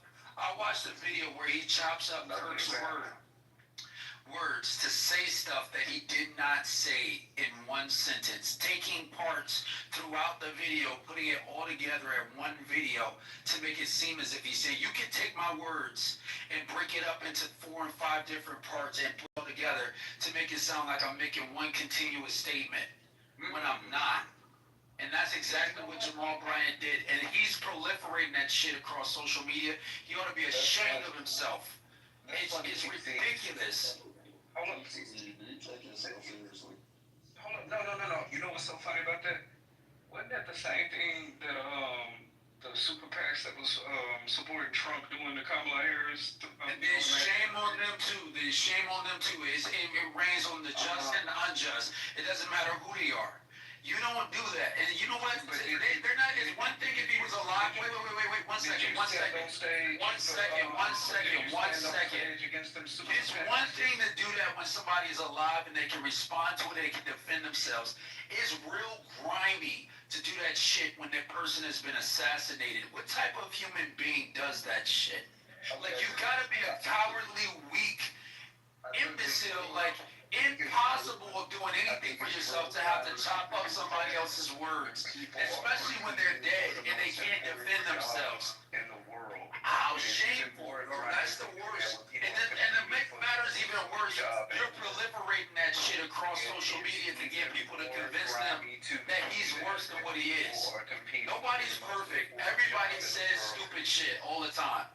And I don't agree with a lot of the stuff that comes out of people's mouths, particularly Kirk. He said some stuff that were problematic. He said some stuff that was probably that didn't need to be said. But for you to chop up his words and put it out there for people that never heard of him before to say, oh yeah, this guy's racist, when he can't even defend himself, you're not worthy. You're not worthy of having a debate. They couldn't debate him when he was alive. They wouldn't go to his face. Jamal Bryant and the others wouldn't go to his face and debate him when he had an open invitation for anybody to come. But now that he's dead, you want to become all prolific, and you want to come off mic and you want to be all strong and say, oh, he's racist and all this stuff. Why you didn't say that to his face when he was there? If somebody gonna respond, one mic on you, whoever gonna respond. TC, a young man by the name of Parker, he was there to debate him. I mean, they show up. Great, no, more power to Kirk. They will never be shown on air though, because Parker usually drags the shit out of him. Okay, in all his points, which is very unfortunate. We don't get to see it. But Parker also ran for his life the moment he got shot. He also came on video saying how sad he was for his family. He is also very much a progressive and a leftist. He got a lot of lick back, or he got reprimanded by his own constituents, because it's like, why would you empathize with a bigot, right? But he even himself, who has debated him multiple times, who has debated Kirk multiple times, said, listen, shootings, no matter, it's not necessary. We need to do better. We need to do better as Americans. We need to do better as a people. So this thing that you have was saying that leftists are celebrating the death of Charlie Kirk, it is not that. Some of us feel indifferent and some of us empathize, but nobody is celebrating that. And that is the narrative that a lot of you maggots push, and that is inappropriate. That right there is inappropriate. Well, more power to Parker. I don't know who you're talking about calling maggots and stuff like that. That must be more of that. No, you don't know who I am. You certainly don't know who I am. And that's that propaganda again that's telling you that somebody that you don't know. You don't know me, so don't call me something that you don't know. Look, this is what we're doing. If y'all gonna have a squabble, that's fine. It's gonna be one-on-one. Ray, mute up. The other person finish.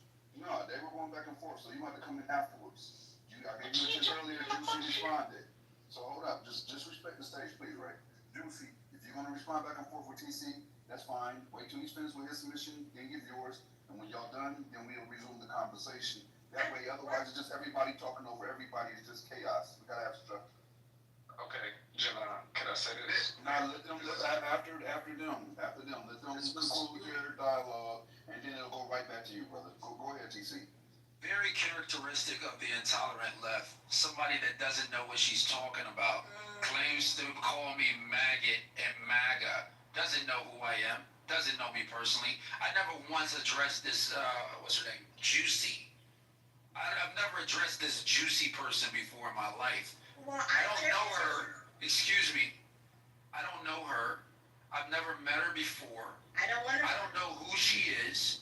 And she seems to know I'm a maggot and a MAGA and all of this other stuff. You are It's uninformed. It's uninformed. And it's emblematic of what we've seen from the left over and over and over again. And America's tired, which is why the left continues to lose election after election after election. Your presuppositions are grounded in ignorance, but you're so loud and proud with the ignorance, and you're so happy to display the ignorance that you don't see the ignorance for what it is. It's folly, it's foolishness. America laughs at you. But nonetheless, she wants to, that's fine. I'm going to address Parker. Good for Parker. There are decent people on the left that gets chastised from their party when they do decent things because they're not anarchists. The party has been, this movement has been taken over by anarchists, Antifa people who wants to assume a position of authority, taking it by force when they don't realize they don't have the strength behind them to take anything. They want to use violence. Violence will be met upon them. Utah is seeking the death penalty against Robinson. Okay. Good for you. Congratulations, left. You put forward your champion and he will die at the hands of the state. I don't know who this juicy is. I don't know how to respond to this juicy. And I don't know who this other guy is either that's talking either. You know, barking across the stage and talking and threatening people with lawsuits and shit. He's going to beat somebody's ass. Real big of these people. Wonderful. So Charlie Kirk did not die from an Antifa, okay? He died from a right-wing nut job who was about an impressionable age, was white. He wasn't trans, he wasn't an immigrant, and he was very much in a Republican state. Okay, let's start there. The violence is coming from your neck of the woods, you fucking weirdo. And yes, I know you. I know you from Lose School. TC stands for total cuck. It stands for total clown. That is you, my dear asshole of a foolish young man. Okay? Right here. Okay. So you said it was just as repulsive for the Trump super PACs to stop up Kamala Harris's words, but I know without a shadow of a doubt you didn't say nothing against that. It's amazing to me how many people know me here. You guys don't know me. You don't know me.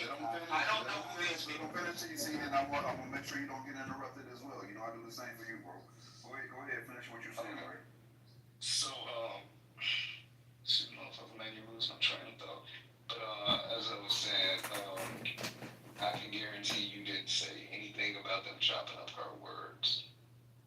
You also said, I forgot what you said. That's his debate strategy, interrupted me like Trump used to do shit like that. You said that the left keeps losing elections when they won the one right before the last one. You just making up shit in your head to sound like you really know what you're talking about, but you don't. And I don't have to know you, and I don't want to know you. I can see from your PTRs that you're a Cowboys fan, so I don't want to know you or at all. Well, at least this gentleman brings some perspective to the conversation that's devoid of personal attacks and ad hominem. So I'm willing to engage with him. I'm not a Cowboys fan. Dak Prescott favors me, so people call me Dak all the time. I use that in my PTR to make fun of Dak Prescott. Number two, the point about the elections, sir, what election are you referring to? The last election we had in this country, federal general election, was in 2024. Okay, Donald Trump won that election. Previous to that, you had the midterms in 2022. In 2022, Republicans took more elections than Democrats did by volume. By volume, more seats and more just by sheer number, more elections. State houses went to Republicans. Democrats net lost seats, state houses. Republicans net picked up houses. Senate net losses by the Democrat, net wins by the Republicans. I think in the House, Democrats picked up a few more seats in 2022, but they still lost the majority. So what election in 2022 did they win? Hakeem Jeffries, hold on. Hakeem Jeffries is not. Hold on. Well, I'm giving you, listen, brother, I'm giving you facts. If my facts is what's making you lose your train of thought, just write them down. And they are 100% correct. Did the Democrats win the House in 2020? Did the Democrats win the House in 2022? No. We're not talking about. We said the last election. That's 2022. The last election was 2024. No, before, yes, 2024 they lost. 2022 they lost. I specifically was talking about, and I believe I said the last presidential election before the last one. No, you didn't say presidential. But if you're correcting it now, that's fine. But if you're criticizing what I said Democrats, I said liberals and the leftists continue to lose election. I'm talking about in recent history. I'm talking about 2024. I'm talking about 2022. I'm talking about even before that, 2021. Continue to lose elections. But you stopped at 2020. Okay, that's fine.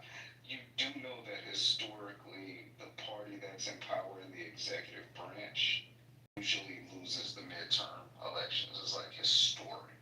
That's a historical fact. Because the power that's in party usually rests while the party that's not in power, they get to sit up and just make accusations and criticize the president. So they usually do really well in the midterm elections after that. You do know that, right? You do know historically presidents typically enjoy 2 terms. You know that, right? Yeah, I do. I'm very. So why didn't this party win 2 terms? Because he wasn't the same president, and Joe Biden probably has early onset dementia. I agree with you. And so it was you guys that put him up, and it was you guys that put up Kamala Harris. And even with his early onset dementia, Kamala Harris. You're correct. You're right. You're correct on that. I won't quibble with that. You're 100% correct. You didn't elect her. So why was she selected? Because she was the vice president. And no, she didn't have to take on she didn't have to take on the nomination just because she was vice president. No, you asked me why was she selected. I agree, but my question, your answer was because she was the vice president. So assumes that there was some sort of obligation for her to take on the nomination simply because she's the vice president. So you know, historically, vice presidents after the president's second term usually run for president and usually wins that party's nomination. No, they don't. We haven't had a vice. No, you're wrong. We've not had a vice president turn president in the last 30 to 40 years. I didn't say that. No, ma'am, respectfully, he said after the presidency, the vice president. I didn't say that. All right, so what did you say? They win the party's nomination. No, you didn't say win the party's nomination. You said wins the presidency. Okay, I'm done. All right, when was the last time we had a vice president? When was the last time we had a vice president win the party's nomination? Al Gore. How many years ago was that? Al Gore was Clinton's vice president. Years, bro. No, exactly. That's not recent political history. We've had 4 presidents since Bill Clinton. Okay. Few presidential elections before. Okay. Let's just set this in. Let's just set this in. It's going to be Dick Cheney, number 1. Dick Cheney didn't win. Biden didn't win. Pence didn't win. Okay. Harris didn't win. Okay. Yeah. Harris didn't win, I guess, but she was selected. This is why I can't. This is why I say I cannot talk to these people. He is twisting my words around. He knows what I said, and if I didn't say it clear enough, he knows what I mean. Okay. Let's go from here. Al Gore, and then Dick Cheney. I know Dick Cheney didn't win because Dick Cheney didn't run. Dick Cheney was never in a position to do that. He wanted to be vice president. That's all he wanted to be. So then the next election after the Bushes was Obama and McCain. So there was no vice presidential nominee to run. Okay, bam. So then Obama's vice president was Biden. He did not win immediately because we know there was a sweetheart deal for Hillary to be the next nominee. Bam. Hillary versus Trump. Trump won. Mike Pence was not in a position because the right wanted to kill him on January 6th. You got a lot of support for your claim here, brother. You've got vice presidents that ran and did not win the nomination of their party. Very few after Al Gore ran. The only one that actually ran was Pence and Biden. And Just the Biden low quality rappers gotta bribe rap room so he can win the rap room. did win. He did not run as vice president. Stop it. He Not vice president as Long vice time haven't been president. over this room. I don't know. But I I mean, I just was down. explained to you that we all know Hillary Clinton had the John, you been here for a while? and it was even in Yeah, you guys reading the gospel? For the sake of argument, I'm willing to concede that on the left, we've had I'm not Democratic candidates, You have a strong Democratic African nominees man, from previously vice presidents. I don't think we a need to man be that this destroyed a person. Now we need to beat the horse He because sounded like Nat So Turner we at don't need one to beat the point. horse on that. I What's your didn't know point? that there The point was. I'm making is It's simple. 2025. Grow the fuck up, fatty. Go to the gym and read a book, You dummy. have a Yeah, I'm band not of with you. That's misfits your wife. that get That's together your wife. and criticize, but you lose Yeah, I hear elections. this bullshit. Do these women ever rest? loses elections. Every side consistently loses elections based on the temperature of the country and how they feel like the president is doing. And as I said, Trump had 2 terms. Listen to me. Trump had 2 terms. You can only win against girls. Stop it. I mean, that's what it says. He can only win against girls. Trump had 2 terms. Obama had 2 terms. Clinton had 2 terms. Bush had 2 terms. Historically, the power that holds the executive branch loses their midterm elections. Historically, I can't think of very many times where it didn't happen. What are we talking about? You saying it like that's some new news. We know how the country goes. The president's in power. The other party gets to do nothing but criticize everything they do and they lose the midterms. But somehow they usually win re-election. Okay, so what's the point? So I just shitted on your point that the left is losing elections. The right loses elections. I can guarantee you in these midterms, the right is going to lose a lot of elections as well. No, they won't. You guys agree that you're in a failed democracy, right? Where the right and the left argue thinking that it matters when it's really the rich and the poor. Like, you guys are literally slaves in America. You're poor, don't you? No. All right, fine. I don't know what he's talking about. This wasn't the highest level debate, but at least it was respectful. I conceded a few points, graciously actually, and that's emblematic of somebody that doesn't have to rely on ignorance to make their points, like the previous speaker. I at least have respect for the guy that he actually was able to bring some legitimate points. Again, it wasn't a high-level conversation, but it wasn't riddled with a whole bunch of ad hominem attacks. Do you see how you have to give yourself credit? Like you have to I look like that on this stuff. Right? Hold on, this is coming from. All right, so I see now we're going back to the ad hominem. This is the Dude, left. once you do a bit of my words and This is the uninformed battling going on belligerence. This is the belligerence. He thinks he's smarter than me. He knows he's not smarter than me. I backed him up plenty of times, and that should say more about me than it says about my college, right? The fact that you don't even have any respect for my college, and I still thank you on a regular basis. Here goes the ad hominem belligerence again, right? The belligerence. Here's the belligerence. Here we go. The belligerence. Here we go. The belligerence. Here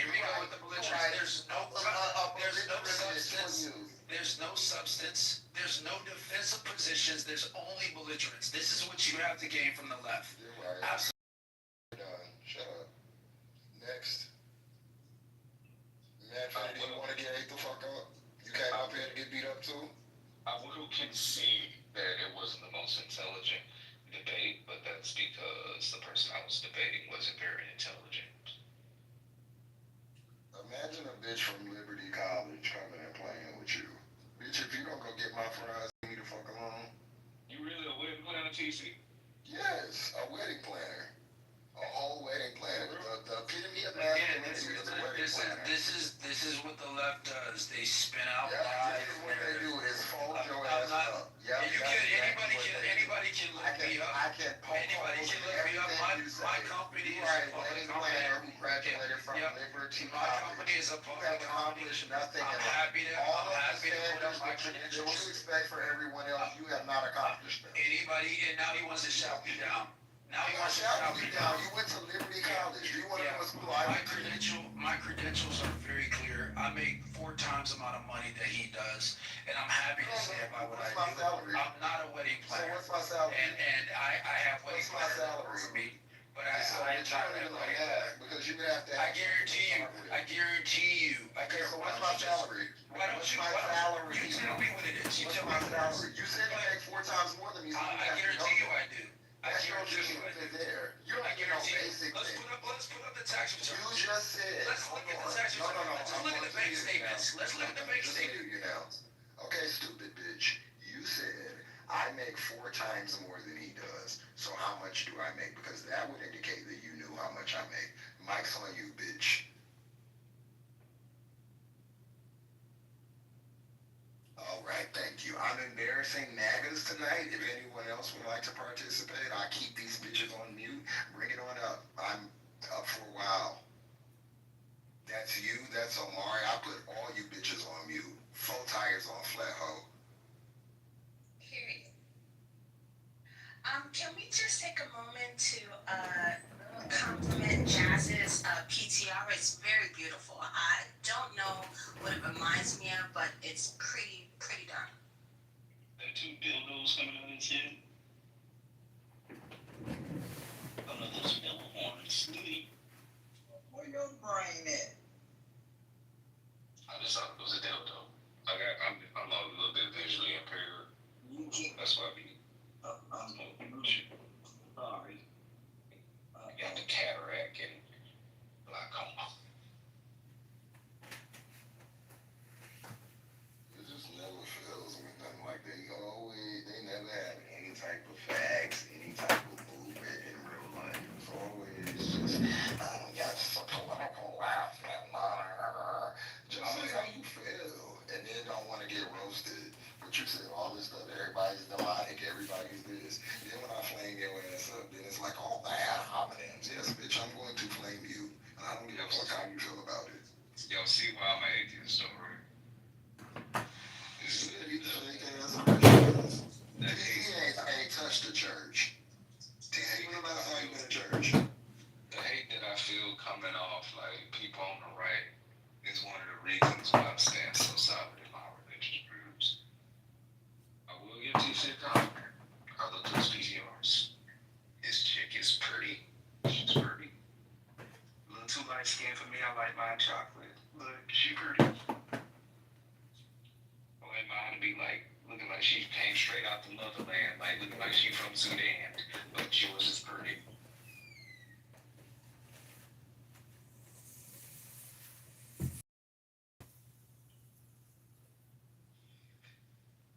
That nigga in the chat, what he say? I come to Clubhouse to listen to Americans. Like I like watching Asian women drive poorly. That's Jeremy, who is type of crazy.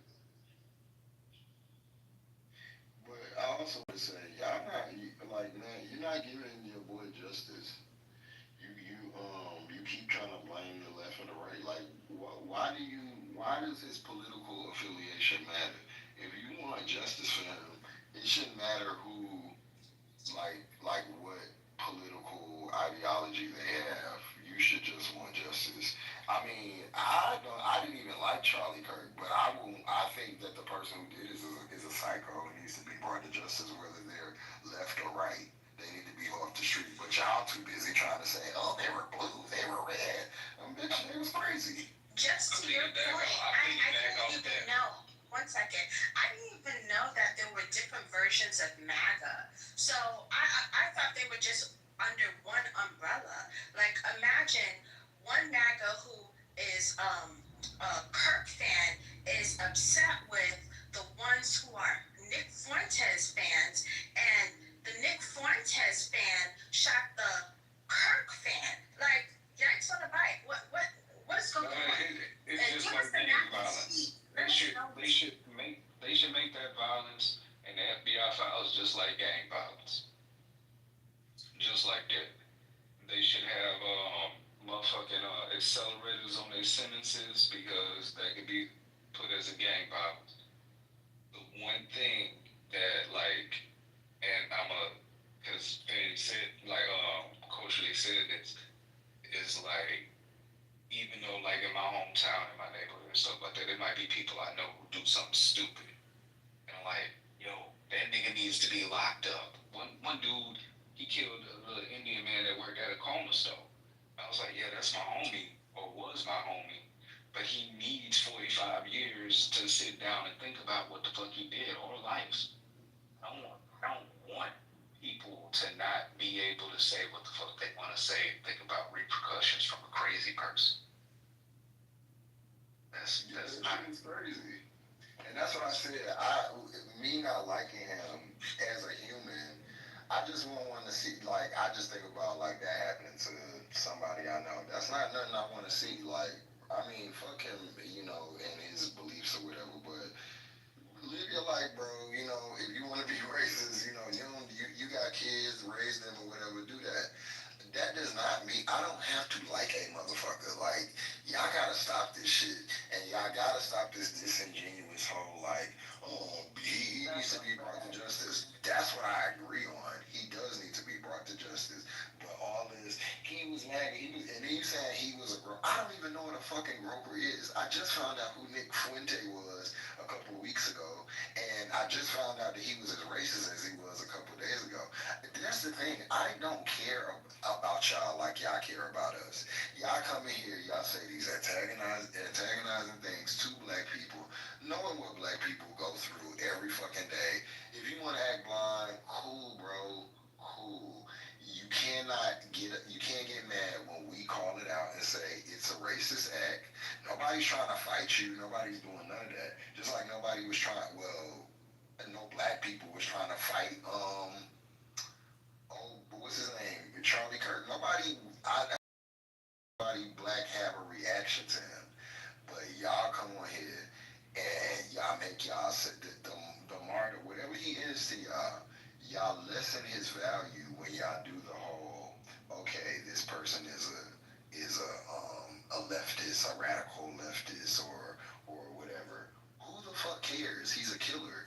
And you're gonna be real tight when we find out he has no political affiliation and it was just on he's just a crazy person. Because that's what probably was going to happen. Hey, Just.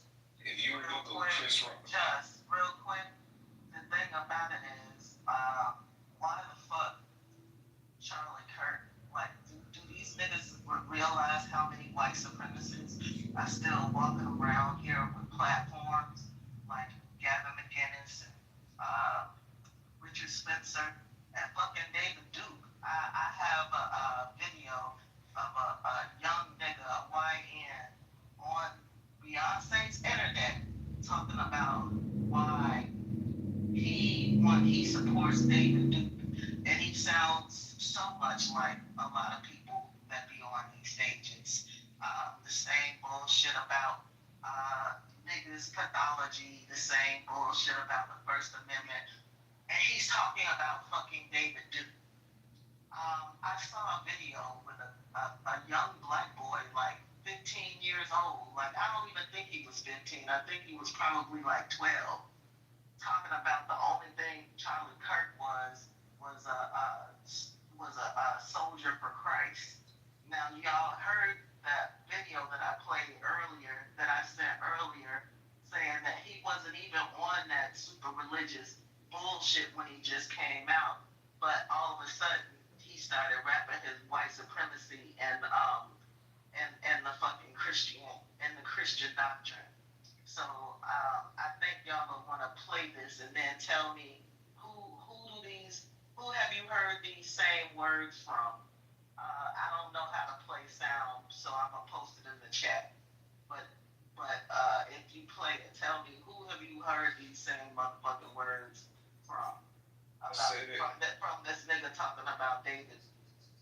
I said it earlier that Richard Spencer is a carbon copy of David Duke in the 80s. And I think the only reason I was able to make that correlation is because I was born in the early 80s and grew up right on the in that area.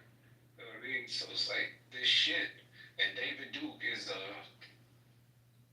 George Wallace. The shit repeats itself. And that's why they don't want us teaching real history, because it'll put people on the guard about shit like that when they see it. So, like I said, I have changed my stance. It is sad that he died. I hate that. But he was still a racist. He said racist things. I might have agreed with 3% of the things he said. But the other part of that was brain rot that infiltrated the minds of young people. Period. It's a lot of churches that, like Gemini said, I seen some videos on Larry Reed Live's channel of some of these white Christian preachers, you know, bigging up Charlie Kirk as some type of I don't know, fucking missionary. And I'm like, do I need to send these people campaign videos from David Duke saying the same motherfucking, the same fucking rhetoric? Exactly the same. Exactly the same. From affirmative action to immigration and being replaced. Like, all of these things are exactly the same script. But these are now soldiers for Christ. Christ didn't talk like that about nobody. It's just so infuriating, man. I hate to God that so many kids are being brainwashed with this bullshit. It's a complete perversion of Christianity, because when you come up to somebody with some fuck shit, the easiest way in America to knock those walls down, and you can do the same thing, you can say the same thing in the Islamic world, is you wrap your hate up in religion. Because the one thing that is near and dear to so many people's hearts on this earth is their religion. So you cloak your racism and your bigotry and your biases in religion, it makes it an easier pill to swallow. To your point, they're not really mad that the man is dead. They're mad that his message might die. That's why they're scrambling to hush up the leftists and the progressives. They don't want that message not to continue. So they have to scramble any way they can. The excuse initially was they thought it was a leftist, even though he died in a red state. Like, just by pure logic, right? An all white or majority white state, white group, and Christian and Republican, but somehow it was a leftist. I mean, it was so far-fetched to begin with. So, they have to scramble. That message is very poignant to them, and they want it to continue to anyone's demise. But Juicy, he's already done his job. Like, this guy's message is only going to be amplified because it's the mainstream. Like I said, like, you don't even know the young men in your family may have been being influenced by this dude. I'm gonna post the link in the chat. Again, I think y'all should play it because it's sad, but it's like a 12-year-old kid talking about Charlie Kirk and how people are wrong for critiquing him and being, like again, I guess he's in this pipeline. There's nobody celebrating, but I wish I would motherfucking shed a tear for somebody that said things like black women.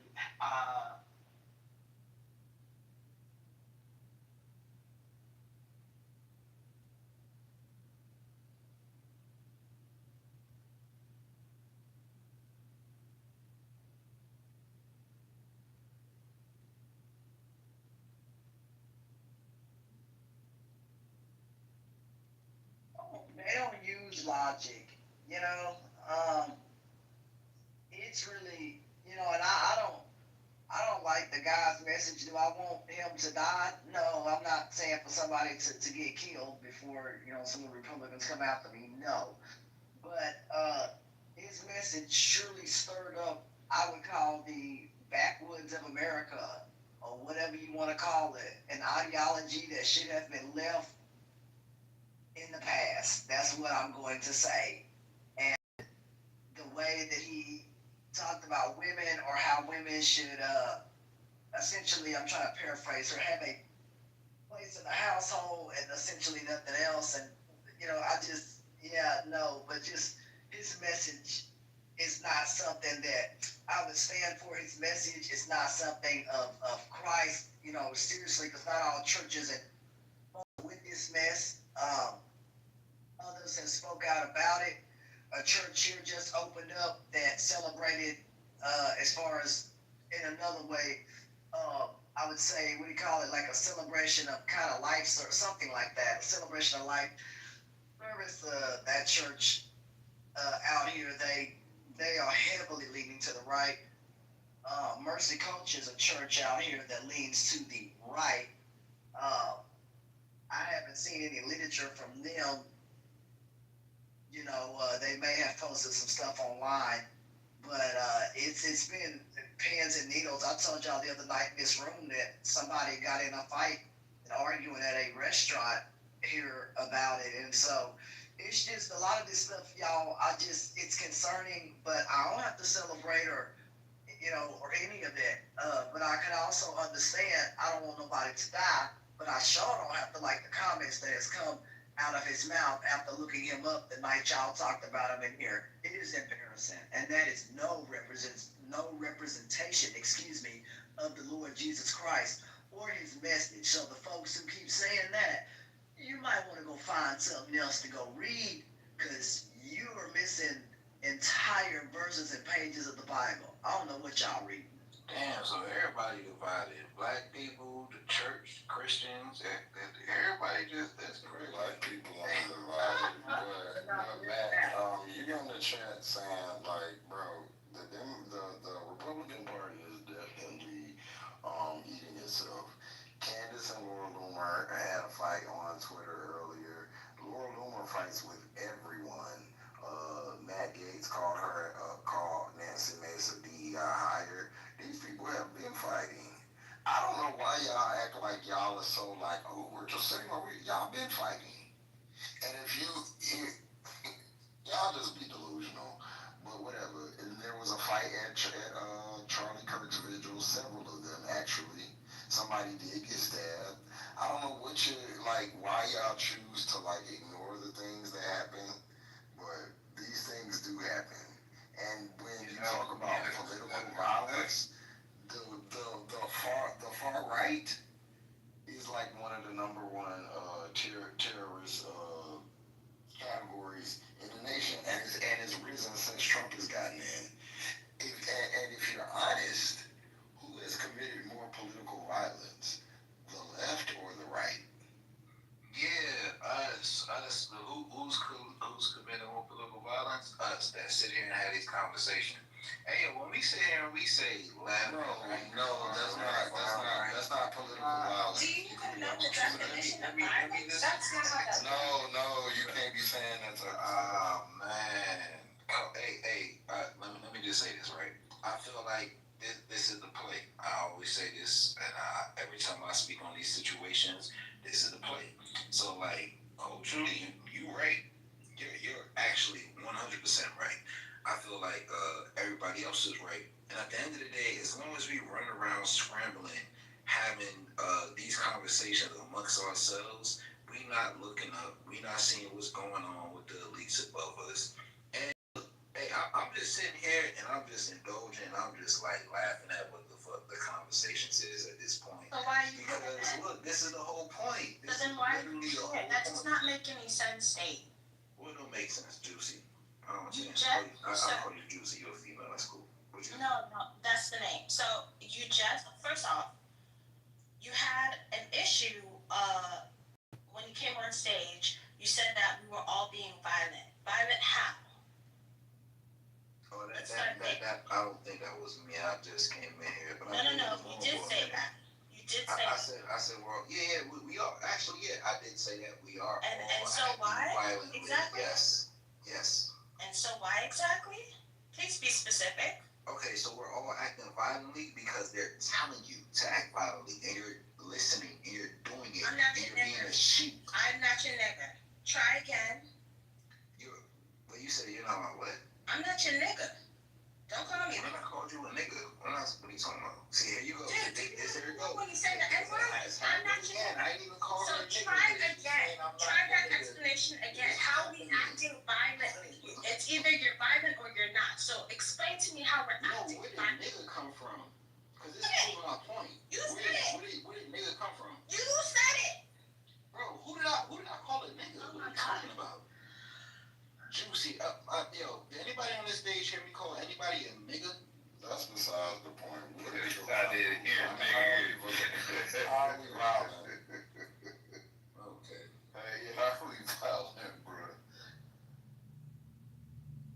Yeah, we playing into it. Like, bro, we talking about white on white crime that got black Americans so involved. Man, this the play. This shit is funny as fuck. Like, I'm stepping back. I had these conversations in Clubhouse just to have. How are we playing into it though? Be specific. We're playing into it in what way? Like commenting on current world events or? Yeah. So this how we playing into it. Charlie Kirk, a white conservative, got shot in the neck by a white man, and Black America is fully engulfed into the conversation, into him dying, into celebrating, into being into all of this shit. Why the fuck are we involved in this? I'll answer you. Right. Why are we involved and so tight into white on white crime? This is white on white crime. Why is Black America just so? I'll answer you. It's not because it's white on white crime. It's because it's a significant world event tied to our current world leader, which is President Trump. He was very significant to his platform in the way that he injected new blood, so it's going to significantly impact him and his, which is the reason why everybody is hyper-focused on it right now. It's not just our community, the world. They have a moment of silence for Charlie Kirk in other countries. This is world news. So, of course, we're going to discuss world news. Yeah, and I get us on Clubhouse on the app, bro. Like, I definitely get it. We gonna talk about whatever. Yeah, there's not just whatever conversation. This is a political room, right? This is a politically based room, just like its sister room, which is politically correct, right? So we're going to talk about major events in politics. Everybody's involved, exactly right.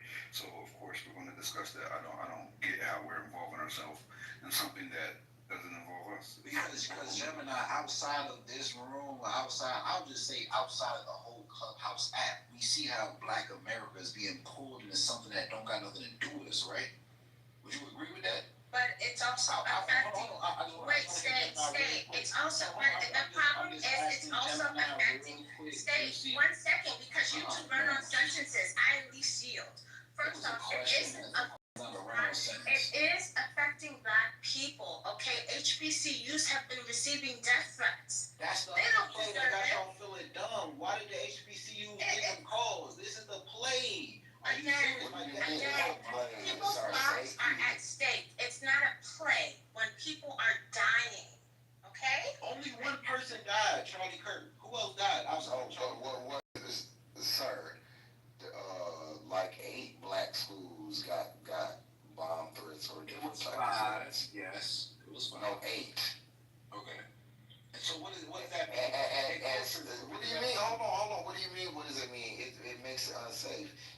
you as a black person, let me explain something to you. I don't know if you know this or not.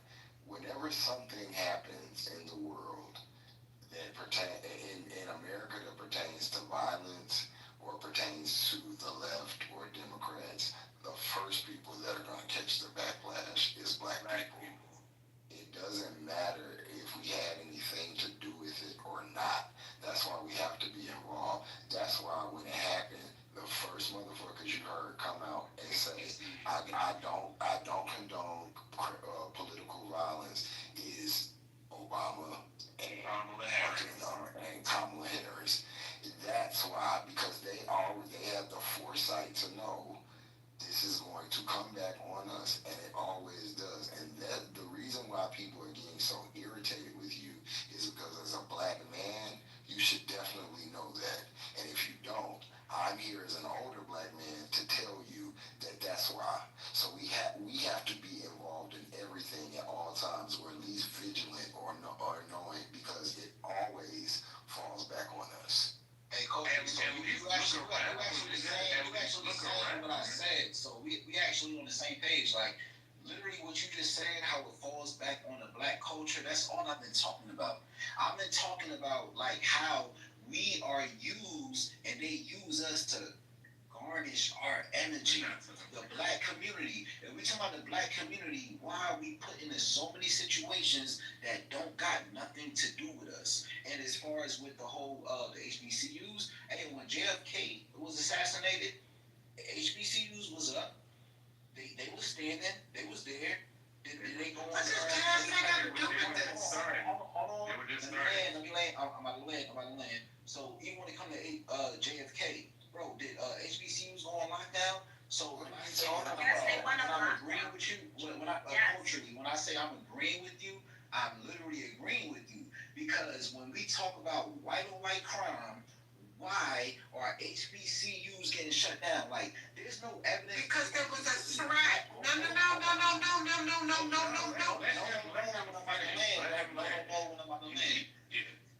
Yeah. So when it comes to that, I agree with you, because it's just like, yo, I sit back and I think and I look, and it's just like, yo, why are HBCUs shut down after Charlie Kirk got assassinated from a white man? We gotta sit here, we gotta ask ourselves these questions. Okay, but stay. There was a legitimate threat made against these HBCUs. From who? I'm not involved in. Let her stay. Right. There's. I don't know, because guess what? That's what they call investigations for, and the FBI is investigating where the threats came from. So I don't know, and I'm not going to make assumptions. I'm not like you guys who just make all these crazy ass assumptions. Let the investigation play out and we figure it out. But at the end of the day, I don't find that funny. I don't find any of that funny. I find it really revolting and sickening that y'all do this bullshit all the time. You know, you can't find it funny because you don't know where the information came from. Sir, I'm telling you where it came from. You just said you don't know where it came from. No, I told you where it came from. The FBI put it out that these schools were threatened, literally. That they put it out. It's credible. They said they were credible. Oh my God. Hold on, Rez. So you saying, because I have the note that was sent to Southern University saying that the boy was going to shoot up black kids until somebody shot him. And he said he was going to shoot up, and he had a specific number, actually. And he said, I'm going to shoot up a certain amount. Hold on. And at my old school, it happened. I got an email about it, and the 3 other schools that were that are around it had to be shut down too. And the black hold on, sir. Hold on. And the black caucus literally came out. I don't know what your problem is. If we're gonna have a real discussion in this room, we have real discussions. We don't laugh. We actually have real discussions. So if you want to do that laughter shit, go someplace else, because we have real, actual intellectual discussions. So if your intellectual prowess isn't strong enough to have an actual real discussion, then you might need to take it someplace I else. follow after you. Go ahead, speak. Well, the laughter is not funny. It's Clubhouse. Calm down. Stop being so sensitive. Hey, Sir, I don't know who you think you're talking to. Bitch. Yeah, what you're not gonna do is tell a policeman. What you're not gonna do is tell me about this in Clubhouse. Hey, bro. I never policed you at all. I never policed you at all. The reality is, at the end of the day, these HBCUs were threatened. Bottom line. And this is what always happens, that there is a black backlash in regards to black people in the black community when these type of things happen. Anytime that there is a threat in the white community, that we always tend to be the ones, just like he said, that become the targets. We become the first target. So now they're pivoting in other directions because now they don't have us as the target. So now the trans community is becoming the target because now they re-pivoted the conversation, and now they're saying that his roommate is a trans person, and now it's a trans situation, and now they're trying to stir the pot with the LGBT community. So, like I said, it just goes on, and they go bounding down these rabbit holes. With us, right? They're playing with everybody at the end of the day. That's all I'm saying, right? And but the point of it is that nobody is discussing the fact that in a white community, in a white town, within a purely white state, in Utah, that this white man was shot by another white man who was raised by a white family who raised him to literally play with guns from the time he was 8 years old. And everybody wants to get into whose political affiliation he was involved in when he had no political affiliation. Where does that information come from? That he was raised to play with guns since he was 8? Sir, it's actually out there. It's actually out there. His mother, it came from his, it came from his, I'm not gonna, his mother's Facebook pages and everything. I've been trying to be quiet. Rez, you've been on point like a motherfucker, so I ain't trying to be disrespectful. Look, everything Rez said has been on point. On top of that, if you do drop a due diligence, which I would you to do if you're going to have a discussion on the subject matter, right? You can see him playing with 50 cals at like 8, 9, 10 years old. Like we're not even talking about your normal high caliber rifle. We're talking about sit down big gun twice as big as him, and he's next to it. Yeah, which are two-man gunners, because I was a 50 cal gunner. Exactly. Okay, you shoot that with your thumbs. You roll it with both hands and shoot with your thumbs. Right, okay. Exactly. Who to find this information? What should I put in? Go Facebook. I'm asking, what should I put in to find this information? Google Charlie Kirk's killer. They were pretty good. Charlie, okay, I'm gonna Google Charlie Kirk. Young family state. That's Rez is, by the way, 13 Bravo, so yeah.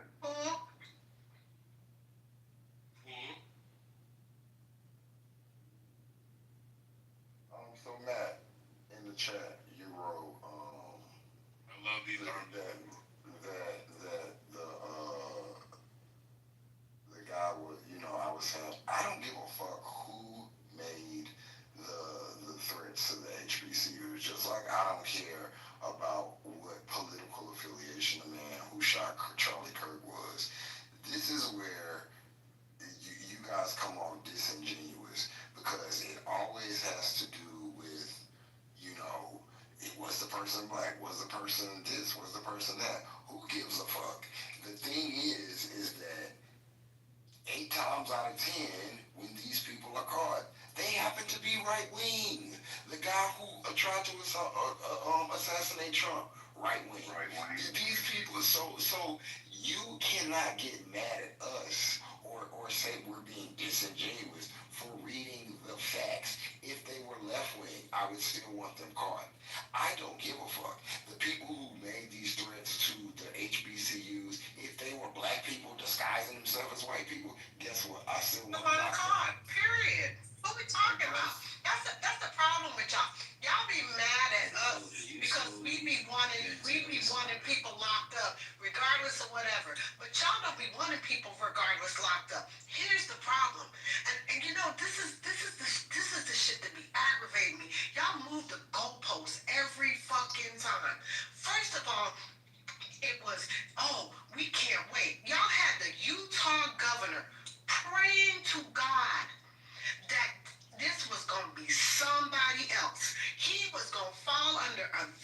category.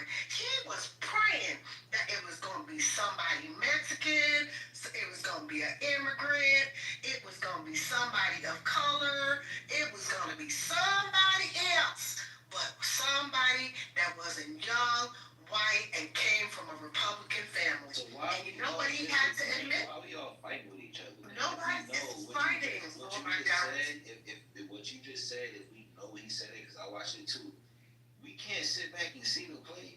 Like, bro, this is literally the reason, this shit happened for us to have the conversation that we having right now. Not just on Clubhouse, in our communities, in our households, families, all of that. Like, man, the problem is no one's playing. We got kids in these schools.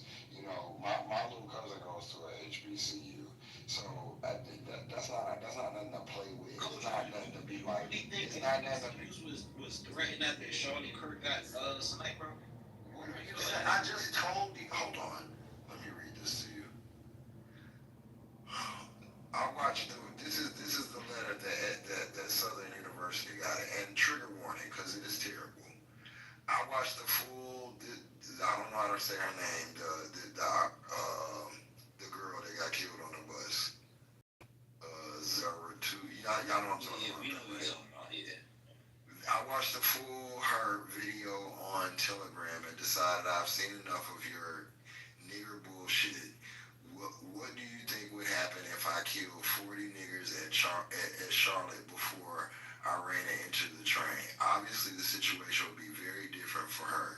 She would likely live today. I am a pussy about attacking in the past, but this time is going to be different. I've decided it's time for real attacks. So let me be very clear. I'm going to shoot every angry nigger, he said I'm going to shoot every nigger, because these words are kind of crossed out or redacted. I'm going to shoot every nigger I see at the Baton Rouge SU campus for your fake HBCU in the short amount of time before your nigger defending pigs come to kill me. I'm coming only for niggers who, no whites, no chinks, then I will finish myself. The nigger lover police will feel embarrassed when 25 nigger skulls are zipped up and in warning signs and looked into, and it is seen that this threat is reported not credible. You will be asking all of the warning signs, but you fail. I'm reading as it's written, but you fail to look at your own behaviors. Every person in my life has said to me, my words are not credible. Until now, ignore me because the psychological pain of knowing it happened exactly as I warned will be much worse. My manifesto explains everything except specific details about where exactly I am, and it's attached to this email. I explain why I'm choosing to go on a nigger hunt at SUBR and why I don't give a fucking shit about using my real name. I have to do something now, and using my real name forces me to act. There's no going back for me now. I'm going to go for a better score than Dylan Roof. Okay. Now, whether that's a play, whether you think that's a joke, that is to be taken at the utmost seriousness. No matter take that serious? I don't take it serious at all. Well, PTR. So let me. Okay, well, we gonna move past it. If you don't find value, I'm done with this. Yeah.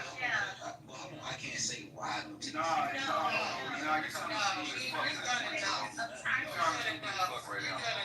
you sound stupid as hell, bro. I can't go. Because you know what?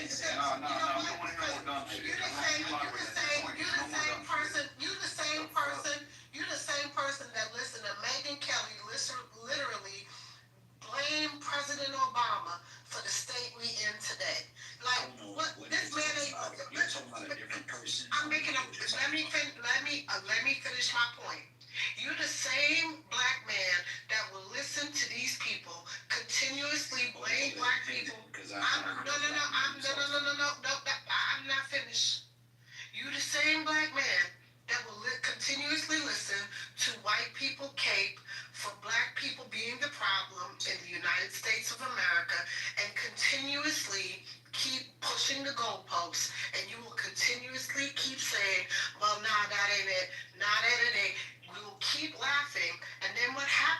when it happens in your backyard, then you want black people like me to then turn around and say, I need you to come help me because now it doesn't happen in my backyard. Fuck out of here. I'm going. Yeah, that ain't me. I don't know what you talking about. I don't know who you talking to.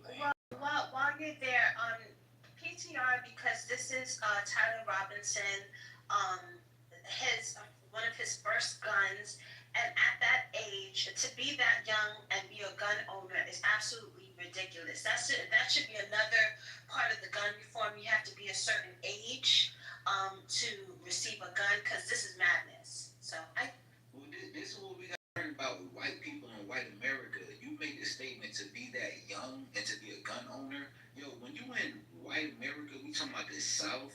Like, You're not white. That is not the South. That's the West. Hold on. That's not the South. That's not the South. That is the West. Hold on. Clarify. They live in Utah.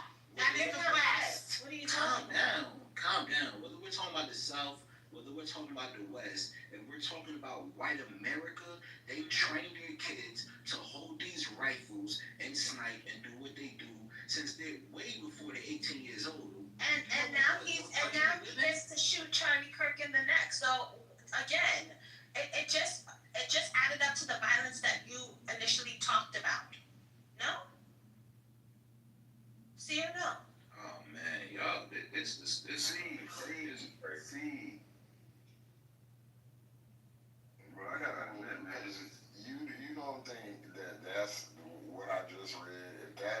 don't waste your time, bro. See, you say don't waste your time, but I like this debate. I like intellectual speak, but the more you talk, the dumber you get. Like, I'm serious, bro. I'm losing brain. Like, you say don't waste your time. And you call me an intellectual, like I just don't know what I'm speaking about. You don't. He just gave you a very valid reason that they were concerned. FBI took that seriously for good reason. You always want to be proactive, especially when it's high tensions. You're sitting here saying, I wouldn't be worried about that shit. Like, hey, so you want me to tell you why these conversations are disingenuous? Because Gemini just said a point about the FBI. So if you're talking about a point about the FBI, you believe full-heartedly everything the FBI says about the Epstein case? Yes or no? Just answer the question, yes or no?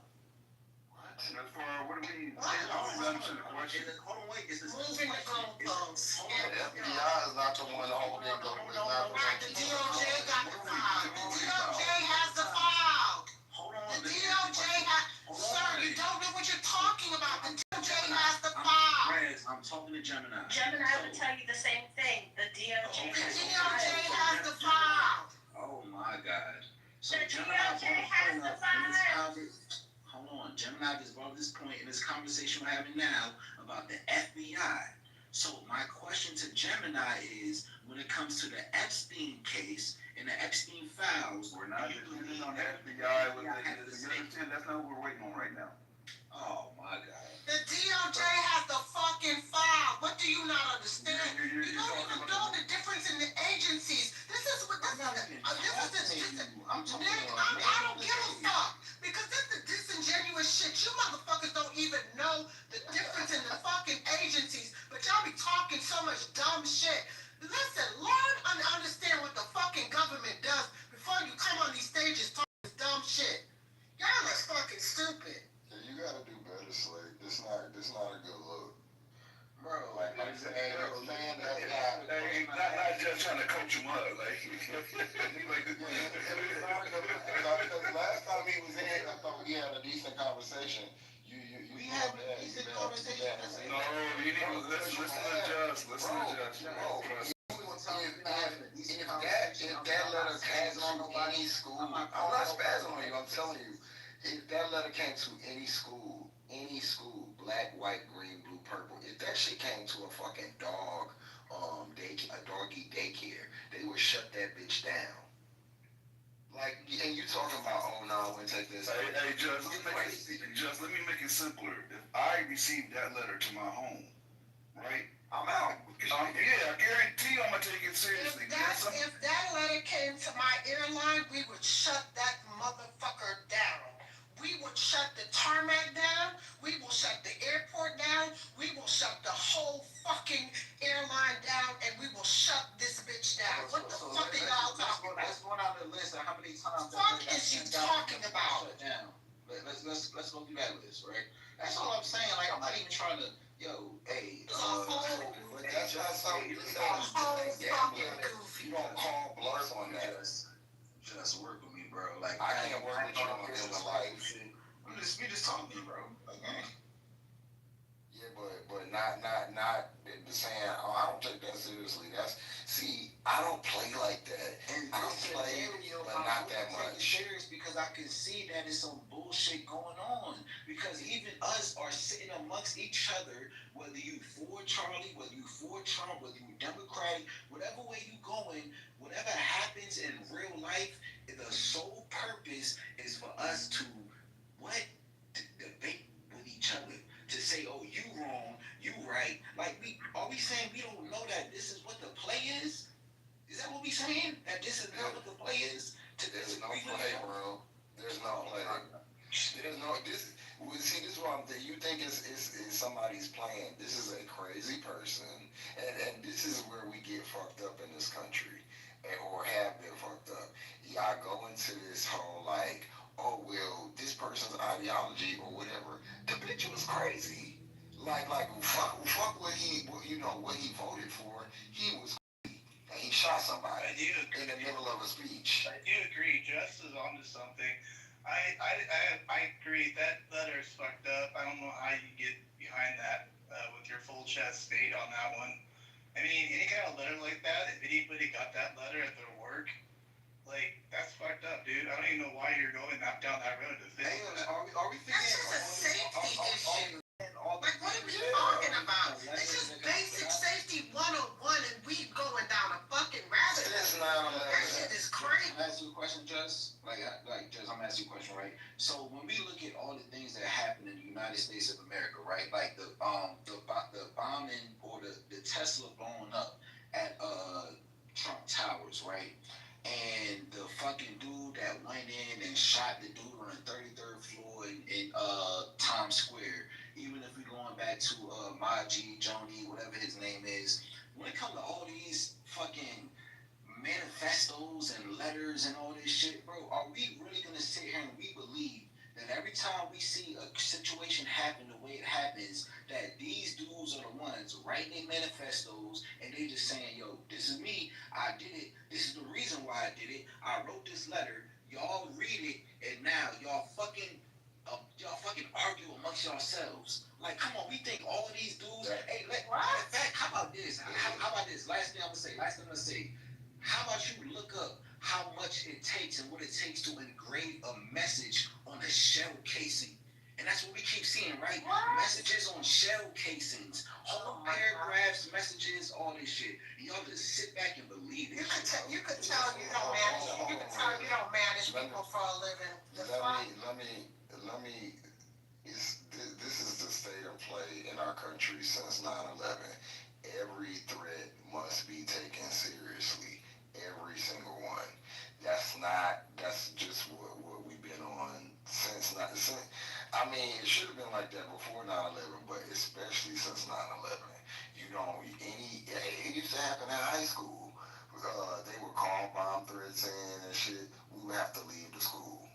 You got it doesn't matter how minuscule or how much of a joke you think it is. You have to take it seriously every time.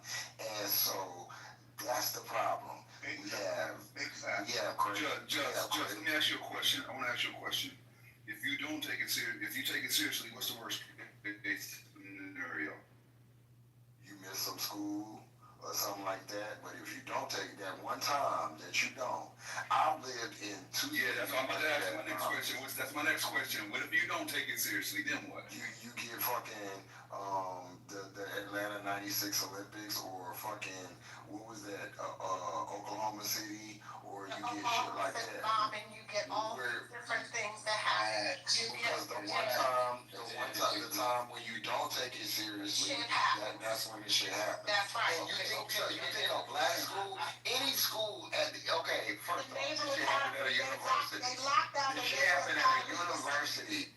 Every school the next day is going to be on high alert. Do you know they locked down the Naval Academy the same day that Charlie Kirk got shot? Any specialized school, any black school, any school where there's, that's gonna be top priority. So whether you read it and you thought it was bullshit or not, you have to act. And anybody that is like that, and this is no shade to you, I do not want them on no type of protective services that, protect where I'm at, because I don't give a fuck what you think about it. You better get these people out of here. Let me tell you something. Hold on. Do you know something? Do you know, hold on, Dave. Do you know that if you say the word bomb, do you know that if you say the word bomb, do you know that if you say the word bomb in the airports, period, point, fucking blank, it will lock and shut the fucking airport down. I don't, right. They take everything seriously, whether or not it is true or not. I have been at Hartsfield Airport. I have been at SFO. I have been at several airports around the world because I work at a lot of these airports around the world. And I'm going to tell you, we take every fucking threat serious. So anytime we suspect anything, if a motherfucker calls any shit in, we are going to shut the motherfucker down. You should. I agree. That protocol goes for schools. It goes for any fucking thing. So I'm trying to make a point. And my point I'm making to you, and in my summation state, is that what you're saying doesn't make sense. Because every threat, whether it's a HBCU, whether it's an elementary school, whether it's a damn airport, whether it's a apartment building, whatever the threat is, people take security seriously, and they are going to stop anything, and they're going to stop an operation, shut it down until they can secure it and make sure that the threat is not imminent. Period. Point blank. Rez is 100% correct. I agree with you, Rez. All right, so cool. So Gemini and Just, right? I'm gonna ask y'all a question, right? Gemini and Just, if y'all still up. No. Do y'all feel like No, they're not the only ones on stage. They're not the only ones on stage. They stop doing that. They're not going to booty lick for you either, State. They're not going to save you, State. Do you understand? If you say something that is wrong, one of us is going to come and correct you, and it might be a woman. I hope you're okay with that. I hope you're okay with that. Right? Mute up? No, I don't want to mute up. Can y'all You've been tell her to talking. mute up so I can Put just your long ask this ass question, bro? sentences. Gemini and Just, can y'all tell her to mute up so I can just ask this question? Like, all right, so cool, she muted now, right? So, All right, hold on, stay. You can ask your question, but you can't. Like, it's an open stage, open for Hold on. So when you ask your question, somebody, if they have a answer for it, other than me and Gemini, and he might be asleep, so they allow them to answer. Like, ask the question just before she started speaking. Did you even hear my question? You didn't ask the question yet. What she's saying to you is, if you ask a question that she feels like she may have an answer on and want to chime in on, it's an open stage. Anybody can. But if I have an answer, I answer too. Just ask your question. Okay, all right. So my question is, right, Gemini, so whoever to the stage, right? So based off of what we were just speaking about, of how we have to take all threats serious, do we really believe that Donald Trump actually had a real attempted assassination on his life? Do you believe that, Just? I don't know. I honestly do not know. It seems weird to me, but I do think it should be taken seriously, just like I think that anything else should be taken seriously. You know what to say, bro. No, it's not. You know what to say. I could dislike you. I could want to beat you up. I could want to slap you. I don't think people should just be gunned down in the street. That's not my style. I've never been that way. I wasn't raised like that. Y'all think because someone talks harsh, is not afraid to say the things that they are evil. I really don't give a fuck. But I'm actually not evil. I don't want to see nobody hurt. Even if you don't like me, I might want to cuss your ass out. I might want to press you, but I don't want to see anybody hurt. And it's the reason I got so pissed off with Omari for saying that, and Matt knows because he was in here when the shit happened. I got in an argument, well, I didn't really get in an argument, but me and who was it? Black Freedom was saying how we really ain't fuck with it, and they was calling us a coon and everything, and we soft and everything. So it's irritating when you say something. I say exactly what the fuck I mean. I don't think the boy should have been shot. That's just how I feel. Now, if somebody else feel that way, that's on them. I believe in free speech as well, but that's not my feeling. So I think that both things, the threats at the schools, all the things that happened in hindsight, and the killing, it all was wrong. I'm not hung up on if it's a right wing or a left wing. I just know what's been happening, and it's been from the right side. But if it's a left wing, get the motherfucker out of here. If it's a black person, get him out of here. If it's an immigrant, get him out of here. But it's likely not. And then just like we have to say, we can say, get them out of here on all levels, whatever they are, we have to look at statistics. And I'm a math guy. And statistically, it's a very, very, well, I mean, we already see it was always a very low chance of it being a non-white person. And statistically, from what's been happening with right-wing and right-wing extremism, it was very likely for it to be a right-wing person. Now, that we don't know yet. He could be politically unaffiliated. But all this, he had a trans lover, so that don't mean shit. Y'all got trans people on the right side, too. Hey, but you see how they try to just get everybody to argue though, right? You see how like whether he trans, he was staying with a trans person, whatever. At the end of the day, all of this is for what's happening right now. The left, the right, the up, the down, the black, the white. This is what it's for, and we fall into it every time. That's my whole point. That's all I'm saying.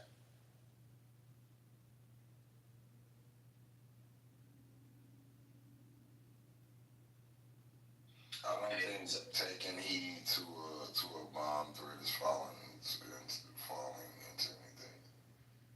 But then we have to ask ourselves the same way we do our deep dives or we go on to ChatGPT, whatever the case is. Now we have to ask ourselves, where did this come from?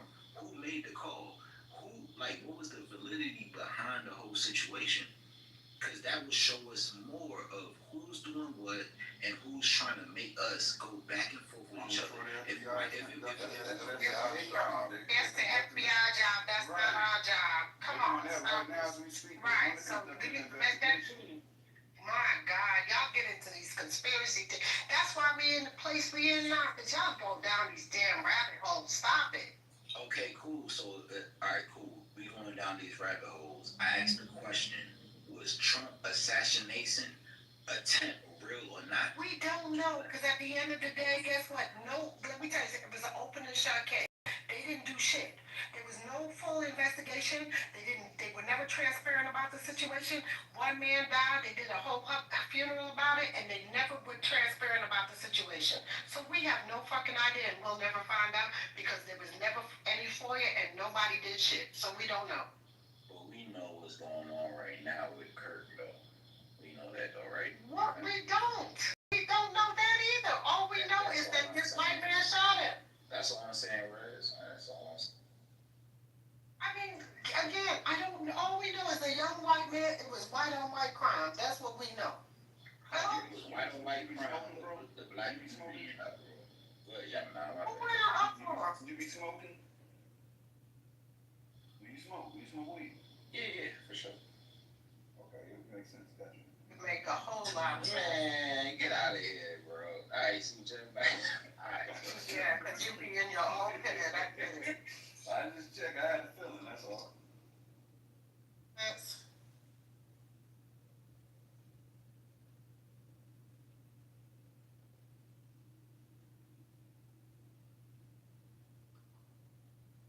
Alright, yeah, so my thoughts are coming from the fact that I smoke weed, alright? No, because that paranoid be kicking in. I get it. I ain't talking just like you. What am I paranoid about? Y'all be paranoid about all kind of shit. What am am I paranoid about? I'm not paranoid about nobody doing nothing to me. So what am I paranoid about? I'm not Charlie Kirk. I'm not nobody in any type of position. So what am I paranoid about? Rez? I mean, you came up here and called us violent, so. I ain't hear you, Juicy, my bad. I said you came up here and called us violent, so. I didn't call y'all nothing. I don't, so Juicy and Red, I don't need, I was talking to Just, I was talking to Gemini. I'm not You were on the stage talking. You were on the stage talking. That means even if you're talking to Just and even if you're talking to Gemini, you're on the stage. It's an open stage, so we can all jump in at any time. Of course. Like, did I say you couldn't jump in or you couldn't speak? Did I say that? Again, you said you keep pointing out Just and Gemini like they were because that's going to why I stop asked you the from saying question anything.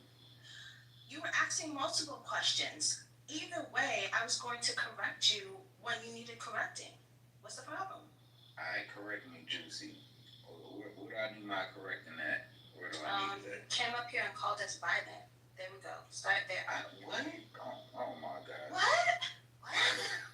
That's what you did. What? Hey, Juicy, so you saying the correction I need is that I called y'all violent? Yes. So this is where the whole left and right situation comes into play because we have a person that's on the stage, Juicy, like that don't know that I come in this room all the time and everybody that's moderated at least know what my stance is. And you're playing. What's your stance again? You're playing into What's your stance what again? you to play into. You don't think for yourself, Juicy. I'm sorry, you're not thinking What's for yourself. What's your stance again? You're not thinking for yourself, Juicy. Sorry. What is your stance again? My stance is you don't think for yourself. That Juicy doesn't think for herself. Okay. That's my stance. Okay. And where did you get that from? Because of what you just said. It shows me clearly you don't think for yourself. Jesus, oh my God. You literally just came up with a little bit of attention, or am I misreading? Yeah, you know, that's disgusting. That's literally disgusting. Yuck. I don't know which side is from, Not you too, Jess. I'm so clapped right now. Nah, Slay is like a.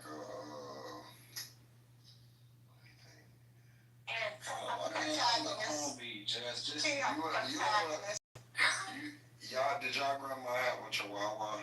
Yeah, that's what I when you first meet it, you be like, man, get this motherfucking dog. And then after you be around it, you be like, this little motherfucker, alright. That part, yes. And you might be sitting on your lap and watching TV. That's how Slay is. Yep, So he got ankle biters. He alright sometimes. And I ain't gonna say if I'm wrong, whatever the case is, like, look, I'm just trying to have the conversation, and I feel like we getting played. I'm not saying I'm right, y'all wrong, whatever the case is. I'm saying that you said who playing us and what they playing us for? So now we're having a conversation of why. I'm asking the question. Why? Okay, so why? I answer the question. They playing us because they need our energy. So I'm just looking at the stage. I feel like this is a. Why? I feel like a question. Who and why? Okay, like I can't answer it if you like cut me off. So but you gotta tell me who first, love. Who? Rez, this is what I'm going to go. Start at the beginning. I don't. Here's the thing. I don't know who, and you don't know who. That's the But then I can't. But love, listen. Who's on first? This is where I always get. This is what messes me up in the conversation. Because you can't be telling me who unless you can tell me who the who is. This is the problem. Okay. So let's do this. Who benefits from Charlie Kirk getting sniped in the neck? Rez, who benefits from that? I don't know, because I'm not in Charlie Kirk's Exactly. pockets. So you're in the same boat as me. I don't know. You don't know. We don't know. I'm not in Charlie Kirk's pockets. What? What are you talking about, Charlie Kirk pockets? What I'm saying to you is that I am not a part of his organization, so I don't know who benefits from Charlie Kirk's situation. Facts. That is 100% facts. Then why are you, but you're the one making the summation. So why would I be discussing something about who when I don't know who? I'm not going to have that conversation about the who when I don't know the who the who is. So you can agree with me that we are pretty much fighting amongst ourselves and we don't know the I'm reason not why we're fighting. having conversations. I'm not fighting because here's the thing. We fighting with each other. I'm not fighting with you. I'm telling you I don't give a fuck. Excuse me. Yeah, I'm telling you I don't give a fuck because at the end of the day, this white on white crime, right? And what I'm telling you is I'm sitting back with my popcorn watching this shit go down. And at the end of the day, I think it's a very unfortunate situation. What I'm trying to concern myself with is how do I make sure that the people that I love and that I care about and the people that are in proximity to me and the people in my community are okay, and that bomb threats don't go down at HBCUs, that the people that I love and care about and that attend those HBCUs stay safe, and the people that work in proximity and work in the realm that I work in are okay, and that my child that serves in the military currently are okay, and the veterans like myself that I take care of and that are okay will still be okay, just like me.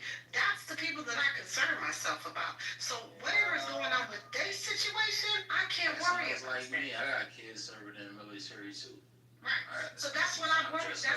That's what I worry about. I worry about veterans because I'm a vet. I did 22 years in the Army. I worry about my son that's still on active duty, so I'm still in that space, and I make sure that that's taken care of, and that's what I can concern myself with because I still got reach in that space. But that's what I can concern myself with because as long as I got an active duty, as long as I got a retired military ID card, I can do what I need to do, and I'm gonna do what I gotta do. Period. Yeah, that's what I'm talking about. Steve, do you mind if I speak? Absolutely. Go for it. I ain't no mouth, bro. Go ahead, do your thing. Awesome. Well, what a cool space. I mean, holy moly, I was thinking it was like a 420 lounge where we just smoke weed, and all of a sudden I heard TC going hard. Nah, you can't smoke weed and speak on the stage, bro. You can't smoke weed and be in here. Okay. TC what I was gonna on hard. Honestly, he really had to concede on multiple points before he left the room. It didn't really go well for him. Well, that's what I'm gonna back him up a little bit. I love TC.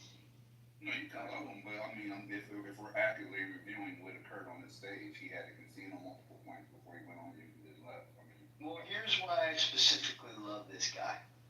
Is No one because cares if you love him. Respectfully. Do you have anything that you want to say?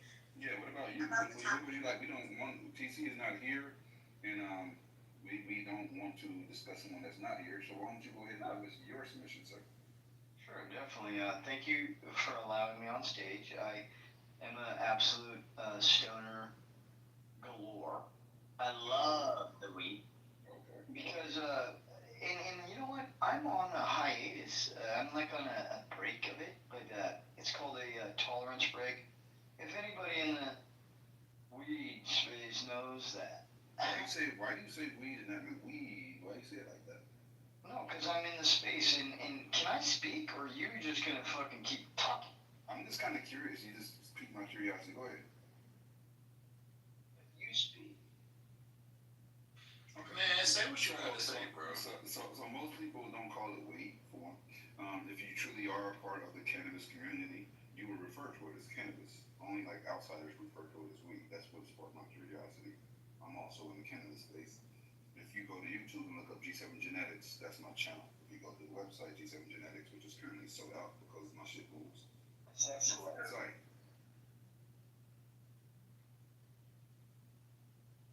That's what Gemini kind of did to me. He was like, dude, flip you, flip me, flip everybody. You don't even know who I am. I'm Jason from the Bay, and I'm literally fighting for the fucking goddamn green fucking goddamn stigma, and I'm willing to actually go so far that I am doing it for the prisoners.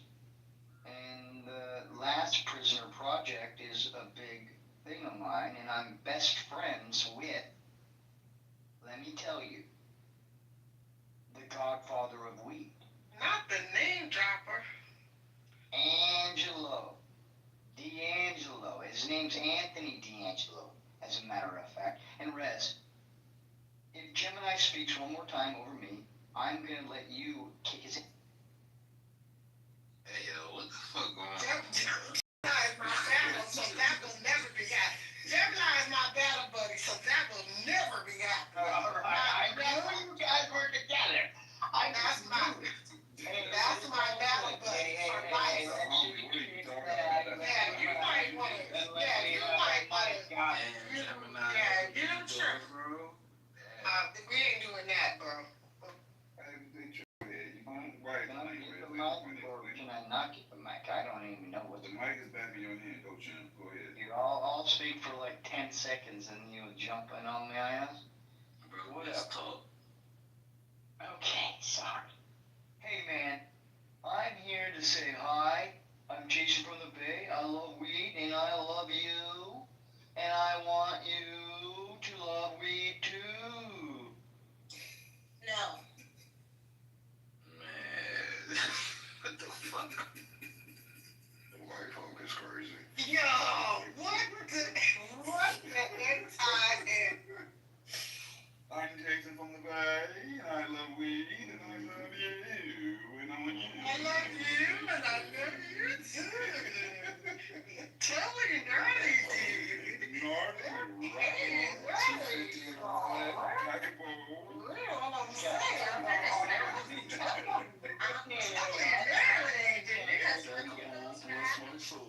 When he gets back to TC and tells his daddy what happened, he's going to blame all of us. That he's going to say that we picked on him, quote unquote, and not that he came up here like a total high ass doofus.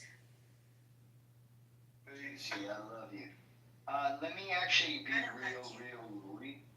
That's okay. That's okay. Not many people. You know what I do like? I like Jazz's picture. Do you see her PTR? Does it look familiar? She did like a double finger fuck me or something. I don't even know. It's definitely a double fuck you. It definitely. Here's what I'd say, Juicy. I love you, Juicy. I don't like you. And you're high. Crazy. That's fine.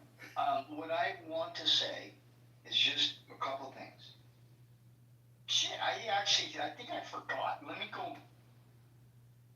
Because you're high, baby. Go down, back down to the girl. It's okay. Whatever strain you are smoking, you are great advertising for it because it is effective as fuck.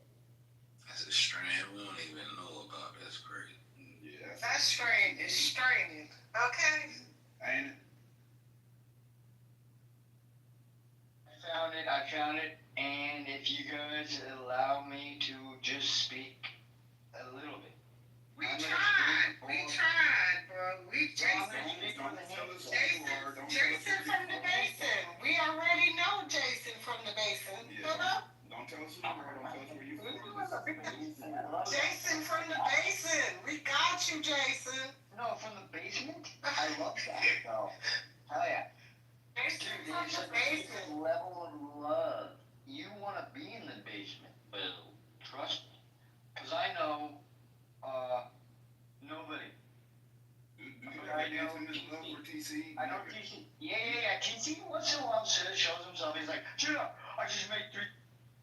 Do y'all have an intimate relationship or what's the name? No. Well, here's what I wanted to say is he knows Nelson and I know Nelson, and when they went to a party, he said, hey, I closed a $30,000 deal in front of Nell. And what I was going to do was $30,000 deal? is I'm actually going to do a $300 million deal in front of Nell. Let's go. Oh, okay. All right. What Is happened? that your submission? Things are getting progressively great for all of us. Stop being such a racist. And stop being such a jerk. The basement can still make money, honey. And what I say is this. I want to help the handicap of the world have their own golf tee instead of the red, white, blue tees and the black tees and the back it up. I want a Hispanic tee. I want a black tee. Well, actually, they already have a black tee. Are you No, MAGA? ultimately, I want the handicap. Jason, are you MAGA? No, I want to see. Did you vote for Trump? My friend, hold on one second. I want to That's see just my yes or friend no. David Did you J. Buck. vote for Donald Trump? David J. Buck. Who is in a wheelchair. Jason, did you vote for Donald J. Trump? Hell yeah, I voted for It just makes sense. Continue. Gavin Newsom. I love Gavin Newsom. I'm his governor. I actually really like Gavin Newsom. I don't know why. I just think he's unraveling a big mess in California, and he's doing his best. And he wants to quit. Jason is not a Trumper. Jason from the Bay, he's not a jerk. He's not a Trumper. Jason from the Bay. Jason don't know nothing shit about Trump. Jason from the Bay. You gay, ain't you? No, I'm happy as fuck, but at the same time, I'm trying to invent something for, like, the handicap, the rollers, the people that are in a wheelchair. I want them to have fun playing golf just like I do. And I want them to have their own tee. Thank you. Ladies have their own tee, so fuck off, bitches. I'm sorry, I got a little hardcore. But I want all you to remember my name, Jason from the Bay. Stood tall, stood back for the... You know, Jason, I saw in the chat when TC was in here, you were making a lot of passes at him. And then I've just picked up on some of the other things that you did, and I've come to the conclusion that, Jason, you're gay. And it's okay, you do, but I just want to know if No, here's something that I've done in life that you haven't done. I don't care though. I was in La Quinta and I was enjoying my life and I was starting my business and I was like, well, there's like a cool tennis tournament and then Kobe Bryant died and I went to the same place and then I was like, God damn, this is fucked up. And I played with an up-down like tennis facility and so I saw all these wheelchair people do their thing and I met David J. Buck and I was like really intrigued and I was talking to him and he knew the GoDaddy guy or no it was actually the Surveying Monkey guy and I was like, dude, I'm actually starting a business, David J. Buck, and he started telling me everything that he had to go through and I was like, God damn, what the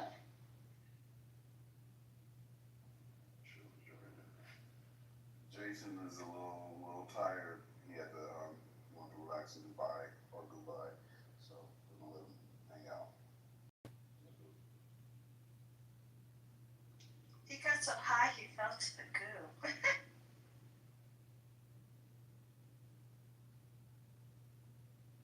So Jason from the Bay, we will remember your name and we appreciate your contributions on the stage this evening. Yeah. We do. Hi to you and the do. Or you're high in the do. Actually, see that reverse words. So I got secondhand embarrassment for the Bay right now. Even Matt Cole doesn't know how to feel right now.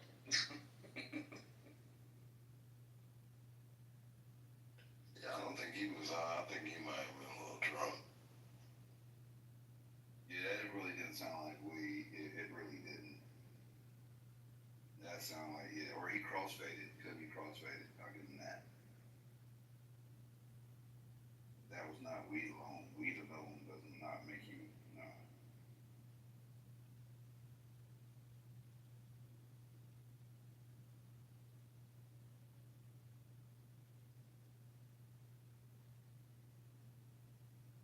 All right, State, you're up next. Any more questions you need filibustering to? Oh, he fell asleep. This is Jason's fault. Oh no, I'm about to. Oh, okay. I'm about to make some oxtail and mac and cheese real quick. I'm good. I'm all listening. Munchie's kicking in, huh? Yep.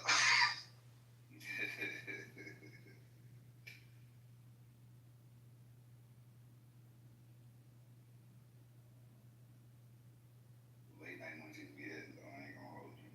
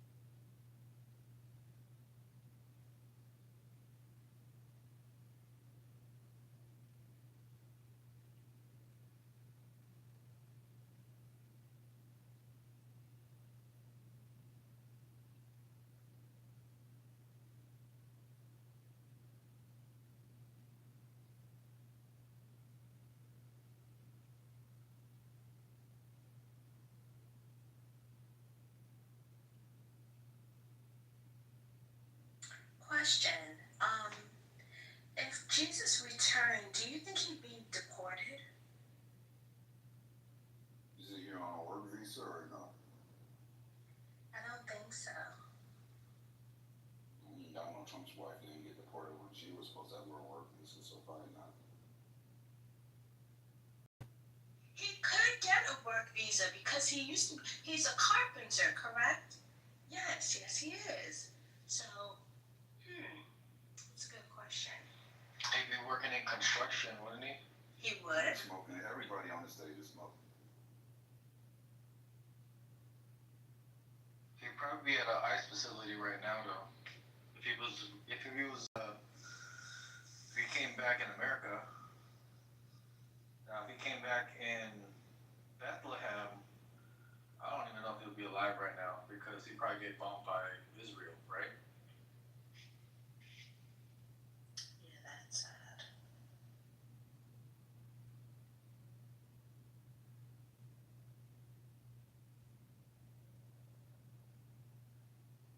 But let's say, he came to America because he wanted to make America great again, whatever the hell that means, right? And decided that he wanted to do miracles, right, for the free, because he only did them for the free. He did not need donation. Did you just make Jesus MAGA? What are we doing right now? No, he's not mad, but he just wants to make You literally say, I don't think he'd be country specific. Yeah, exactly. He's for everybody.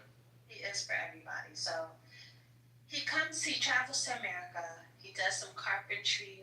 Obviously, he needs to work, right? Because, you can't come here and not work. He obviously doesn't get any benefits because he is indeed on a work visa. So, he does a miracle. The miracle happens. Words get spread. Who do you think would attack him first? The church? Trump? Or let's say he was in Texas. Who do you think would get him first? The Texas governor, Trump, or the church? Who do you think he would get what first? Jesus.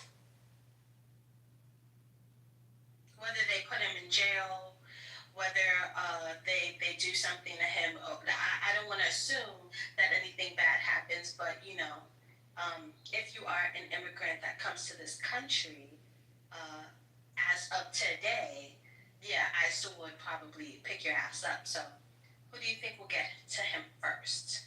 What do you guys think?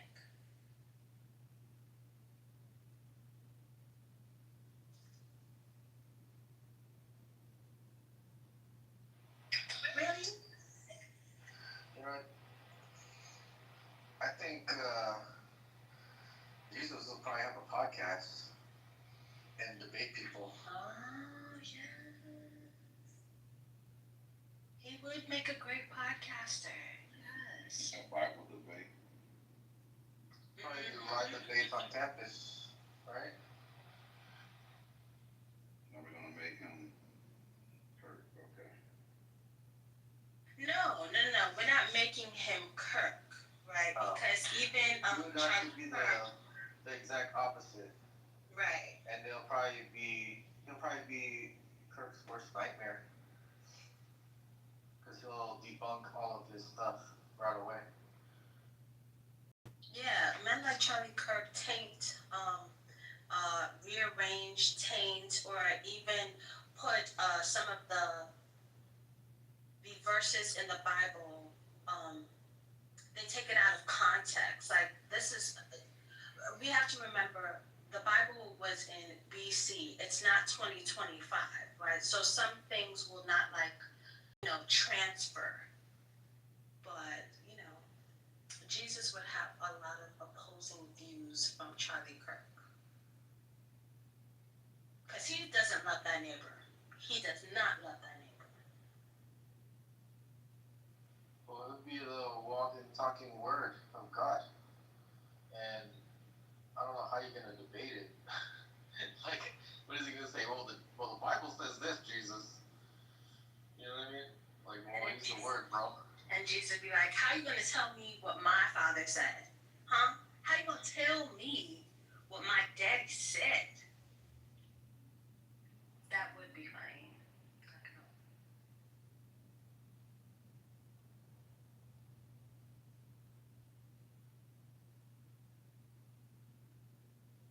Who said Jesus would be Asian? Like, Asian?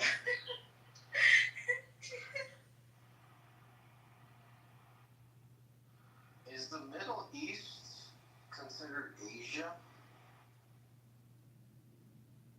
I assume the Middle East would be the Middle East. Oh, what continent, though, is it on? It's in Asia, right? Russia is in Asia, so Russians are actually Asian, isn't it?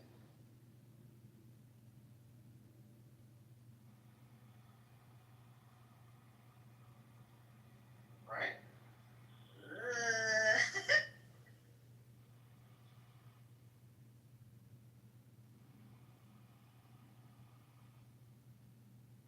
So Middle East, that's south of Russia. That's Asia, right? Do you call Middle Easterns Asians, though? Well, I'm just talking technical. Technically, they're Asian. But do we typically call Middle Easterns? It's like do we call Chinese people Chinese or Asian? They're both. They're Middle Eastern and Asian. Middle Eastern people are Asian.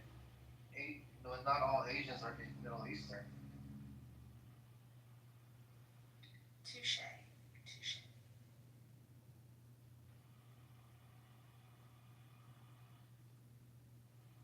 So Middle Easterns are Asians' brothers and sisters.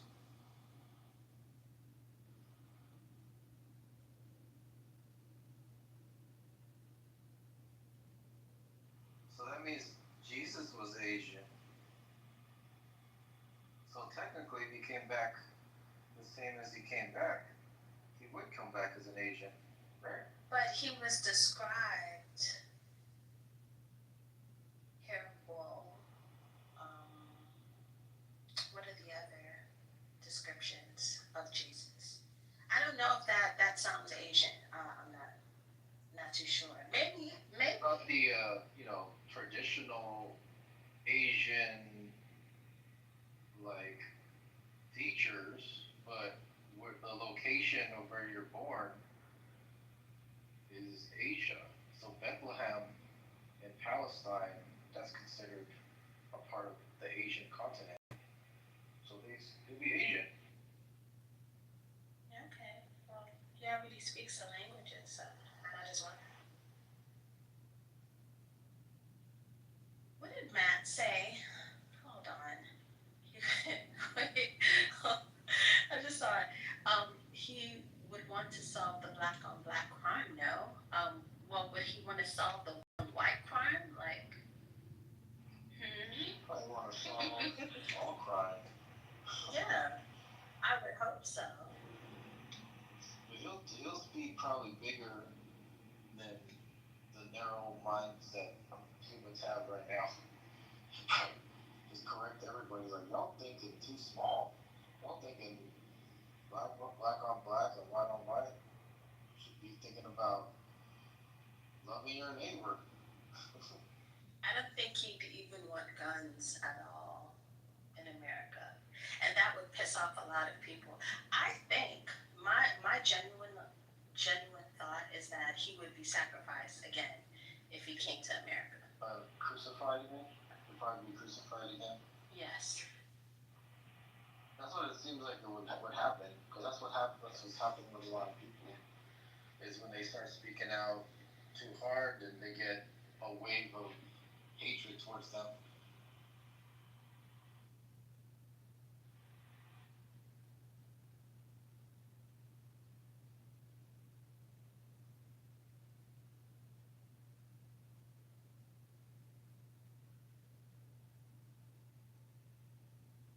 All right. That was a good question and answer. Thank you, Jeremy, for indulging. Does anyone want to hear any what's his name, Charlie Kirk talking points or anything of that nature? Matt asks, do you think Jesus would be for reparations?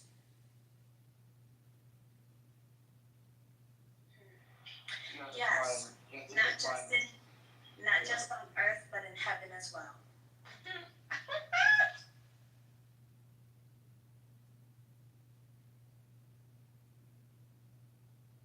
You were saying, Jeremy? I'm sorry.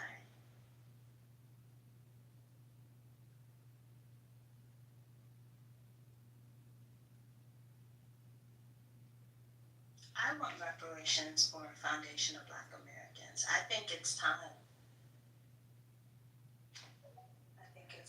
If we really truly want to move as one unit and say that we're American, they are owed. They are owed. You wanna question the ponder? Sure.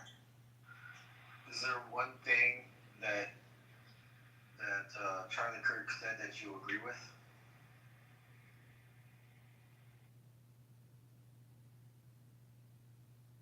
About the Epstein files, making sure that there's full transparency, but that's it.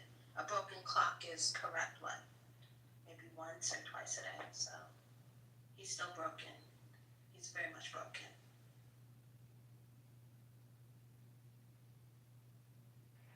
Yeah, I actually wish he was still around so that way he can push on that. And I wish he didn't flip. I wish he didn't flip on that shit.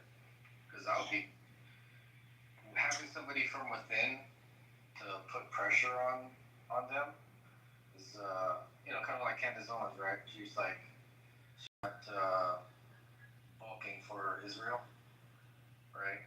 It's good to have somebody on their side that builds a fan base that has the influence in that base to push them, because nobody on the left has that leverage on them. Well, nobody's gonna push Trump either. There are maybe one or two outliers, and then they get quiet very quickly because they know they have to stay in line, otherwise they can lose their spot. Charlie Kirk is no different.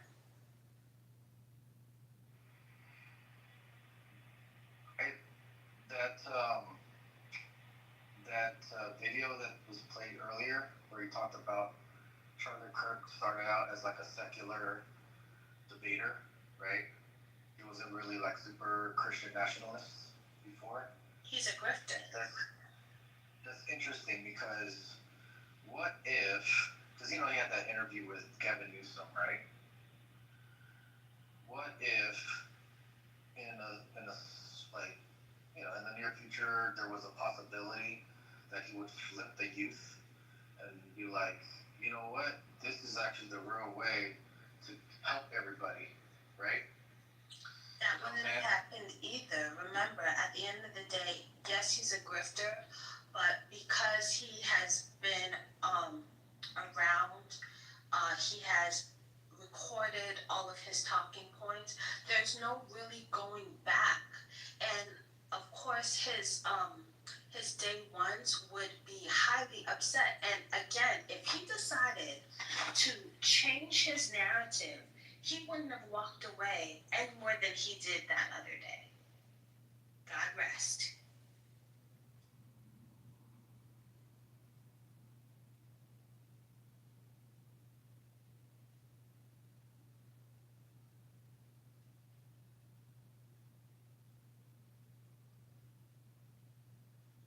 Y'all think Kirk is MAGA adjacent? I think Kirk is a grifter who got into a sweet role in MAGA. I think his wife is very much MAGA, and she will finish and complete the work that he hasn't. And I hope to God, I truly, truly do, that her voice goes unheard because she sounds horribly dangerous. There were people talking about her earlier and like really emphasizing how dangerous she sounds, and the sounds might come into action. And the way I heard people just saying, oh no, it's not going to take flight. Charlie Kirk wasn't supposed to take flight either. Charlie Kirk was a grifter. He wasn't supposed to take flight, but here he is being praised around the world for his goddamn bigotry and horrible and hatred rhetoric. So who knows what she's going to do when she has the gavel in her hand.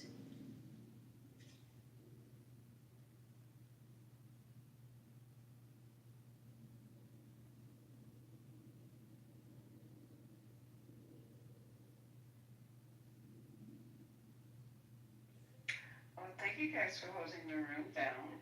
Hey, good morning. Good morning, everybody. Thank you for holding the room down.